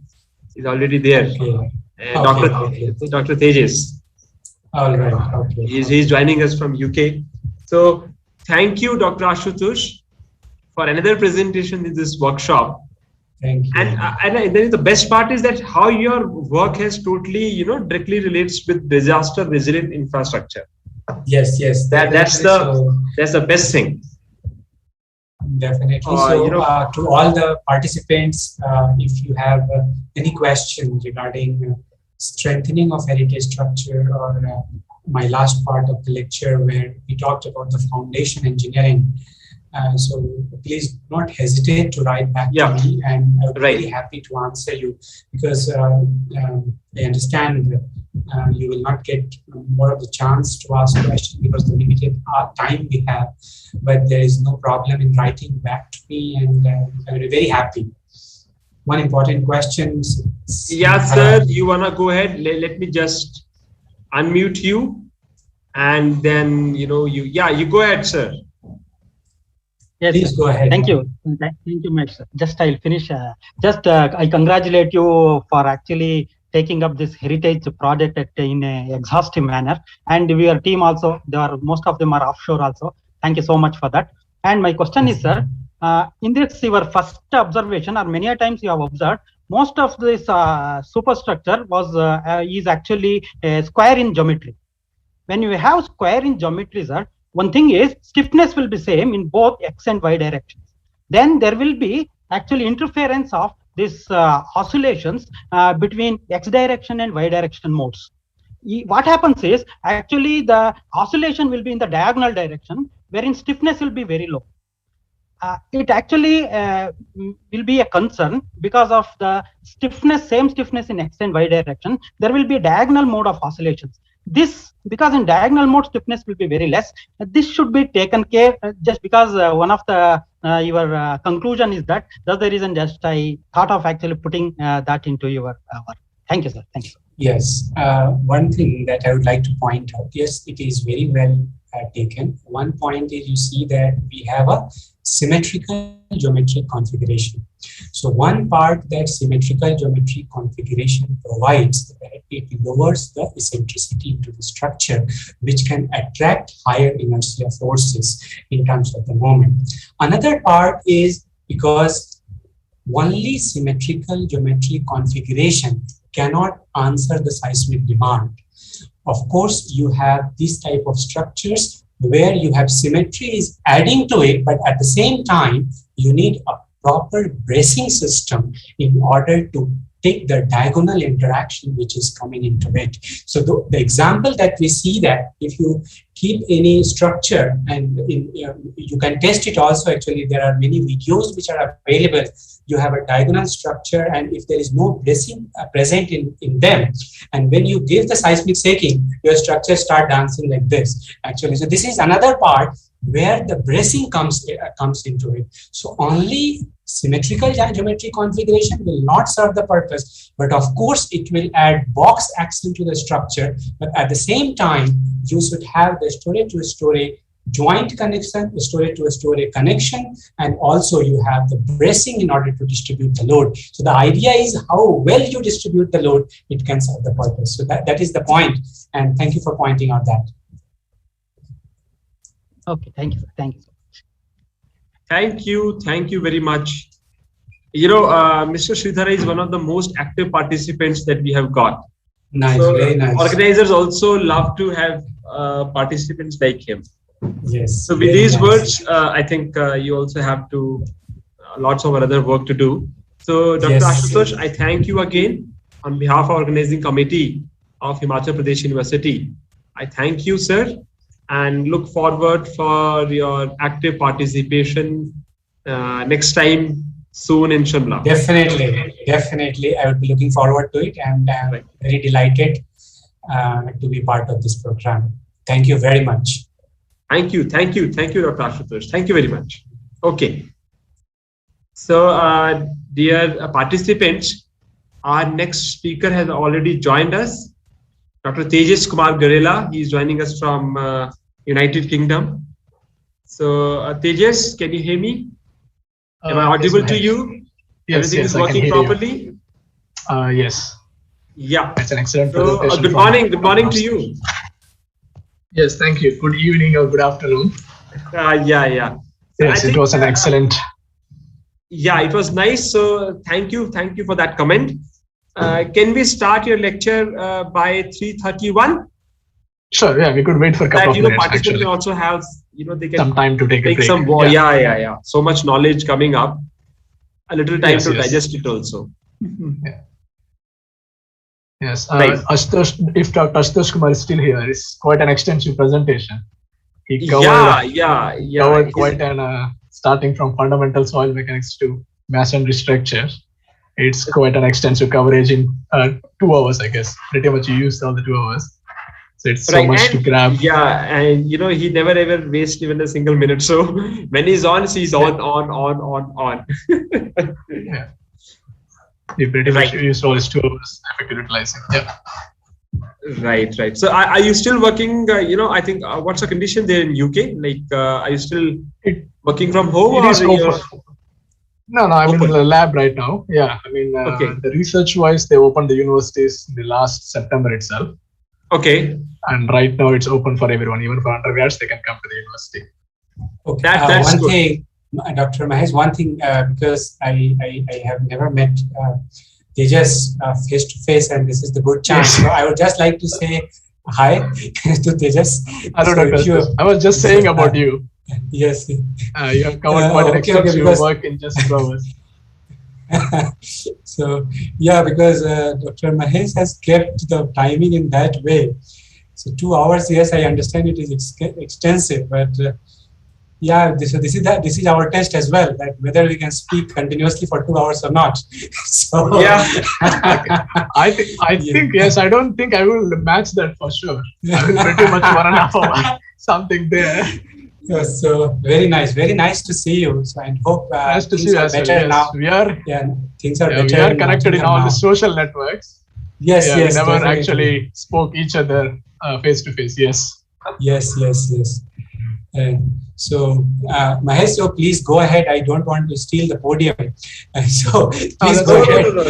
I think this kind of discussion, because we are going to start our next lecture by 3:31 or 3:22. So I think that's what this kind of a little bit discussion is good. And Tejas is, also a young researcher doing fantastic work. Yes, definitely. And I'm expecting that he will be joining one of the IITs soon. So that's my expectation from him. Yes. We are looking forward to it. Yes. Probably this is not the right platform. Especially with the faculty in IIT. Yeah. Our wishes are with you, and he has been, I have gone through his work, and I was also discussing with my friends in UC Davis. So yeah, he's on the right track, and we definitely expect that will be coming back. Otherwise, he will be an asset for UK, right?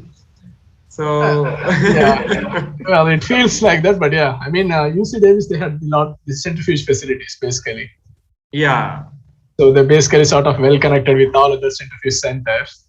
So they know what other people are working on and other stuff. But apart from that, there is so much.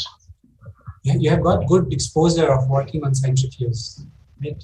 Yeah. Very, very nicely experienced, and the centrifuge is still considered very high-tech instrument, and in order to investigate things in detail. So we do not, either you do testing at element scale or you control everything at centrifuge scale. Otherwise, laboratory scale, 1G scale, it is really difficult to understand the things like stresses and how this stresses changes. Yeah, for large, So, for large scale models, yes, but then from elemental point of view, yes, the small scale testing. Yeah. That's true. That's true. And so, how's weather there, Tejas? Because me and Dr. Ashutosh are having the same weather from past many days. Yes. Okay. It's foggy weather. Not proper. Whether Nottingham has rainy weather or how it has weather, because in Durham it is quite rainy every time. So I don't know. Yeah, I think most part of your UK. Yeah, the most part of the UK is rainy. Okay, all right. I think that's why we lost even the Nottingham cricket match. Otherwise, we would have won that match. Oh, okay. Yeah, right now they are playing in Lords. I think even it's raining even there. So yeah, okay. UK is pretty much rainy most parts of the year. Oh, okay. Okay, very nice. Yeah. So I think. Where is the page that I said to you? So I think we still have 2 minutes. So Tejas, yesterday also we had, I think, speakers discussing about, I think, something that is something more relevant for engineers, where there is more relevance of those people who are working in the field, PWD people. And because we are in Himachal and we are having our problems already given by nature in the form of landslides, in the form of other issues that we are facing. And yesterday there was a very sad incident or accident that has happened in the Kinnaur region. The whole debris slide came, and it's very difficult even to see it. Yeah. So let me just take a 1 minute break. Yeah, I think he's referring to the road accident. Yes, where I guess a bus got it in. Yeah. There were many, and this is evident during every monsoon season. So government is working towards it, but the only thing is environment, we do not have control over it. And the way it is behaving, and the way we have a lot of catastrophe, the rain, the flash flood, so it is really very detrimental to the environment. Very, very bad. Yeah, and to the infrastructure as well. Yeah, I see. A lot of people have lost their life actually. And so. Yeah, I think the yesterday one is the one where we lost some people. I think 4 casualties. Yes. There was a boulder failure like 15 days back. I think as far as I remember, 2-3 weeks back, there was a kind of boulder which was coming, and then they hit many vehicle, many people, and it was very disastrous. Even it damaged or collapsed one of the connecting bridge, it collapsed. The kind of force they have is huge. And even though the small boulder, so it is really, really difficult to consider. I don't know, because this is really difficult to take care, even if you have boulders which are falling. So this, you see that, I don't know whether you have seen or you got chance to go from Mumbai to Pune. Have you traveled between Mumbai to Pune? I think yes, but but not by a road, but through the train. Okay. Because by road, if you travel, they have installed many rock fall measures, like rock fall nets, barriers are there. And so they are quite good in taking the boulders and catching the boulders basically. but these things are not evident in our state, and we are hoping that soon we will be able to install in most of the vulnerable locations. Yes. That will definitely will help. So currently your work, you are working on centrifuge, or you are working yeah, I'm sort of centrifuge and small scale testing. Small scale testing also you are doing. Okay. Yes. Yeah. Okay. For this is some European funded projects.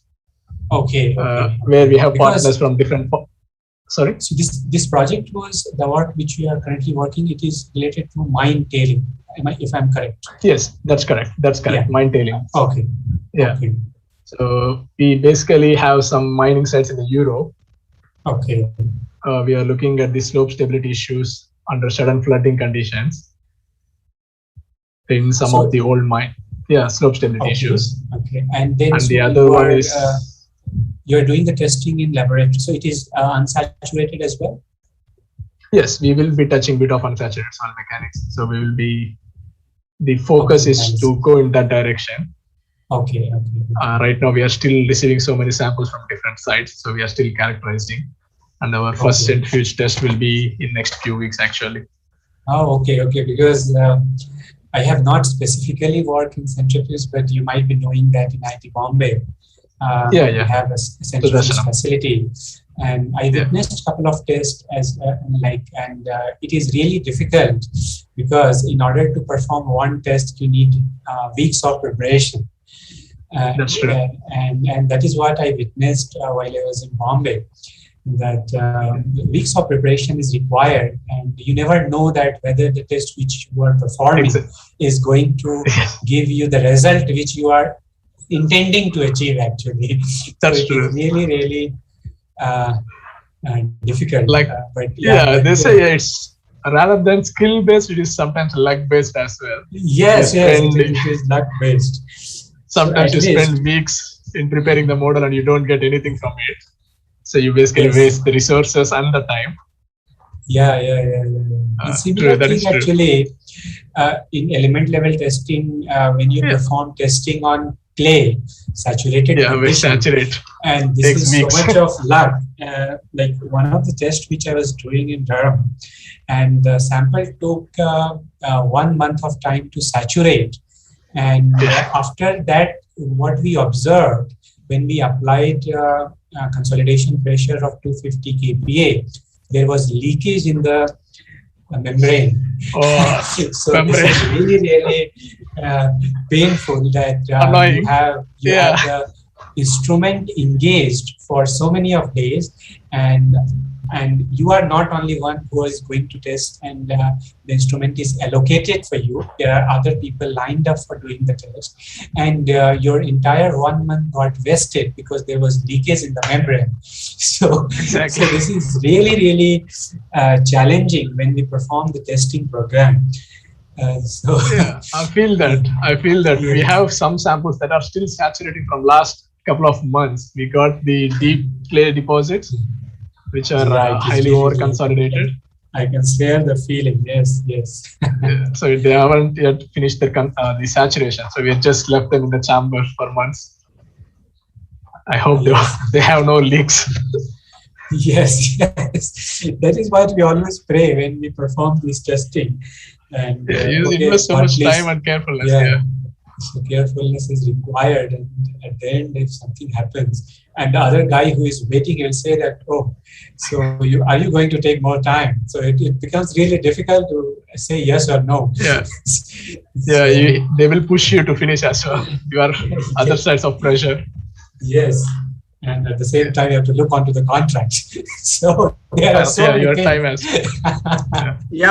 I fully understand. When two geotechnical engineers are talking, it can go on, and it can keep on going for next many hours. So because you are also in UK and he's presently in UK, so you share the same, somewhere the same sort of feeling. And so I think one thing I would like to add into that is that the cost of doing the centrifuge is too much. Yeah. And when it's based on luck, then it becomes sometimes a bad luck also. So it's really a very costly affair. And I think, still, lot of mechanical engineers, electrical engineers need to sit together with civil engineers to, make it more closer in simulating the real behavior that is happening in the field. So more, I think, interdisciplinary research work in coming up with more advanced instrumentation techniques, I think that is very much required, according to my experience.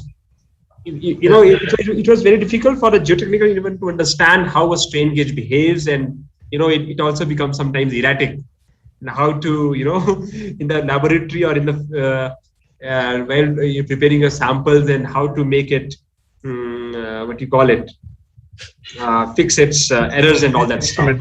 It's very difficult. Yeah, it takes some time to get used to it. But then, as you said, you need instrumentation specialists, electronics, a bit of knowledge on many things. You will also learn over the time. Absolutely. I think that interdisciplinary thing should be part of our curriculum now. More classes on coding skills for engineers, civil engineers. The electronic stuff should also be there, a very significant part of it, in designing and all that stuff. So I think we can, with these words, we can start our next session. We have with us Dr. Tejas, dear participants, Dr. Tejas Kumar Garela, who is joining us from University of Nottingham, United Kingdom. So with his brief introduction, I would like to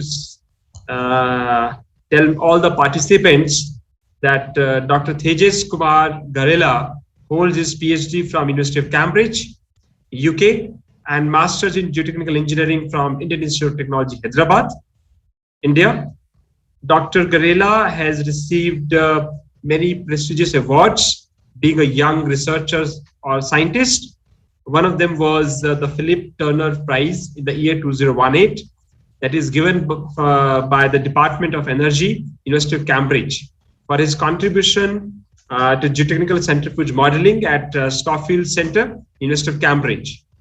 Another awards include Best PhD Poster Award in the year 2017, Silver Medal from IIT Hyderabad, and the best thing is that he's a recipient of prestigious Commonwealth Scholarship.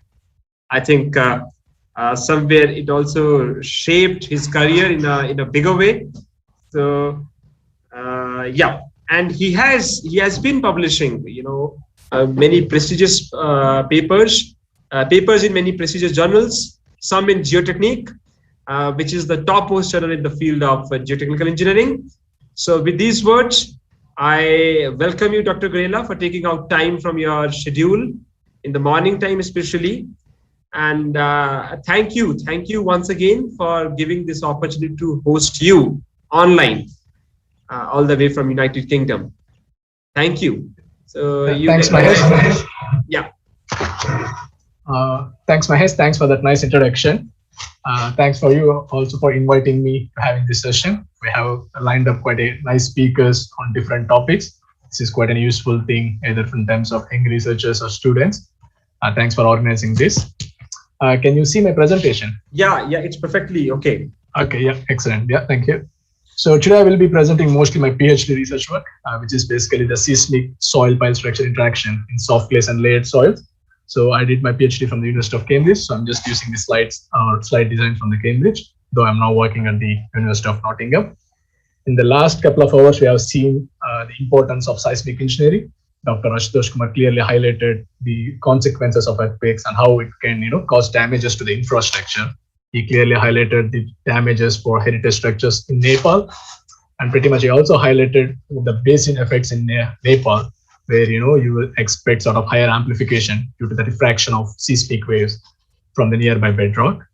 So he sort of covered pretty much most fundamentals, as well as some extensive research on the failure in the masonry structures. So I will try my level best to cover some aspects which are slightly different or have not been covered in the previous session. So though Dr. Ashutosh highlighted the importance of seismic engineering, let me quickly highlight why we need to understand about the earthquakes, or why we need to study the seismic engineering. We all know that the Earth lithosphere is consisting of 15 to 20 tectonic plates, that may be oceanic or continental tectonic plates, that drift over the molten lava material. So unfortunately, most of them meet at a geologically interesting area called this Pacific Ring of Fire, where it houses the 90% of the old earthquakes occur in this area, and it also the place where 75% of the planet's volcanoes are underlying or lying beneath this specific area. Unfortunately, almost more than 15 countries lie along this Pacific Ring of Fire. As you can see in this slide, that maybe the parts of South America, North America, and Indonesia, and we have seen a bit of Nepal, and all this, more than almost 15 countries lie along this area. They're highly susceptible to earthquakes. So we need to sort of, understand what are the consequences of these earthquakes on the infrastructure of lying on all these countries. And if you look at the history, the worst earthquakes that have happened, that maybe 1960 earthquake in Chile, or 1964 earthquake in Alaska, and again 2010 earthquake in Chile. And the best example is our Indian Ocean tsunami in 2004. These all happened along this Pacific Ring of Fire. So the most devastating earthquakes that ever happened in this mankind, that all occurred along this Pacific Ring of Fire.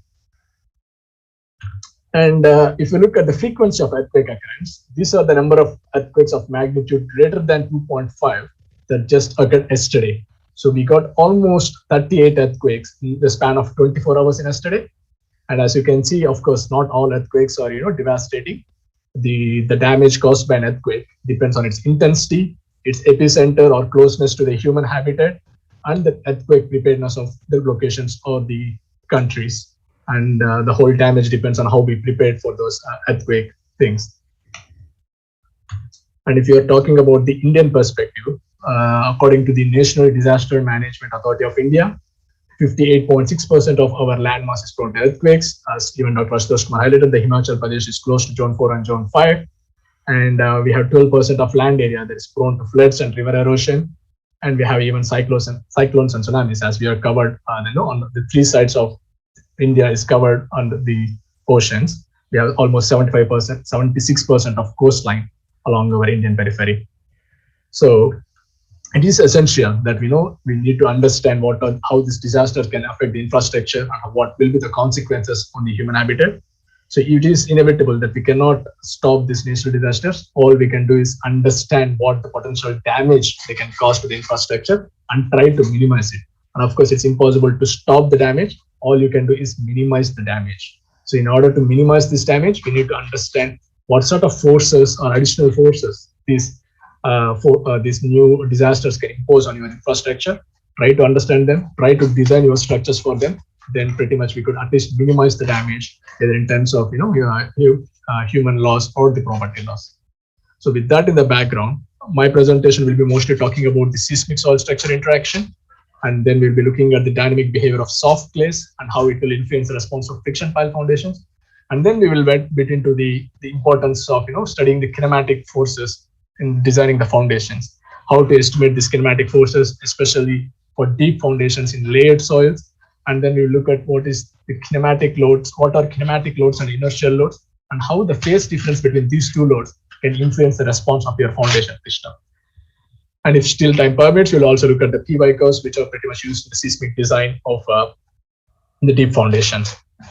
Along with all these things, we might be, because we have enough time, I might be covering the fundamental aspects of geotechnical centrifuge modeling, the importance of geotechnical centrifuge modeling, the merits and demerits, how we prepare some sort of models, and all other aspects of geotechnical centrifuge modeling as well. So first of all, what is soil structure interaction? Whenever for all non-essential structures, basically structural engineer considers a structure with fixed basicity, design, consider the forces that will be on its structural elements, the beam, slab, and columns, and then calculate the cross sections needed to carry the vertical load. From geotechnical engineering point of view, all we get is the vertical load. We know what sort of loads comes to the foundations. We estimate the soil strength parameters and design the foundations to withstand the superstructure loads coming from the superstructure. But in reality, we know that the structure sits on the foundation and this foundation sits on the soil. So it adds flexibility to the structure. So you're basically reducing the overall stiffness of your superstructure. We will see whether it is beneficial or detrimental, especially under the seismic conditions. So coming to the seismic soil structure interaction. So basically the same structure sitting on the foundation. I have a fault plane somewhere near the bedrock, and I have an earthquake triggered. So the seismic waves propagate through the soil, reaches my foundation, and then reaches to my superstructure, and superstructure start oscillating, and it transfers the forces down to the soil through the foundation. So this interdependency of the response of structure on soil and then vice versa is usually referred as seismic soil structure interaction. Why it is important? As I said, basically if you consider a fixed basicity, you get certain stiffness. But the moment you have your structure sitting on the soil, it adds additional flexibility. So your stiffness drops, and depending on the soil conditions, that may be soft or dense, and your superstructure loads coming, it can be either beneficial or it can be detrimental. So we need to understand whether this is good or bad based on the soil conditions. Another important aspect of seismic design is, so whatever the soil surface acceleration records we get either through the design codes or through instrumentation, we will take it as an input and give it to the soil fixed base structure to design or to analyze the structure for seismic loading conditions. But as it's very clear from the figure, basically our structure is not, I'm just looking for a pointer, give me a second, sorry. Yeah, so basically our structure is subjected to the foundation input motion, which is here, but not the soil surface acceleration. And this foundation input motion is not equal to the soil surface acceleration, because the stiffness contrast is quite different between the foundation and soil, because your foundation is made of either concrete, which is relatively stiff compared to the soil, and hence this foundation input motion will not be same as the soil surface acceleration. And this difference is very significant if you're talking about the pile foundations, because your pile foundations are long, either stiff or flexural members, and then whenever high frequency waves propagate through the soil, they can easily propagate through the soil. But then your pile foundation, being a stiff material, it cannot propagate this high frequency components. So it basically filters out the high frequency component. So your soil surface acceleration will be definitely different from your foundation input motion. So we may not be discussing this pile filtering effects in this session, but if you are interested, there are a couple of publications from Professor Luca Di Sanctis or Dr. Raffaele Di Lavara.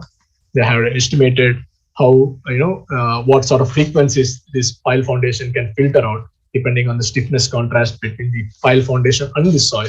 So there is a good amount of research on that.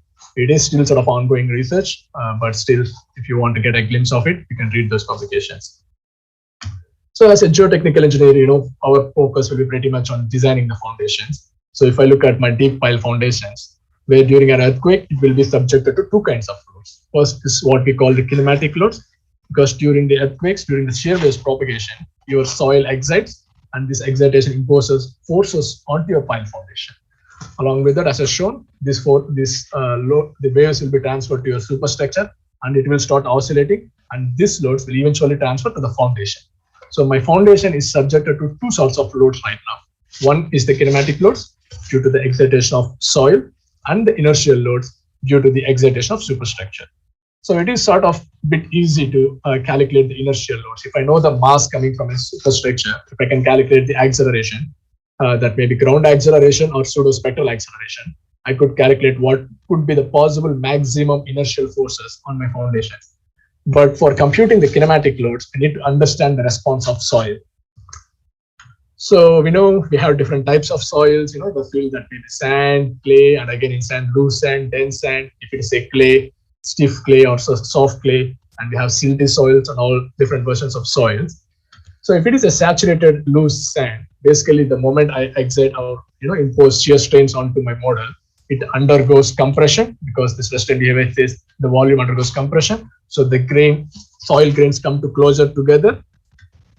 So in this process, it tries to compress the water, but water being incompressible, the pore pressure starts building up, and eventually these pore pressures will equal to the total stress, which is the weight of the soil grains.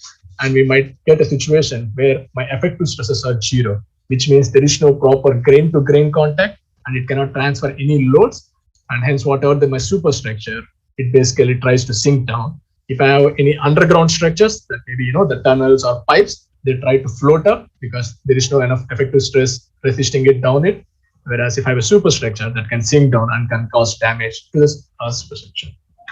So if I'm talking about the dense sand, because already the particles are very closely packed together. So if I apply the shear strain or the shear loads, it basically there will be particles rolling over each other, which we call as dilation.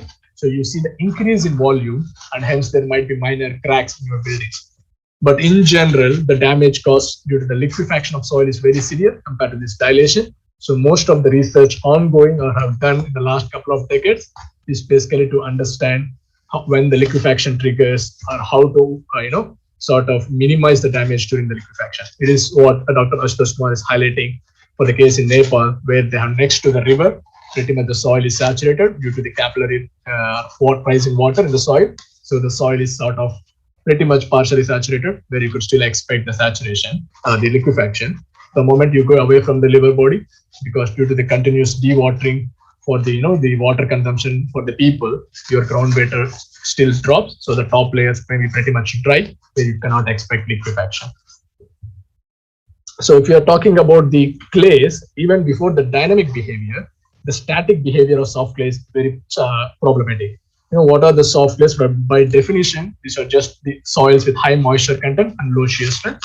And these are widely found all along our coastal regions. Even the portions of Mumbai is sort of not soft clays, but they're clay soils. So the typical problems associated with these clay soils is this large and differential sediment.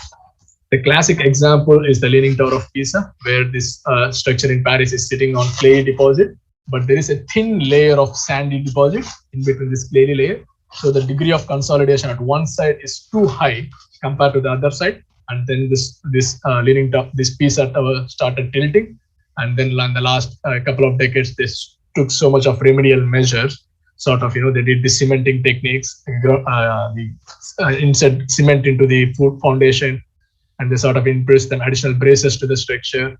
Right now, it is sort of maintaining constant inclination, and they're still monitoring, and they're looking at all the seismic increase in the seismicity of Delhi zone, how it is influencing the response of this Leaning Tower of Pisa as well. So it is sort of very stable right now, but still under monitoring. The other classic examples is the most of the buildings in Mexico City, because the Mexico City is basically sitting on a lake bed, and this lake bed is consisting of clay, which is mainly volcanic ash with high natural moisture content. We are talking about 200 to 600% of moisture content, and the plasticity index is almost 200 to 300%. So quite highly plastic clay with high natural moisture content. So they continuously undergo consolidation. So there is a literature, or there is a paper that says from the beginning of 20th century, the Mexico clay has been settled by 9 meters. And hence, most of the infrastructure in Mexico, you see the differential settlements, except the new buildings where they undergo for quite deep foundations. But otherwise, if they are old buildings, you will see most of them have these differential settlement issues. The very new example I can give you is the Millennium Tower in San Francisco. This is in 2018 or 2017. It started tilting. Basically, this is a 53-story structure in San Francisco. So unlike other tall structures in the San Francisco, this building is built on friction pile foundations, whereas all other things are on deep pile foundations. So when they designed this, they made all the calculations correctly. They thought the friction pile foundations would be sufficient. They went with almost 70 to 80 friction piles and designed the structure. And the settlements are well in, they monitor the settlements, and they're well sort of, within the calculations for the first 1 year. But what happened later on, they got an underground construction nearby, very close to somewhere from this side. They had top to bottom excavation to construct an underground metro station. And hence the water on this side the clay this side started to consolidate quickly, because the water can escape much quicker this side because of the excavation compared to the other side. And hence the degree of consolidation is more on this side compared to the other side. And hence the structure started tilting towards this side due to the differential settlement. So this is quite an important structure back there, and there is still sort of monitoring it. And I guess very few people left in that building or the apartment. Most of them have left. The case is sort of still ongoing. They are trying to remediate this differential settlement with some ground improvement techniques, but this is still sort of ongoing work. But that's the best recent example we could think of for the differential settlements in soft case. Speaking of dynamic loads, the typical problem with the soft clays is they are known to amplify the seismic motions. They are known to, they can influence the amplitude, the frequency, and duration of ground motion. Why soft clays amplify the seismic motion? Whenever my seismic shear waves propagate from a stiff stratum into a soft stratum, they cannot propagate with the same velocity, because my soft soils, they have less density or lower shear wave velocities, so they cannot propagate with the same velocity. But in order to keep the energy constant, the law of conservation of energy, but in order to keep the energy constant, they will increase the displacement. So that's the reason the moment, the shear waves or seismic waves propagate from the bedrock into the soft stratum, to keep the energy constant, they increase its amplitude. So this propagates slowly, but increase its amplitude. And hence, by the time they reach the surface, the earthquake intensity will be quite severe compared to a stiff stratum. This is the same physics even behind the increase in tsunami wave heights. Whenever it's in the deep, when the tsunami is in the quite deep deposits, it has enough water beneath it, so it don't need to displace much. But the moment it comes close to the shore, there is not enough deep water. So in order to keep its energy constant, it increases its amplitude. And that's the reason the tsunami wave, as it reaches the shore, you see the increase in wave height. And hence it is believed that because, as I said, soft place amplifies the seismic shear waves, you see the surface of higher accelerations, and hence the buildings sitting on soft clay will see this larger acceleration amplitudes and undergo severe damage compared to the thick stratum. And of course, this is non-liquefiable condition. If we talk about the liquefaction, of course, the structure might have sink by now. So a good example, as Dr. Master highlighted, we could talk of a 1985 Mexico earthquake, where we could clearly see the impact of this soft clay effects on the amplification.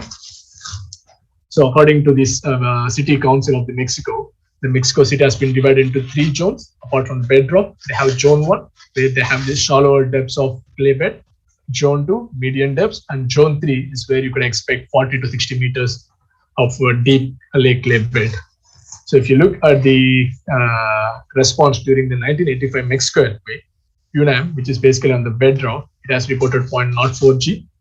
CDAO, which is pretty much in this Zone 2, it has shown a response of 0.10 G, whereas SCT, which is sitting on Zone 3, has reported 0.19 G. So it's this deep clay bed has amplified almost 5 times compared to the bedrock. So that's how the soft clay can modify your input motion or amplify your seismic motion. And we will talk about the frequency things in the next slide. So this is a typical damage you see during the 1985 Mexico earthquake, where the structure has undergone, as you see, the piles have been pulled out. So it has undergone, sort of resonance, or it has undergone amount of good rotations before failure, pulling off even the pile foundations from the ground. And another interesting aspect from this 1985 Mexico earthquake is only certain stories have undergone severe damage at this 40-meter depth.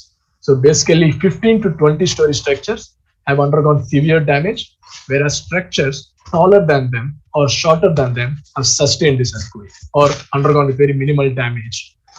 The reasons for this is, if you look at the spectral accelerations, so that's pretty much close to the UNAM rock, where the spectral acceleration is just 0.1. But if you look at this 37 meters, I have a peak spectral acceleration close to 2 seconds, which is just 4 times shear wave velocity by height of the bed. So I could calculate that the peak spectral acceleration is 2 seconds.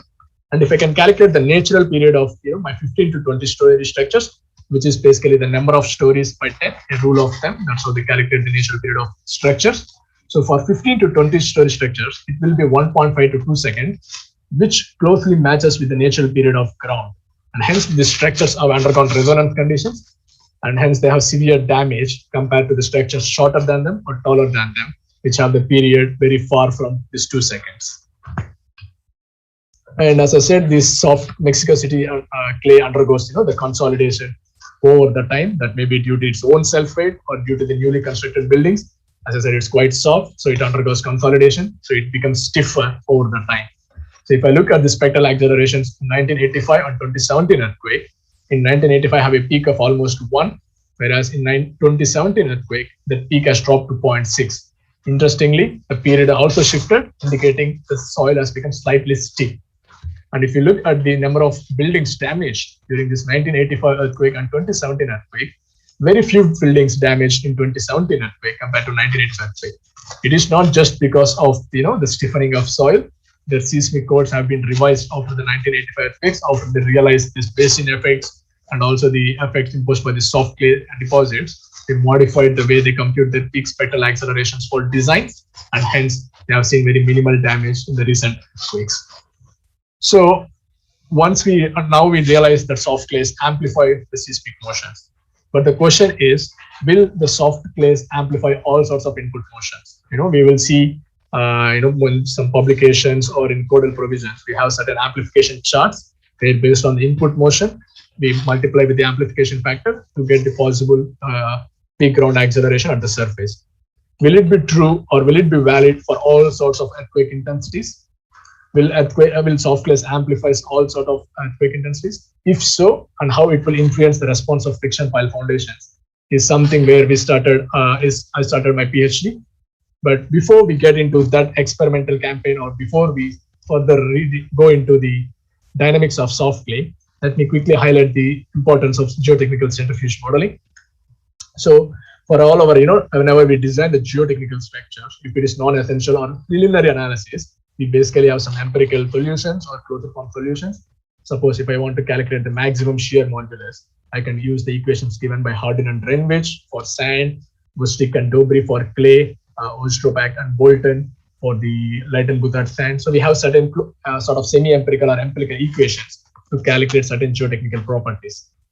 Otherwise, we have some closed form solutions. Suppose we are talking about the lateral capacity of pile foundations. We have the Randolph and Hall-Space equations. Suppose for clay soils, it will be 9 CUD, CU being your under shear strength, D being the diameter of the pile.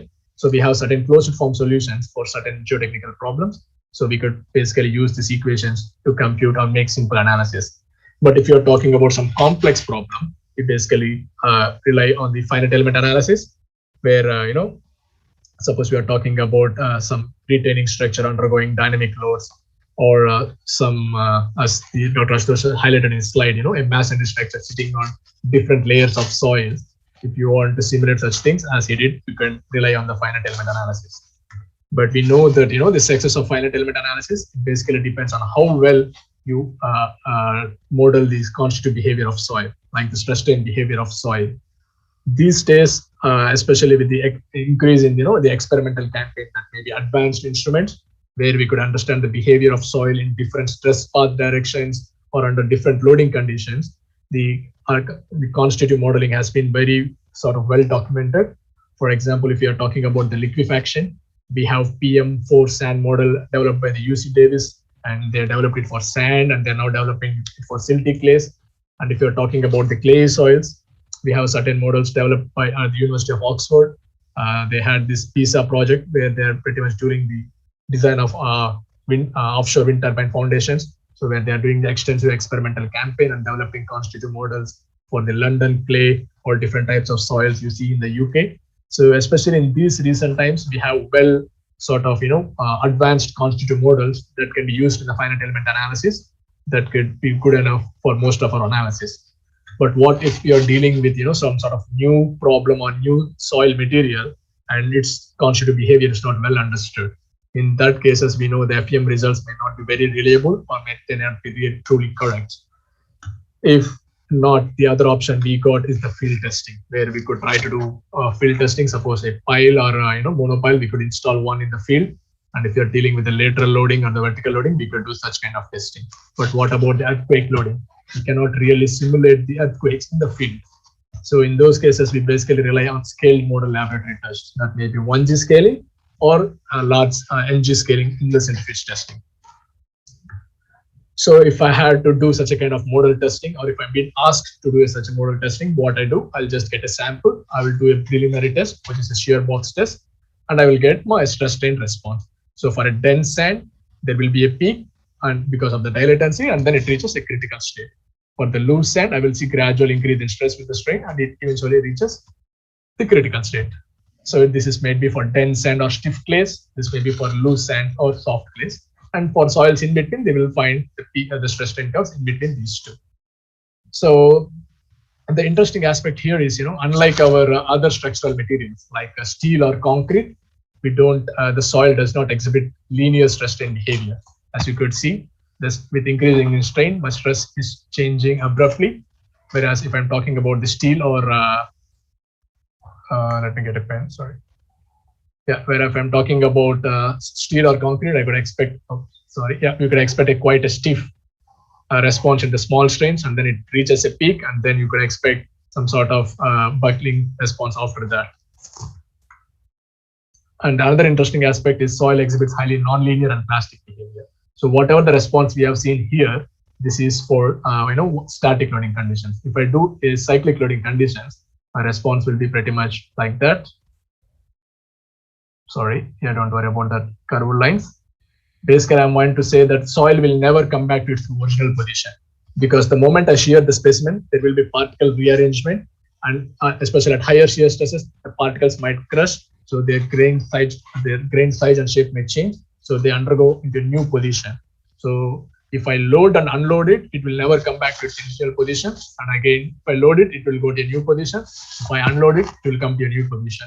So that's why the soil exhibits highly this non-linear and plastic behavior. We might not see this, especially in the materials like steel and concrete, until the working loads. They pretty much exhibit linear elastic behavior. We have these issues only sort of in the soil mechanics problems. So suppose, let's say I'm doing a model testing. I've been asked to model an embankment. So that will be my prototype. I modeled it, I scale it down the model by n times. Suppose if I do the testing, if I do a 1G testing, so basically my stresses and strains are very small. So this will be my model behavior for the small stresses and strains, which is basically I'm over calculating or overestimating the stiffness. So by overestimating the stiffness, if I do the deformation calculations, this will be very small, because I'm saying this system is quite stiff, so there won't be much deformation. But then in reality, if I look at my prototype behavior, that might be undergoing large stresses or large strains, where my stiffness is really low, so the deformation will be quite big. And if I'm talking about two large shear strains, as in this area, where the stiffness is really low and my deformations will be really big. So if I do a 1G testing by scaling down the model, I'm pretty much sort of under designing my structure or underestimating the deformations in my embankment. So it is quite essential to understand this before we go further. So let's look at the stresses and strains in a model and prototype. The prototype is the original structure, and the model is scaled down by n times. So I have a cubical soil mass with dimensions length L, width B, and height. It has a mass M. So the stresses are nothing but force by unit area, force mass times acceleration, length. I get the strains, which is change in deformation by original length. That could be in any direction. So if I scale down the model by n times, my height, length, and width will be scaled down by n times. My mass will be reduced by n cubed times.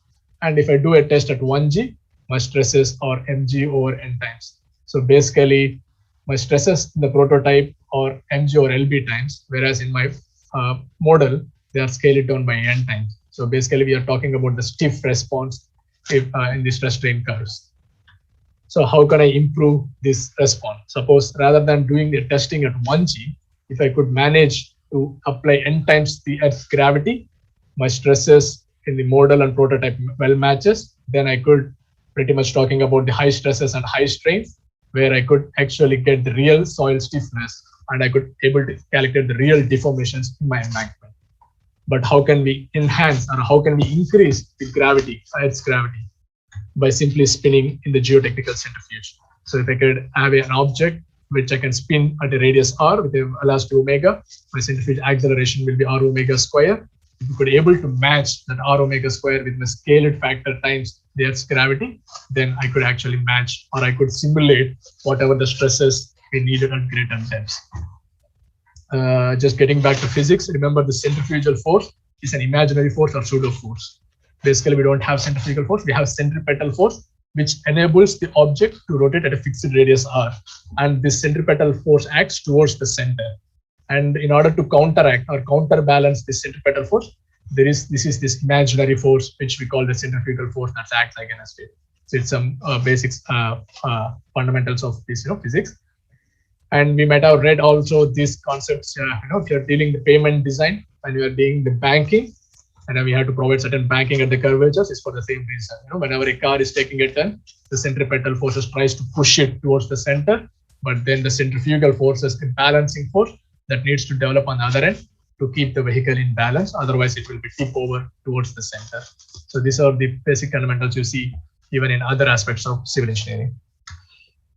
Suppose if I'm talking about a 100G centrifuge test, which is what the University of Cambridge, the Schofield Center, centrifuge, it can go up to 100 times the Earth's gravity. So I need to induce an angular velocity of 147 RPM.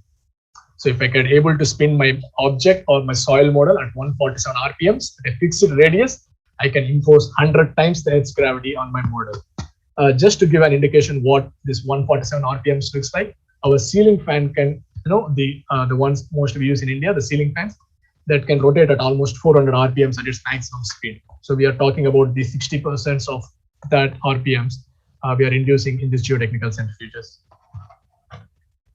And in our day-to-day life, to be honest, we do experience these centrifuge forces. That may be in the roller coaster ride, or even whenever a car takes a turn at a turning, you experience these centrifuge forces in your day-to-day life. And this centrifuge, the concept of centrifuge is not just a geotechnical engineering. It has been widely used in the chemistry, biochemistry purposes.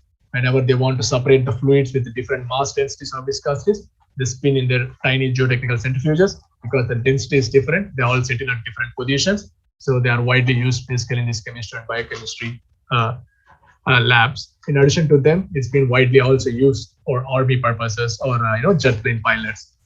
So basically, whenever these jet planes, when they're riding it, they shake the short turns, they will experience to almost 9 to 11 times Earth's gravity. A regular healthy human, the moment he or she experiences to 4G to 6G, they black out.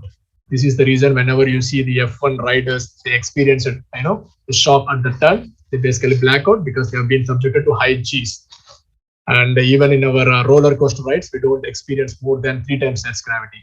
Otherwise, people will black out. So they restrict the designs of roller coasters maximum of 3 times the Earth's gravity.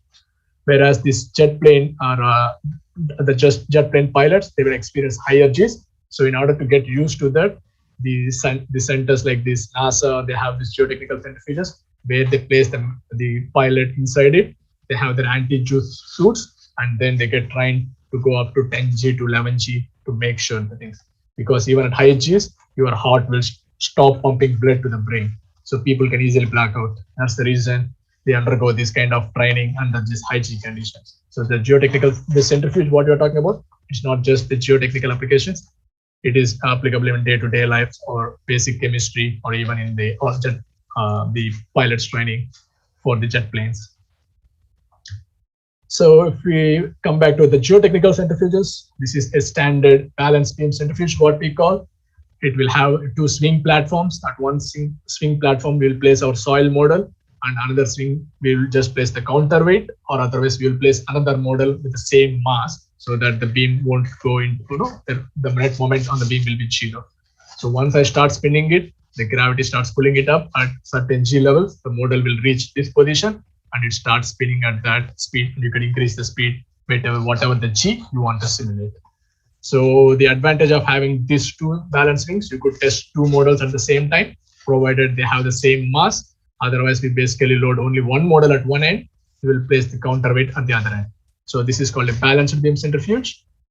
The other ones, or the most common ones, is this single swing platforms, where basically they have one swing platform at one end, and the other where we place the model, and the other end is just basically a counterweight, which you basically slide it to match the same mass as this, such that there will be net moment at this axis of rotation.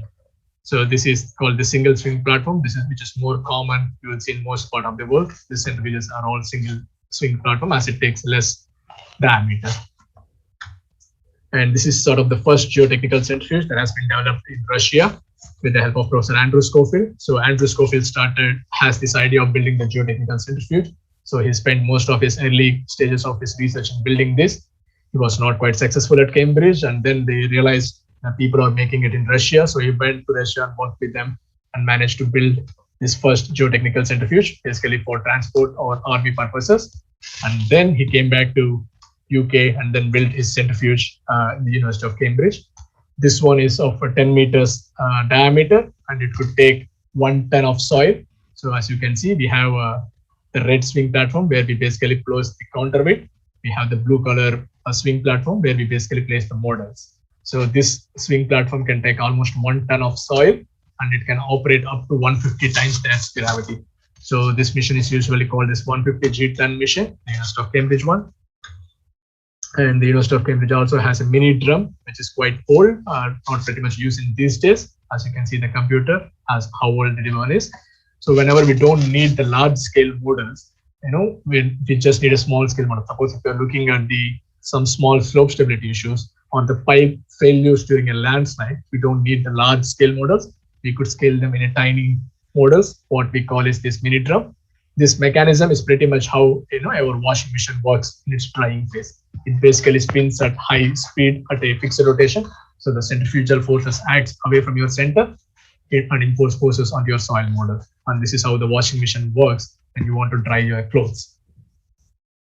And this is how a typical model looks like in this mini drum centrifuge. As you can see, that tiny soil model with some pipe inside and an actuator or instrumentation along it. It's not much in use in these days though. This is the one UC Davis where Professor Mahesh has spent a year doing his postdoc. As you can see, it has a radius of 9 meters and it could take a model of almost 5 tons and it can spin up to maximum 75 G. So this is called 375 G ton mission. And this is considered as the largest radius centrifuge with a shaking table in the world. And this is one of the oldest centrifuges in the world with single swing platform. They have the counterweight at the other end, and then they just slide the mass over there, and they have the single swing platform where they load their models and test. You could see the scale of this next to a human being. The other ones we have seen. Sorry? Nothing. Please go ahead. Yeah. This is the another one in the US Army Waterway Station, where it's a radius of 6.5 meters. It can take 8.8 tons of soil and then 350 G. It's not just the academic institutes, even some industries have these centrifuges where they do some sort of extensive testing. This is from Technica Construction Corporation from Japan. And this is the IFSTAR one in France. If you look, they both looks pretty much the same, because in the olden days, or actually say a decade back, usually the centrifuges are made in the house, like their own engineering departments fabricate each and every bit. But these days we have certain companies that could, fabricate all the centrifuge and can deliver to the universities. So pretty much all the new centrifuges, they will be pretty much the same design. So this is the one in India, which is in IIT Bombay. It is a radius of 4.25 meters. It could take a payload capacity of almost 2.5 tons and can go up to 200 G. So this is the only centrifuge we have in India, the Sudarshan National Geotechnical Centrifuge Facility at IIT Bombay. We have some mini or small centrifuges or mini drum sort of centrifuges, one at IIT Madras and one also at IIT Bombay. But this is sort of the largest centrifuge we have in India. Speaking of small centrifuges, these are the centrifuges of 1 meter radius at the University of Nottingham, and the Southampton has 1.2 meters. The reason for having these are more user friendly. Whenever you're dealing with the largest centrifuges that may be in the Cambridge or the UC Davis one, you need large infrastructure facilities to load the model or to unload the model. It involves so much of human involvement or missionary involvement. Whereas with this of small scale models, with a simple human effort, we could load the models and test them quite quickly. So these small centrifuges are quite common in these days. The University of Southampton one, they just installed it last year. I think they haven't yet started testing. They're still sort of doing fabricating the models and other stuff. But this is the newest centrifuge that has been added to this list. I think we have in the world almost 100 geotechnical centrifuge centers, or 100 to 110. And unfortunately in India, we have only one. But this is getting quite popular because of getting it much cheaper, and it's becoming easy to test with the advancement in instrumentation. So once we know this, we could simulate this, high stresses in a small scale models. Now we know we could test them. Now we need a set of rules or, scaling laws to convert whatever the response we observe in the model scale to the prototype scale. So those rules or laws, we call them the scaling laws. So whatever the response we observe in the model scale, we will convert that into the prototype scale using the scaling laws. So I know that I could simulate the stresses and strains. The stresses and strains in my model and prototype are pretty much the same, whereas the dimensions, I'm scaling it down by 1/n times, and my mass is scaled down by n cube times, and I'm increasing the acceleration by n times. So these are the known entities from my centrifuge modeling. So knowing these entities, I can derive the scaling law for anything. Suppose if you're talking about the force, I know it's mass times accelerations. And in the prototype, it's mass into accelerations, whereas in the model, my mass is scaled down by n cube times. With acceleration, I'm increasing it to n times. So the scaling law for the force model to the prototype will be 1 over n square times. Suppose if I'm talking about, do you want to ask the question right now, or do you want to ask at the end? I think, if someone wants to ask question right now, we can definitely allow that person also, right? Yeah, I could wait. I think someone. No, there are only positive comments, Okay, I think that's for Ashutosh. Yeah. Anyway, okay, let's carry on. So speaking of scaling laws for the force, as I said, this model to prototype will be 1 over n square times. Suppose if I'm trying to model pile foundation and the pile cap has mass of 200 tons, in the centrifuge, all I have to do is in 100 G centrifuge test, I need to scale down that by 100 square times, so 200 newtons, which is just 20 kilograms of force. So if I can apply 20 kilograms of force on my pile foundation, that is equivalent to 200 tons of pile cap mass in the real field conditions. So we are drastically reducing the dimensions or the masses we are talking about. Similarly, for the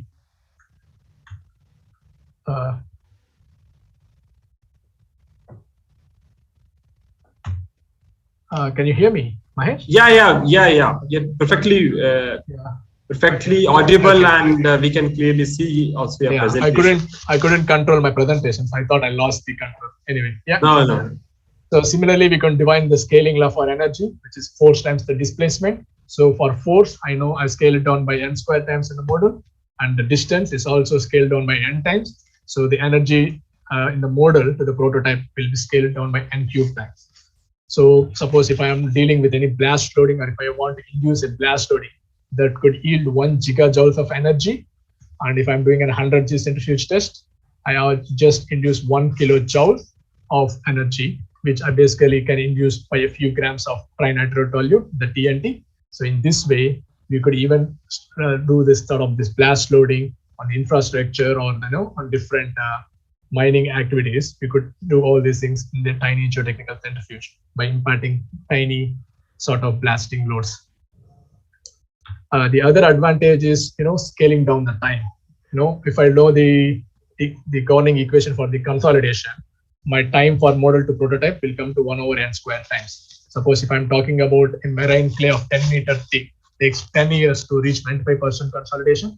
In a geotechnical centrifuge, I could simulate that in just 8.8 hours. So I could read the settlements of a marine clay that can happen in 10 years in just 8.8 hours. So that's basically they call the geocentrifuge as a time machine.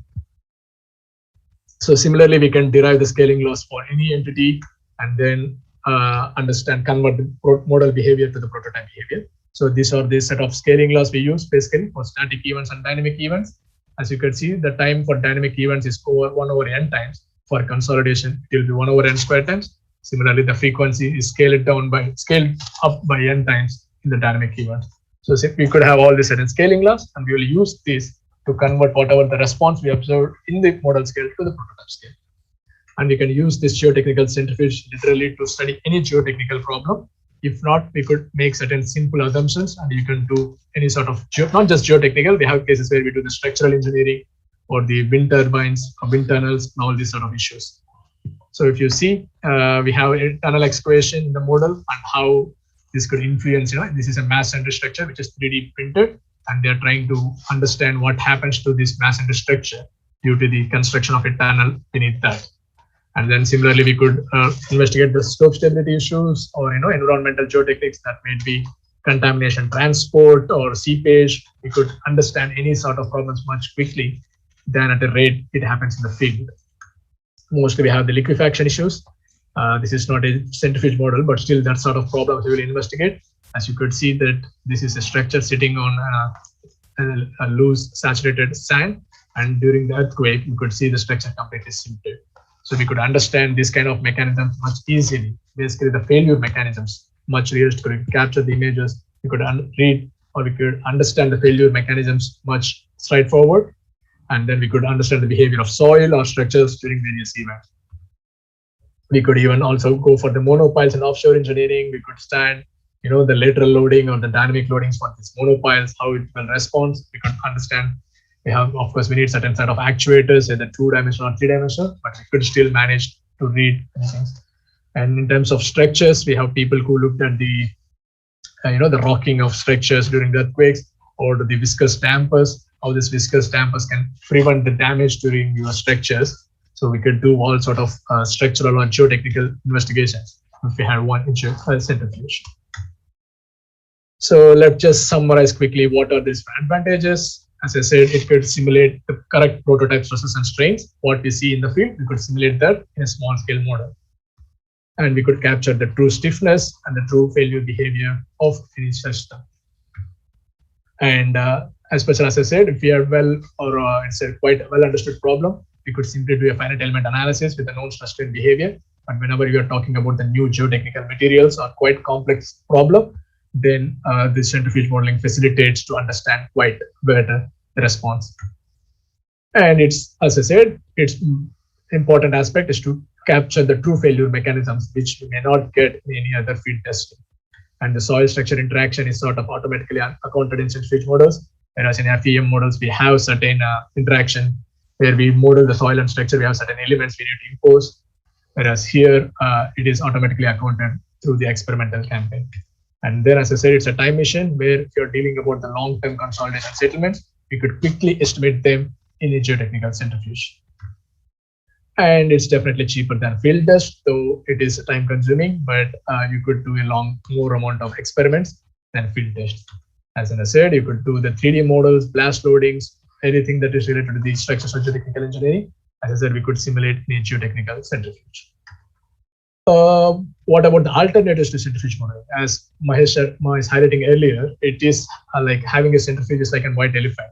It takes so much of resources, money, and people's time into that, and pretty much every time it may not be feasible. So what are the other alternatives we got to the geotechnical centrifuge modeling? Either we could use heavy minerals rather than the original soil. We could replace the soil with some heavy minerals having the same soil shear strength characteristics like C and Phi. But unfortunately, even the heavy metals like lead or mercury are only 4 to 5 times heavier than quartz. So if you are imposing 4 to 5 times Earth's gravity, you could simply replace the soil with lead or mercury and try to understand their behavior. But remember, we need to match the shear strength parameters as well, the C and Phi.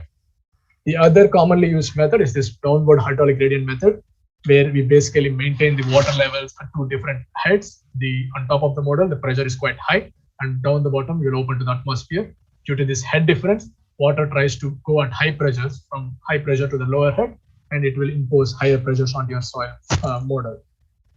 So these are the seepage pressures, which there are a couple of people around the world who have tried this, which is not very common these days, but in a couple of decades back, people used to use this downward hydraulic gradient method. But the problem with this is it imposes heterogeneous permeability into the models, and you could expect hydraulic cracks because of, as I said, when you're talking about pressure difference, if this pressure difference is too big, it could impose hydraulic cracks on your model, so they may not be feasible at every time. So this is all about the geotechnical centrifuge, what we could do with the geotechnical centrifuge modeling. Let's get back to our problem. As I said, what about this dynamic behavior of soft clay and how it influences the friction pile foundations? So the question at our hand is whether the soft clays amplifies all sorts of input motions. If so, how it's going to influence the friction pile foundations, which are embedded in the soft clays. So in order to understand this, we did a series of centrifuge experiments at the Schofield Center, University of Cambridge. We have seen the centrifuge.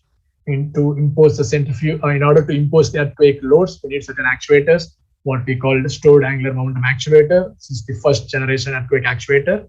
It basically imposes the earthquake loading. It has a set of flywheels, which stores the energy, and a reciprocating rod. So we'll place our model on top of it, and when we want to fire the earthquake, we will accelerate the clutch, and then it will release the energy from the set of flywheels, and it will give the motions to your model. This can give only sine sweep motions because it's, as I said, it's a first generation model, and the path, whatever you see here, it could just give a sinusoidal motions of different frequencies. This is the new hydraulic actuator we got at the University of Cambridge, the servo hydraulic earthquake actuator. This works on the mechanism of these servo actuators, which store the oil at a high pressure. And whenever I want to fire the earthquakes, it lifts the model and it will excite whatever motion I ask it to do it. Because of this flexibility, it has a servo valve, which displaces the oil with whatever displacement we ask for. So it can fire even the real earthquake motion in the servo hydraulic earthquake actuator. Whereas SAM, it can fire only sinusoidal motion, whereas this one can fire even rheotic motions. So whenever we talk about the centrifuge experiments, we need the containers because we are talking about high forces. We cannot use thin members or thin membrane plates in the centrifuge. We need to do certain calculations to ensure our model can withstand all the stresses. Especially if you're talking about the dynamic experiments, we have only certain containers. What we call is the equivalent shear beam box, where we try to match the stiffness of the soil with this lateral stiffness of these boxes. Otherwise, if you're talking about the liquefaction, we have laminar boxes which offer zero resistance. Once the soil liquefies, it doesn't have any resistance. So the soil wants to liquefy, it can displace to whatever extent it wants. We have the laminar containers. In my case, I'm dealing with non-liquefaction cases. This equivalent shear beam box is good enough. This is aluminum grade hollow section so that it could match the stiffness of soft clay, whatever I am doing in my research. So we have different instruments in order to capture the response of soil or foundations. We need different instruments. So these are called piezoelectric accelerometers, which we place into the model that can capture the accelerations in the soil models. We have MEMS accelerometers. These MEMS accelerometers are basically placed on the top of the pile foundations to capture the response of accelerations in the pile foundations. These are pretty much the same MEMS accelerometers we will have in our mobile, which basically detects the sensors. So the piezoelectric accelerometers can detect only time-varying accelerometers. They cannot detect static accelerations, whereas the MEMS accelerometers, they can detect also the static accelerations. So these are commonly used on mobile phones to detect our motions, or whenever they have this tracking systems. These MEMS accelerometers are also used on our mobile phones. And we have pore pressure transducers, which measure the pore water pressures, and we have LVDTs to measure the displacements, and we have the strain gauges. In certain tests, not in every experiment, we have strain gauges only a few experiments where we could measure the bending moment of pile foundations. We could have the strain gauges to measure the axial response, what we call axial strain gauges. If you want to measure the bending, we'll have the bending strain gauges. It's basically how you connect the resistors. So it is a full Wheatstone bridge. We have 4 resistors. Based on how you connect those 4 connections, it could measure either axial moments or the bending moments. We didn't have this strain gauge files for all the experiments. So if I don't talk about the bending moments, in those experiments, we don't have the strain gauges. So I'm not going into the model preparation, which is basically, I think, not very important for all of you. I'm just showing you the final model, how it looks like. So once we have the clay slurry consolidated, that will be my clay model. I will insert all my instruments, including outside, to measure the input motion to my centrifuge box, and I will insert the pile foundations. We have tested both single pile and pile group. They are far enough so that there won't be any interaction of one on the other, and they are on different plane as well, which we see in the plan view. So for this sort of experiments, I used my SAM actuator. As I said, it can fire only the sinusoidal excitation motions. As you can see, we will be looking at the response of small intensity sinusoidal excitation and large intensity excitation. Small intensity is 0.07 G with a frequency of 0.6 Hertz, whereas large intensity one is 0.20 G with 1 Hertz burning frequency. So we could see the strength and stiffness. We have a T-bar in the model. This is the T-bar. So basically, we have a load cell here. When I push this T-bar into the soil, the resistance offered by the T-bar is measured through the load cell. I will convert this resistance into the undrained shear strength using a T-bar factor of 10.5 given by Randolph and Halsey.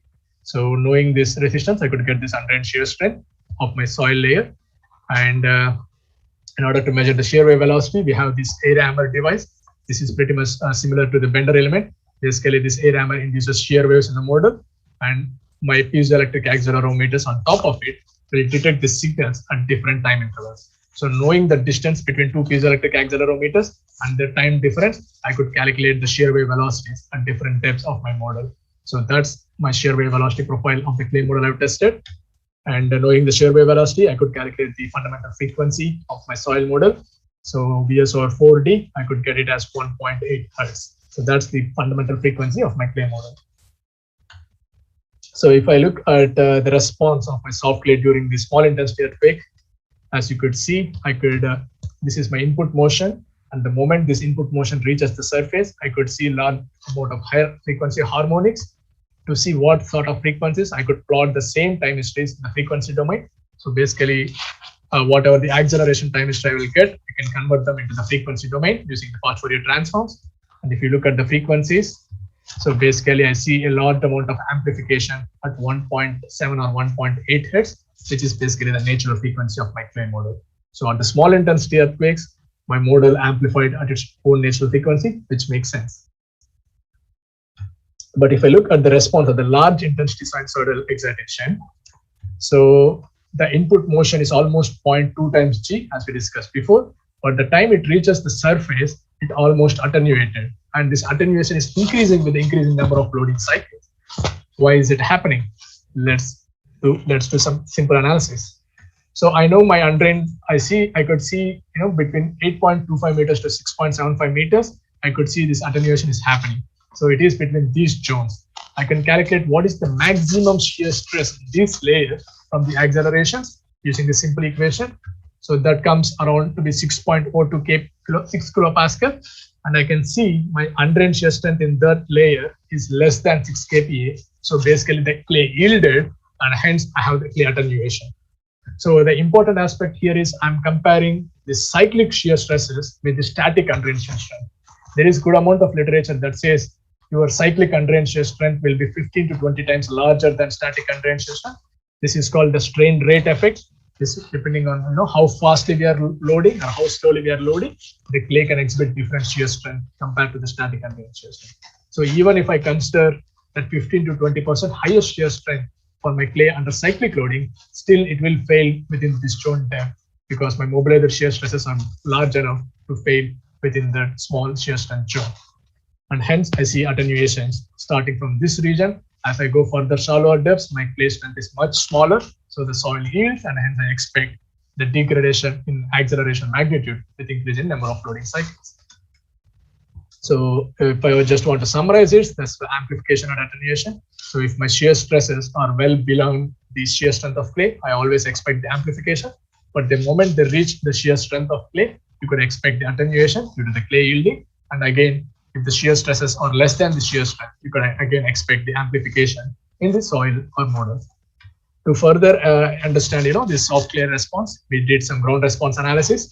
So you can do this ground response analysis either in linear, equivalent linear, or nonlinear analysis. So if in linear analysis, you basically take the initial stiffness of soil, which is maximum shear modulus and maximum damping ratio. If I do the equivalent linear analysis, I take a constant strain dependent shear modulus and damping ratio. Whereas if I do a nonlinear analysis, I take the time varying strain dependent parameters. So the basic difference is if I do a linear or equivalent linear analysis, the analysis will be in frequency domain. They don't consider the time varying characteristics and they don't have failure criteria because they are done in the linear analysis. Whereas if I'm talking about the nonlinear analysis, I can do the analysis in the time domain where I could incorporate the time varying properties, and then I can impose a failure criteria in the nonlinear analysis. So these are the basic differences on the ground response analysis, whether you do linear, equivalent linear, or nonlinear analysis. So we have different options available, to do this ground response analysis. Otherwise, if you're doing your own, we can write our own code for equivalent linear or linear analysis using any standard textbook. We can write our own ground response analysis code. If you're using for some commercial ones, we have these 4 options.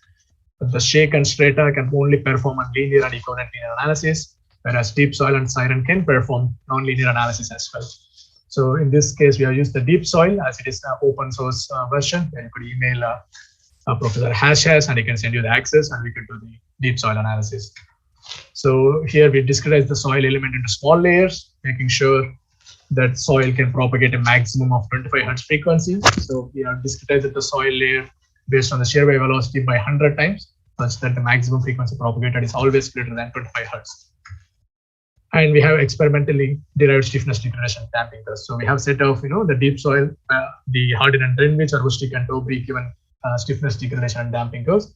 Rather than using those curves, we have developed our own stiffness degradation curves from the experimentally developed data. I will show you in the later slides how to develop these curves, and then we use our experimentally derived curves. And we did both equivalent linear and nonlinear analysis to highlight what will be the consequences or what will be the differences. Important aspect is we consider the Grocholsky generalized quadratic and hyperbolic model in the nonlinear analysis. So basically, this is a modified hardening soil model, which can incorporate even the small strain stiffness. Along with that, I could define the failure criteria based on my undrained shear strength of the soil and mobilizer shear strength. So it doesn't have a constant failure criteria. I can modify it based on my strength and the earthquake intensity. So Grohalski is quite an advanced model that is very beneficial if you're doing the non-linear analysis in deep soil. So if you compare the analysis of my deep soil with centrifuge data at a small intensity earthquake, both equivalent linear and non-linear analysis are pretty much responding in the same way. And even in the frequency domain wise, they're matching very good. Remember, this is because we use experimentally derived stiffness degradation curve, not the pre-existing or library existing stiffness degradation curves. So the moment I look at the response for large intensity earthquake, as you could see, so for the equivalent linear analysis, my experimental data says it is attenuating, whereas the ground response analysis is saying it's still amplifying. The reason because, as I said, equivalent linear analysis has no failure criteria. Whatever the input motion I give, it will just amplify it. Whereas if I do a non-linear analysis, I could still see, though the initial response is slightly underrepresenting, but it able to capture this degradation with the number of loading cycles. You could even look at in the frequency domain, where I could see the equivalent linear is highly over predicting the amplitude, whereas non-linear analysis slightly matching with the experimental data. So this clearly highlights whenever we are talking about the soft clays that have very low shear strength that can fail, that can yield, it's better to do the non-linear analysis than equivalent linear analysis. Of course, we are not the first people to talk about this. This is an area of interest from last few decades. People have provided enough information when to do the equivalent linear analysis and when to do the non-linear analysis.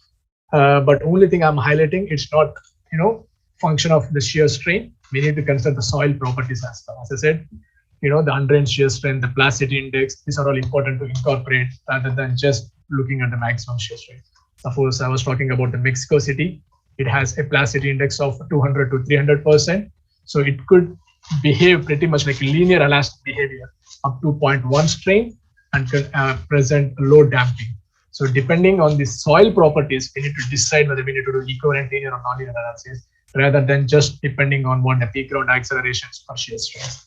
So we just want to highlight this aspect because we have seen publications where people do equivalent linear analysis even for soft clay sites and they propose amplification sites, whereas we are trying to say that it may not yield a correct result. So that's the point of presenting you these results. So if I look at the response of pile foundations in such cases, in small intensity, obviously my pile foundations are this one, whereas at large intensity, my pile accelerations are quite large. I'm presented in Arias intensity, which basically normalizes the accelerations with the frequencies. So it just presents the energy associated with the signal independent of frequency. So as you can see, at large intensity, I have large accelerations in the pile foundations. But if I normalize them with the input motion, my large amplification is basically at the small intensity rather than at the large intensity. Because the moment my clay yields, it won't transfer, there won't be much excitations in the soil, so they won't transfer much to my foundation. And hence, the amount of amplification in the pile foundation at larger intensities are actually less compared to smaller intensity excitations.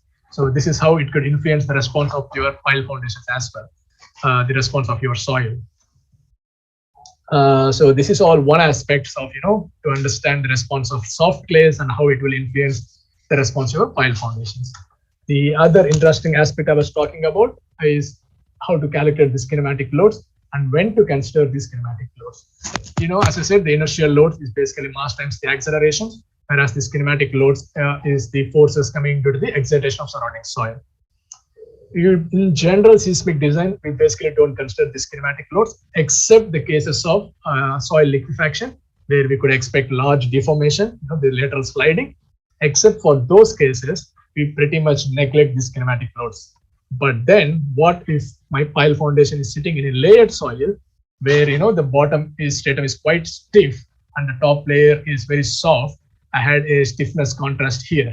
So if I apply the same amount of force, due to the stiffness contrast, this sand may displace by one amount, but this soft clay, due to less stiffness, it can displace more. So there will be this strain contrast at this interface, and hence this strain contrast can impose significant loads on my pile foundations. So I can expect significant moments at this interface of layered soils on my pile foundation. That's due to the kinematic loads, and at the shallower depths due to the inertial loads. As I said, the inertial loads will be pretty much dominant. than the kinematic loads, and these inertial loads are usually significant at the shallower depths, whereas kinematic loads are significant at deeper depths. So I could expect a hinge at the shallower depths due to the inertial loads. Otherwise, I could also expect a hinge at deeper depths due to this kinematic loads induced strain contrast between the layers. So if you could look, what will be the bending moment profile? If I just look at the kinematic loads alone, if I had a free head pile into layered soil, so I could expect a peak moments at the interface, as I said, due to the strain contrast or strain discontinuity at the interface of layered soils. So I could expect a peak there, and then as it drops by. This is just the kinematic load. If I have the inertial load, this profile may go something like that, depending on fixed head or free head condition. The profile will be something like that. So how do we calculate this kinematic pile bending moments of the interface of layered soils? So we have a set of closed form equations or semi-empirical equations in the literature given by Dobry and O'Rourke, Nicolau and Gazetas. Professor Gazetas is well known in the dynamics field, provided equations for pretty much every geotechnical seismic engineering problem. They have equations from Milanakis and recently De La et al. 2012. So we have certain closed form equations with different parameters. The Dobry and O'Rourke doesn't consider the frequency effects. As you see, there is no term to consider the effects of frequency loading. We will see the consequences of this later, whereas remaining equations, they consider the initial properties of the soil, they consider the intensity of the earthquake, and they do pretty much all the parameters required. The only drawback in this analysis on all these closed form equations is they consider the soil behavior as linear elastic or viscoelastic. So we don't have any experimental data till by that date, to see whether these equations are good enough to calculate these kinematic pile bending moments, whether they are good enough to capture these kinematic pile bending moments, or whether they overestimate it or underestimate it. The reason because, as I said, we don't consider the kinematic loads in all conditions except for non-liquefaction conditions.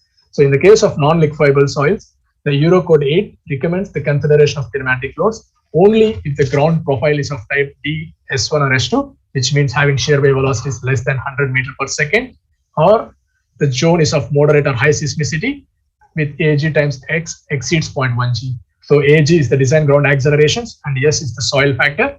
So they are recommending, the Eurocode recommends to consider these kinematic loads only if this factor exceeds 0.1 G, which means you cannot expect the soil behavior to be linear elastic or viscoelastic at such high Gs. It mostly starts exhibiting this nonlinear behavior. So we are not sure whether these equations are good enough to capture such nonlinear soil behavior. So to figure out that one aspect, we need to figure out the first aspect. The other aspect is the phase difference between the kinematic and inertial loads. Whenever we do the seismic soil structure interaction analysis, we have two approaches, basically the direct or continuum approach, where we model the structure and the foundation and element together. We give the excitations and we analyze the problem. As I said, it is important to consider a good constitutive model for the soil and what sort of interaction we are assuming at the interface. The other approach is a substructure approach, where I discretize my structure and foundation elements in two parts. First, I analyze my foundation alone, and then I consider the response from my foundation. I will give it to the structure through a set of springs and dashboards. So the important assumption in this substructure approach is basically assuming that my kinematic loads and inertial loads are in phase, assuming that will give the worst scenario for my pile foundations. But there is no guarantee or there is no study what will be the impacts of this phase difference between the kinematic and inertial loads on my pile foundations. So there are very handful of studies that looked at this phase difference between the kinematic and inertial loads, and mostly these are all likely experimentally based. As you could see, the Murano and Nishimura says that if the ground natural frequency is greater than the natural frequency of the soil, the structure, then the kinematic and inertial loads will be in phase. Whereas if you look at the Adachi, it says the opposite. It says if the natural frequency of the ground is less than, the period of the ground is less than the period of the structure, it will be in phase. Whereas Tokimatsu also says the opposite. And then there is a very recent study from Yo et al. 2017, which says irrespective of ground conditions, the kinematic and inertial loads are always out of phase. So we have 4 or 5 handful of studies that looked at the phase difference, and we have very contradictory conclusions. So we never really know when to consider, the phase difference between the kinematic and inertial loads. whether it is gives a safer side by assuming they both will be on they act together, or we'll get the worst scenario by considering the kinematic inertial loads act against each other. So we thought of figuring out even this thing. So in order to calculate this kinematic pile bending moments and to understand this phase difference between the kinematic and inertial loads, we did a series of centrifuge experiments in the layered soils. As you could see in this case, my soil model is soft clay underlain by dense LB sand. We have different instrumentations, PPTs, piezoelectric accelerometers, ATAL device. And in this case, I've strain gauged my pile foundations because I want to compute the bending moments. The another interesting aspect of the not having enough understanding when these kinematic and inertial loads occur together, because they usually occur together in the field. Because you have an inertial load sitting on your pile foundation, whenever the earthquake occurs, your ground vibrations occur at the same time along with your inertial loads. So it's really difficult to calculate when the kinematic loads will be predominant or when the inertial loads will be predominant in the pile foundations. And it's not possible to separate as well in the field. But then experimentally, it is possible to separate this kinematic and inertial loads. So what we did for our pile foundations, in the first case, we just placed Perspex pile caps, which has negligible mass, not zero mass. It has some mass, but really negligible compared to the mass of the piles alone. So we placed them as the pile caps to capture the response of soil alone, or to capture the response of kinematic loads alone. In the second flight, I will place the brass masses, which is basically half the axial capacity of my pile foundations, as pile caps. So in this flight, where I have the brass caps, I will capture the response of both kinematic and inertial loads. So knowing the response of kinematic loads alone and knowing the response of kinematic and inertial loads together, I could evaluate the individual contribution of kinematic loads and inertial loads on my overall pile foundations. So this is the whole sort of experimental campaign we try to do on different pile foundations with different stiffnesses, different spacing, to understand how these kinematic loads and inertial loads can influence the response of your pile foundations. So that's our strength and stiffness profiles. As I've shown, we have again the T-bar and we have a ARAMA device. And in this case, I had also plotted the stiffness values from different studies. As you can see, they are sort of well matching with my experimentally determined values, the literature values. And then these are the different earthquake motions we have fired in this series of experiments. Here we used a servo-hydraulic earthquake actuator, which can fire both real and the sine sweep excitations. So we have some sinusoidal excitations with the different intensities and different frequencies. And we have a real scaled down 1995 Kobe earthquake motion. And we have a sine sweep excitation to understand the natural frequencies of different structural systems we have in the model. So that's the kinematic. I want to understand the natural frequency from experimental studies. So all I have to do is I can calculate, I get the frequency, or I get the accelerations of my pile. I get the accelerations of the input motions. I could plot them in the frequency domain. I could get this amplification ratio plots. So as you could see in the kinematic flights, which I called clay flight, my pile, I have the peaks at the exactly as the soil, which is indicating that my pile is basically following the soil movement, which means I have pure kinematic loading effects and I have no inertial component in this K flight. Whereas if I'm talking about the K plus I flight, I could see the peaks of pile foundations are different from the ground, which means the piles are responding at their own natural frequencies rather than the ground natural frequency. The interesting aspect to note here is I have a peak amplification for the pile group compared to the single pile, which is not the case you usually expect in the field. But that is because my pile group is exactly close to the natural frequency of the ground, hence it is undergoing the resonance conditions. Suppose if I normalize it with the ground response, I could see my single pile has larger peak rather than the pile group if I normalize the response with the soil surface acceleration. So this slide clearly indicates I have pure kinematic loads in the K flight and I have another flight in P plus A flight where I have kinematic and inertial loads and the piles are responding at their own soil pile natural frequencies. So another aspect I want to highlight here is the propagation of seismic shear waves in the layered soils. We have seen in the soft clays how they can attenuate at larger intensities. So if you can see here, my apologies if the font is not too big, but this is the best way I can show you. So this is the frequency domain with the time. As you could see, in the sand, I have all the higher frequency components. So whenever I fire one frequency motion, there will be harmonics from the shaker. So there will be almost, the multiples of odd multiples of whatever the frequency I'm fighting. Even those frequencies will be existing in my time signal.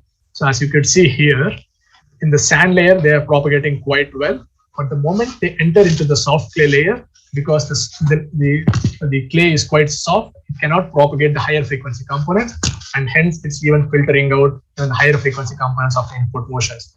So the clay here itself is acting as a filtering layer, and it's omitting all my higher frequency components the moment it reaches the surface. You could look at the time histories. Here I could see some harmonics, whereas the moment it reaches the surface, I would see plain straight lines indicating all my higher frequencies have been filtered out. The another aspect I want to highlight is the displacements. If I find two different frequencies input motions, BE1 and base excitation 2, BE1 is 0.67 Hertz, whereas BE2 is 10.67 Hertz. So in terms of acceleration, because BE2 is bigger than BE1, they have larger amplifications than BE1, and compared to the sand layer, they have more amplifications in the clay layer, which is what we are discussing from last half hour or so. But then if I look at the displacements, if you could see, my higher frequency waves are displaced less compared to the lower frequency ones. But the moment it enters into the soft clay layer, the higher frequency ones has larger displacement than lower frequency one. This is the same thing as I was explaining in the beginning of my presentation.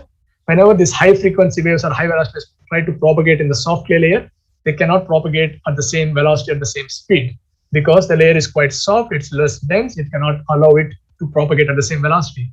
So in order to keep its energy constant, this high frequency waves increases its displacements to keep the energy constant.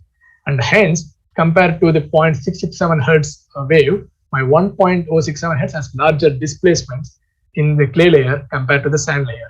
So these frequency effects are very important. As I said, the Dobry and O'Rourke method in estimating the kinematic loads, they don't consider this frequency interaction or frequency effects in their equations. But you can see the frequency could critically influence the propagation of your shear waves. So it is important to consider such a thing. And this response is true even for large intensity earthquakes, where the high frequency ones are generating low displacement in sand, but larger displacement in the clay layer. Suppose if I calculate the stiffness contrast between these two layers, so basically knowing the accelerations, I can calculate the shear stresses and shear strains in my model using Brennan et al. Equations. I will show those equations in the next coming up slides. So I know the accelerations. If I double integrate them, I will get the displacements. From those displacements, I could calculate the shear strains. Similarly, from measuring the accelerations, knowing the area, I could calculate the shear stresses between the two different piezoelectric accelerometers. I will show these equations in the next coming up slides. So after computing the shear strains, if I could do the stiffness contrast between the clay and the sand, you could see B1 and B3 have the same frequency, but then the stiffness contrast is just from 1.6 to 2.53. It's pretty much increased by 60% or something. But then moment it increased from 0.667 to 1.167, almost 9.56 of stiffness contrast. So it's not the earthquake intensity that's causing significant stiffness contrast, it's the frequency of the seismic loads that could induce a big stiffness contrast at the interface of layered soils. This is very important to note. As I said, we will discuss this again later. It is the same even here. Compared to 0.667, at 0.833 Hertz have large stiffness contrast compared to the intensity wise. So it's not the earthquake intensity that matters, the frequency that governs the stiffness contrast. So let's look at the kinematic pile bending moments. As I said, in the first flight, I have only the perspex pile caps. So the response is purely by the kinematic loads. So whatever the bending moments and accelerations I'm talking about, it's purely due to the kinematic loads. So I could now, from the experimentally measured values, I could calculate what are the peak kinematic bending moments on the interface of layered soils. I can compare with these filtration methods. So these are the bending moments at different instants. So these are the peak bending moments, as you could see. The single pile is the circular one, which is the single pile always has larger bending moments than the pile group. And then they're pretty much on the interface of layered soils. Not at the exact at the interface, slightly beneath the interface of layered soils, because you will have pile installation effects anyways. So that's why whenever we are dealing with the kinematic loads, you basically neglect the kinematic, the group effects, because the single pile actually gives you the worst scenario. So we basically neglect the group effects and we calculate only the single pile moments for whenever we are estimating the kinematic loads. And as I said, we have the set of equations in the literature, the closed form equations. So from the experiments, I know what are my peak kinematic pile bending moments, all these moments with the different earthquake intensities. So I know that we have a set of equations. We thought of making a comparison. We did this comparison. And as you could see, even at the smaller intensity earthquake motions, very few methods are measuring close to the experimental values with the increase in intensity of the earthquake motion. All these literature methods are highly underestimating the kinematic pile bending moments. As I said, these are all developed for linear elastic or viscoelastic motors, and they cannot account the soil nonlinearity that will mobilize at larger intensity earthquakes. So these equations definitely couldn't be a good solution to estimate these kinematic pile bending moments. And if I could calculate what the percentage difference they are underestimating, they're pretty much underestimating 80%, close to 82% as well, some methods. As you could see, at small intensity earthquakes, Nicolau and Delau seems twice the reasonable estimation. But even these methods at large intensity earthquakes, they highly underestimate the kinematic pile bending moments. So at this instant, our idea is to propose our own equations from our experimental data. But before we doing that, we thought of, we could try to modify these equations such that accounting nonlinear effects, so that to improvise the existing methods rather than proposing our own equations. So to incorporate that, we calculated the mobilizer shear stresses and shear strains. We calculated the degradation curves. As I said, I know the accelerations. If I double integrate, I get the displacement. So from displacement, I could calculate the shear strains in my model. Similarly, from the measured accelerations, I could calculate the shear stresses in the model. So this is a typical stiffness degradation curve from our different earthquake intensities. And this closely matches with Darren-Daly 2001 equations for 33% plasticity index. Whereas in the sand layer at medium strains, the experimental values are highly underestimating, whereas at large strains, they seems well matched again with Darren-Daly 2001 equations. So that's the experimentally derived stiffness degradation curves. We have developed similar curves for different soils, similarly for our clays, which we used in the ground response analysis rather than the pre-existing equations. So once knowing the shear moduluses, so what I did, I calculated the shear strains mobilized at the interface, and I calculated the stiffness, mobilizer stiffnesses, not the initial stiffnesses, the mobilizer stiffnesses during the different earthquakes, and used the same equations to calculate the peak bending moments and did the comparison. So this is neglecting the soil nonlinearity, and this one is considering the soil nonlinearity.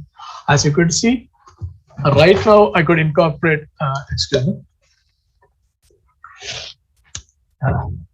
so by accounting the soil nonlinearity, some of the methods are giving a reasonably better estimate, whereas some methods are highly overestimating or highly underestimating. The unfortunate thing is these are all analytical solutions, and there are so many papers after this which they validated their models based on these equations and did the further analysis because there was no further experimental data to see whether these methods are good or bad.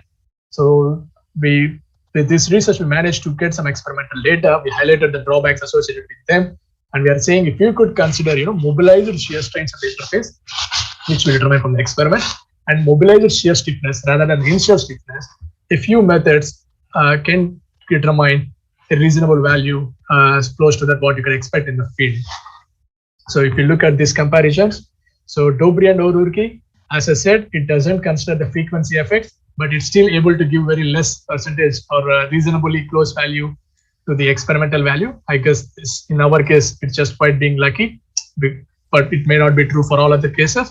Whereas Mironakis 2001 or Delau et al., which has incorporated some sort of different parameters, they could give a reasonably close estimate as what you could expect in the XPL field. Nicolau et al. Or Nicolau and Gazette's equations, either they highly overestimate or they highly underestimate these kinematic pile bending moments. So that's one aspect of highlighting the importance of considering soil nonlinearity in the pre-existing equations or calculating the kinematic pile bending moments. So if you remember, I mentioned that we usually neglect the pile group effects whenever we calculate the kinematic loads. Through this experimental campaign, we found another interesting aspect that's called the residual bending moments. After the end of every earthquake, there will be some bending moments sort of residual in your pile foundations. So these residual bending moments are actually larger for the pile group compared to the single pile. So if your pile group subject to a series of earthquakes in its lifetime, basically these residual bending moments keep increasing, and it could actually have severe bending moments compared to a single pile due to this residual bending moments. So basically your pile keep sort of accumulate these residual bending moments, and it will fail at certain instant, whereas your single pile might still be okay because it might be seeing less bending moments. So in the design, we neglect the pile group effects because the kinematic will get larger bending moments. But in practice, we have seen through the experiments that the residual bending moments are larger in the pile group compared to a single pile. So the another aspect I was talking about is the space difference between the kinematic and inertial loads. As I said, we have quite a contradictory conclusions in the literature, where some people say the natural frequency of the period of ground is greater than the period of structure. The kinematic and inertial loads will be in phase. If it is vice versa, it will be out of phase. Whereas the other study says the otherwise. So we got a contradictory conclusion. So in order to address this issue, we used the same experimental data we got from our experiments. So from the K flight and K plus I flight, we have the accelerations measured in the soil surface. As you could see, the soil surface is pretty much have the same accelerations in both my flights. Whereas if I look at the accelerations of my pile foundations, the green is the K flight, whereas the red dotted line is the K plus I flight. I could see in some phases they are in the in phase, whereas in some cases it's out of phase. Especially if you look at the BE2, my red dotted lines are out of phase with these green lines, indicating some phase difference between the kinematic and inertial loads. You must note that I was showing the same accelerations between just the K flight and K plus I flight. The reason being, as I said, usually the inertial loads are predominant at these shallower depths and kinematic loads are significant at the deeper depths. So when I'm using the K plus I flight pile accelerations, because these are at the top of the piles, it's purely governed by the inertial loads, so there will be negligible kinematic effects. So if I can calculate the phase difference between these accelerations, I could calculate the phase difference between the kinematic and inertial loads. As I said, at the shallower depths, your inertial loads governs the pile response. So this is the same even at large intensity excitations. So except at this BE4, I have slight deviation in the soil response. Otherwise, even during BE5, my soil response is same in both the flights, whereas the piles have different, whether they are in phase or out of phase, depending on the phase relationship between the kinematic and inertial loads. So the concept, the point here is we need to calculate the phase difference between these pile accelerations so that we could see what the phase difference between the kinematic and inertial loads. So we used some cross-power spectral density functions to calculate the phase difference. So we basically calculate the coherency and phase difference at different frequencies. And wherever we see high coherency, we use that as the phase difference. For suppose for this case, we have a coherency of 1. So we calculated this frequency and this phase difference as the phase difference between the kinematic and inertial loads. Similarly, in this case, for the pile group, we have high coherency here. So we consider that aspect as the frequency and the phase difference between the kinematic and inertial loads. Like that, we calculated for all single pile tested with the pile groups at different earthquake excitations. And we plotted on a normalized frequency phase difference curve. So here, F is the driving frequency, whatever the frequency of input motion I'm giving. Fn is the normalized soil pile structural natural frequency. Remember, it's not pure structural frequency, it's soil pile structural natural frequency. So we can observe a trend here, though it's not very clear, we could observe a trend. And then this trend is nothing but the phase relationship between the force and displacement of a viscously dampened single degree of freedom system. As you could clearly see, when the phase shift is F4, Fn is less than when the things are in phase, and our F4 exceeds 90 degrees, we have clearly out of phase, which matches with the experimental data. So this phase relationship between force and displacement, this is developed for linear analysis. Still, the theory or the basic physics of this matches with the non-linear analysis, what we are talking about. Even these damping curves, though they shouldn't be physically make any sense, but we have seen a clear difference in accelerations and bending moments based on where our experimental values are falling within these theoretical curves. So this is not just for one single pile or one stiffness. We did these experiments on different cases, like, for different pile groups with a different spacing. We did these experiments with different stiffness pile groups. We have seen they are very much matching with the basics of the phase variation between the force and displacement. So whatever the outliers we are seeing in some cases, basically these outliers, or whenever we have, the soil response is not matching between the two cases. As I said, I'm comparing the response from two different flights.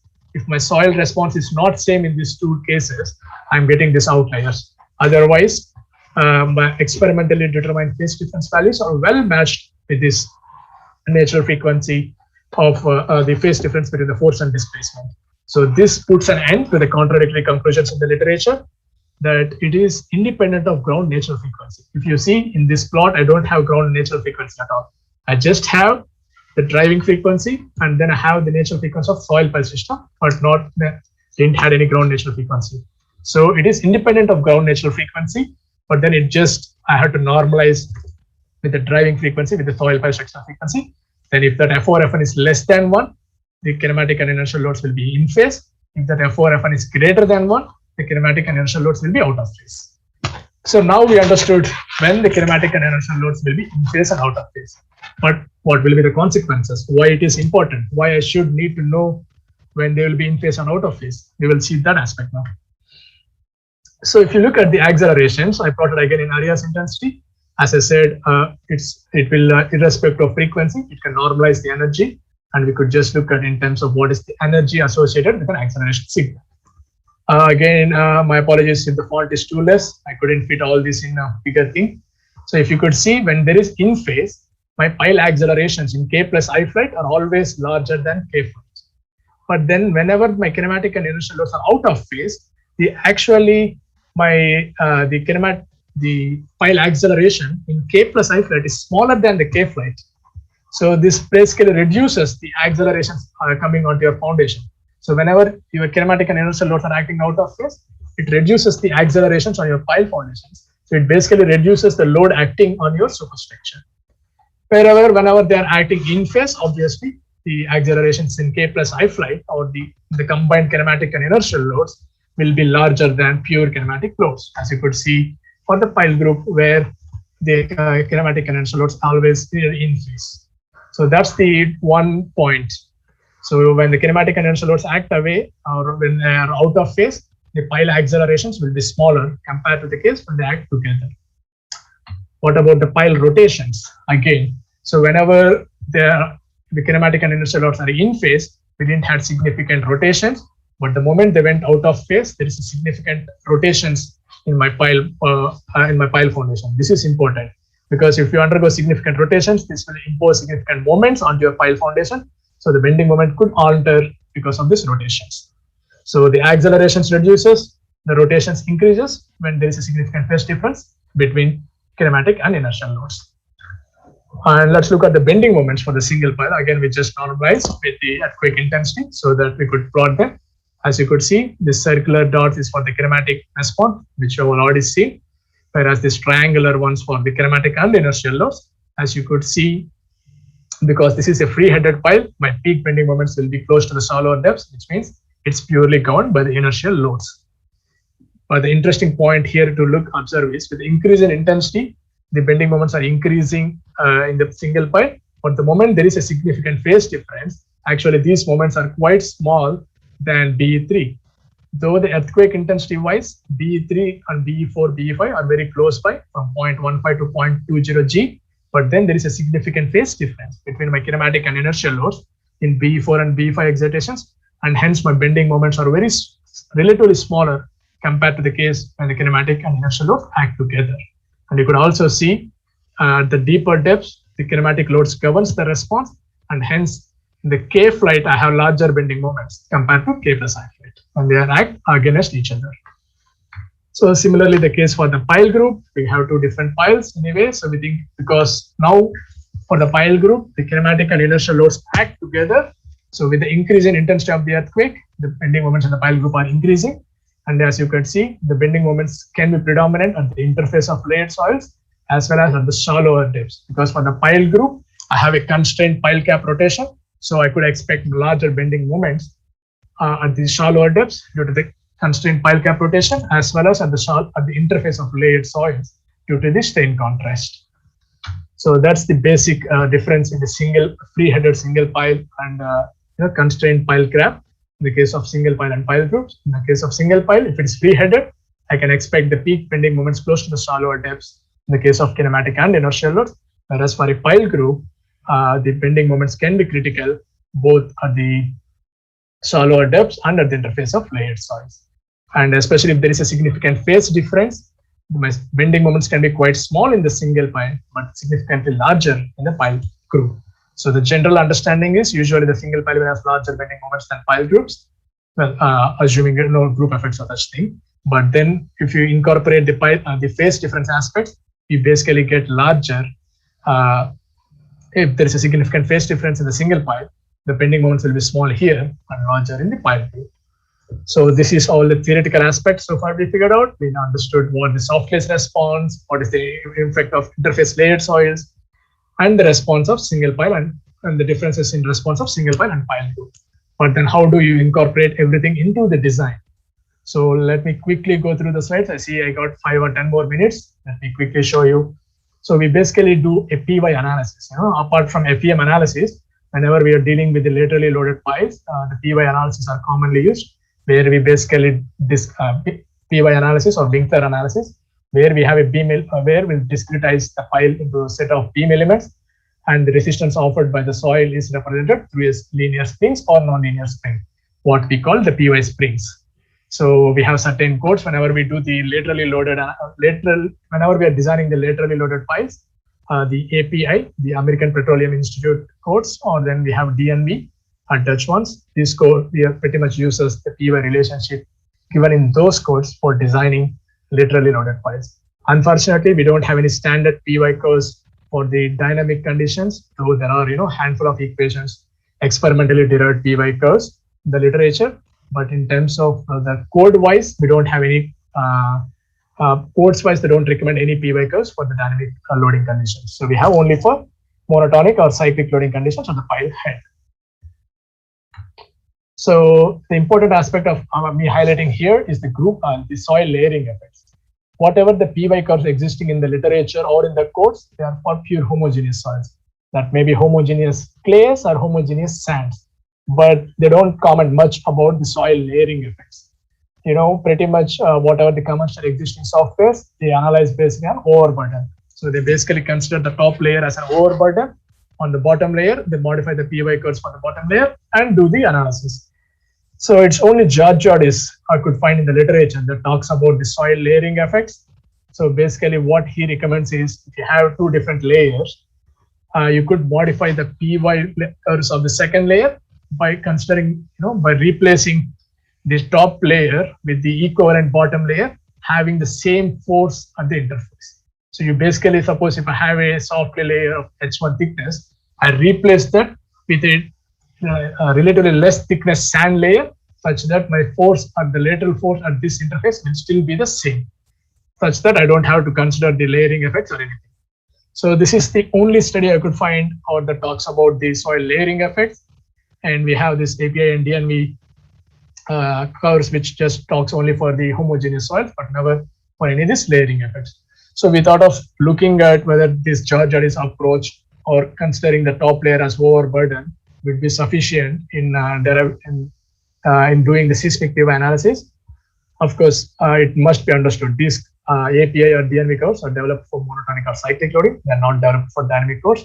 So it's straightforward that we should not expect that these curves will exhibit or behave better at the dynamic loads. But unfortunately, as we don't have any other curves to compare with, we started with this. And then, of course, we proposed our own PY relationship from our experimental data. So how can we derive the PY curves from the experimental data? So basically, I have the bending moments from experimental data. So if I double differentiate the bending moments, I will get the soil pressures. And if I double integrate it, I will get the displacements of pile.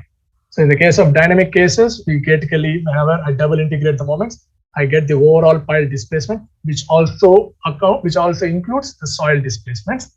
So I need to subtract the soil displacement from the overall displacement. Then I get the pile net displacements unknown. So the problem here is, they have the strain gauges which are at discretized locations. If I want to have, differentiation and integration, I need the continuous functions for which I need to depend on some curve fitting techniques that may be cubic splines or higher order polynomials, such that I could do the differentiation and integration. the problem with the higher order polynomials, they basically try to give you minimum root mean square error, whereas the splines, they try to pass through all the data points, leading to have smooth functional smoothness at the different data points. The basic difference you will see in the higher order polynomials or cubic splines is when you are double differentiating. Whenever you double integrate it, the error get minimized, so it's not an issue. But whenever we do double differentiating, if there are any deviations in the curve fitting, these errors get magnified, so your pile pressure will be completely wrong. So these are the typical errors whenever people derive the typical issues associated and deriving PY curves from experimental data. So we use some shape language modeling techniques where basically we incorporate all the conditions we know about the case, including the measured deformations of the pile head and every condition we know, so that we could minimize this error. So we could see the difference between the experimental data points and the fitted spline and the updated soil pressure and the pile deformation. And then we back calculated our soil pressures to get the bending moment. As you could see, this is well matches with the initially fitted curve. So our curve fitting technique was. We also have a ProFit developed at the University of Cambridge, my friend Andrew Dobrisek, where you give all sort of boundary conditions and then it will calculate the soil pressures and then deformations with accounting for possible errors. As you could see, my possible error range is very minimal, indicating that curve fitting techniques is quite good. So these are all the comparisons. As I said, we should not compare it, but it's just for starting point. So this blue line is for the API recommended PY curve for clays proposed by MATLAB, and these dotted lines or these black lines are from experiments. As you could see, the stiffness wise, either they're quite good. The MATLAB were on what we have seen experimentally. Initial stiffness wise, they seems quite good, but in terms of ultimate capacity, the MATLAB equation is highly underestimating. Basically, because for static conditions, he considered the ultimate lateral capacity as 9 times CUD, and he reduced that to 6.48 times on cyclic loading conditions. Whereas in this case, we have got an experimentally, we have got close to somewhere 9, which is still less than the maximum value recommended by Randolph and Halsey for 10.5. The cases. So the API recommended curves for small intensity earthquakes, the initial stiffness wise, they might be quite good, but then they highly underestimate the maximum lateral capacity offered by the pile foundations in reality. But if I look at large intensity earthquakes, of course, these PY curves, we don't have stiffness degradation to account for the earthquake intensity. So the stiffness wise, they will still be the same. Whereas the experimental curves, they will become relatively flexible at large intensity earthquakes, but still we got this N factor larger than what recommended by Matlock 1970. So that's the showing that this PY curves, which as expected shouldn't perform well for the dynamic conditions. And we have this back calculated PY curves. As I said, for the pile groups, we have the group effects where we need to account for the shadowing effects or the edge effects. So this is a schematic view where you see when we are trying to slide this pile, this is this possible zone that gets affected, and this will influence the response of pile within this zone. Similarly for this pile. So these are all the shadowing effects, and hence the stiffness we need to reduce due to this pile group effects. That's why in order to consider this group effects, we basically reduce either ultimate load or the stiffness of PY curves. We have certain good number of studies that have shown about what should be these group effects or how to account these group effects, how to reduce these 2P multipliers. Unfortunately, I don't have a table here, but you will see sometime soon in the upcoming publication. And if you look at this response of these pile groups in the shallow layer, as I said, incorporating the group effects, they're pretty much the same. In terms of initial stiffness, they're quite well and good, but then they highly underestimate the ultimate lateral resistance from the experiments.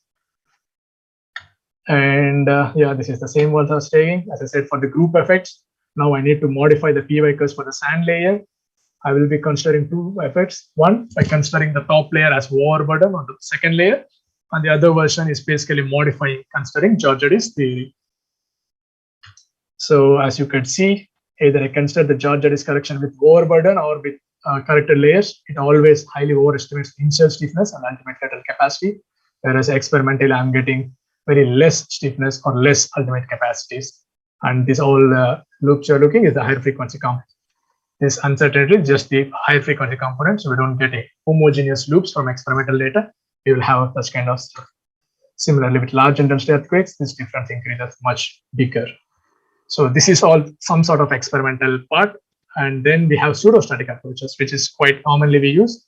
Where all non-liquefiable conditions, if you don't want to do an extensive analysis, we could do some pseudostatic analysis where we basically calculate the peak spectral acceleration, apply that inertial force at the pile head, and then apply that load to the pile and calculate the peak bending moments in the forces. We have done that part, which is currently sort of about to submit soon. So I will discuss more about how the pseudostatic designs or how we calculated, how we experimentally proposed the 3x curves. As we said, the existing API curves are not good for this kind of later analysis, or they don't account for soil layering effects. We proposed certain correction factors. We proposed our own PY curves from our experimental data. These are sort of still under review. So once they get sort of published, we will discuss that more in detail in the coming days. With that, I just want to conclude my presentation saying that we have seen that centrifuge modeling is quite handy in terms of to simulate the stresses in the prototyping model. And in terms of soft clay response, we have seen not all earthquake intensities get amplified by the soft clay. It is a function of your plasticity index and strength of clay. At large intensity, you can expect the attenuation in soft clays rather than the amplification. And we have seen the kinematic pile bending moments, when to consider them, and the importance of soil nonlinearity when computing the peak kinematic pile bending moments from the existing literature methods. And we proposed the new theory on the phase difference between the kinematic and inertial loads, putting an end to the contradictory conclusions in the literature.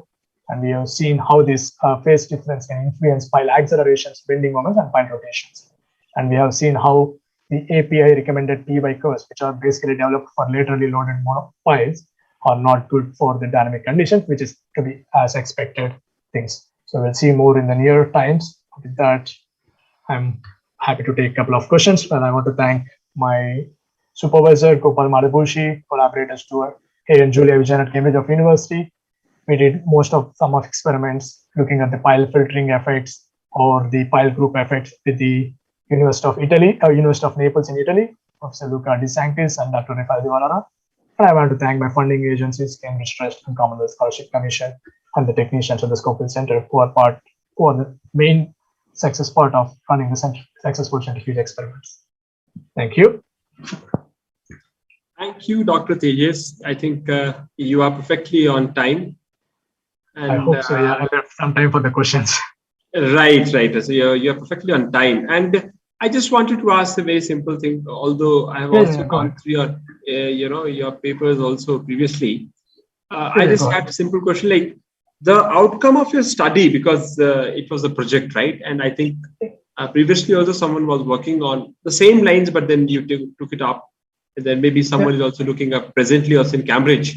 Like the outcome, what exactly is the demand from industry? Like because is it industry funded project, like, or like it's no. Yeah. Okay. It's not industry funded project. This is my individual PhD research. Okay. But then the pile filtering effects, what I was talking about, this is funded by European Union for the University of Naples. Okay. But then because for them they don't have centrifuge testing, we did the experimental part and experimental analysis. They did the numerical part, numerical analysis, and that publication is about to come in ACGJE. So that talks about the pile filtering effects, because right now we don't consider any filtering effects because it's not very clear when to consider these filtering effects. So we are sort of proposing some design charts based on stiffness contrast between the pile and soil when to consider these filtering effects. But my study is mostly going in terms of theoretical way of understanding the pile response. So this kinematic pile bending moments, though it is more theoretical, we try to link with the field implications, the comparison with methods and providing corrections, and then going into this phase difference and then trying to see what is the best way to consider this phase relationship. So it's not directly industry funded, but has direct field implications. Okay, sounds good. I think, and for your good work that you did, you received also many wonderful awards. So I now open the stage to the participants. If you have any question regarding this subject, I think Dr. Tejas, who did his PhD from University of Cambridge, would love to answer your queries. And if in case you have some doubt in near future, you can always reach out to Dr. Tejas through his email ID. Yeah, that is also available on the University of Nottingham website. And sure. I think he's also available on LinkedIn. Yeah, go ahead, sir. Yeah. I think we have one question from Mr. Sudhara. Sir, please go ahead. Yeah. Yes, sir. Yes, sir. Thank you. Thank you, Mahesh. Thank you, Dr. Tejas, for actually giving so much of things within 2 hours, that too with clarity, without repeating a single word again and again. And the perfect actually word is very nice to actually listen to you for past 2 hours. You have enriched our knowledge. One basic question is just I want to know again from your side between the centrifugal and centripetal force, that is kinematic load acting on the pipe. I didn't get when you said in the initial stage. Please, can you one more time talk about that? I mean, are you asking about the kinematic loads? Like when will be the kinematic loads and inertial loads? Yes, sure. Yeah. So basically, I don't have to go anywhere. Yeah, so basically, whenever there is an earthquake, it basically the soil that first excites, that transfer forces to your foundation, and your foundation transfer forces to your superstructure. And your superstructure start exciting, and it again transfers the forces back to your foundation. This kinematic forces is just nothing but the forces coming from your soil onto your foundation. Whereas inertial loads are the forces coming from your superstructure onto your foundation. So these are the only 2 loads your foundation will be subjected. The kinematic loads due to the excitation of your surrounding soil, and then the inertial loads due to the excitation of structure. Is that clear, or do you want me to go further back to the slides? It's okay. Oh my God. Yes. Yeah, as I said, kinematic loads are just the kinematic loads are loads coming from your soil. Yeah. I think I have a slide. As I said, these are the loads coming from your soil due to the excitations, whereas inertial one is due to the excitations of your superstructure. Okay. Right. Okay, right. Yeah, thank you. Thanks for that question. Thank you. I think if you have any other query, you can please ask right now also. And otherwise, I think it would be great if you can write to Dr. Tejas through his mail. And there are many other options also available in today's time of online era. Right. So connecting with people. Right. And the best thing about Tejas is that, Mr. Suzera, you can go ahead. Please go ahead, sir. Sir, one more thing. While we design, in Indian context, while we design, are we taking care of these forces while designing piles? This is something I highlighted, sir. Except the Euro code, no other code highlights the importance of kinematic loads.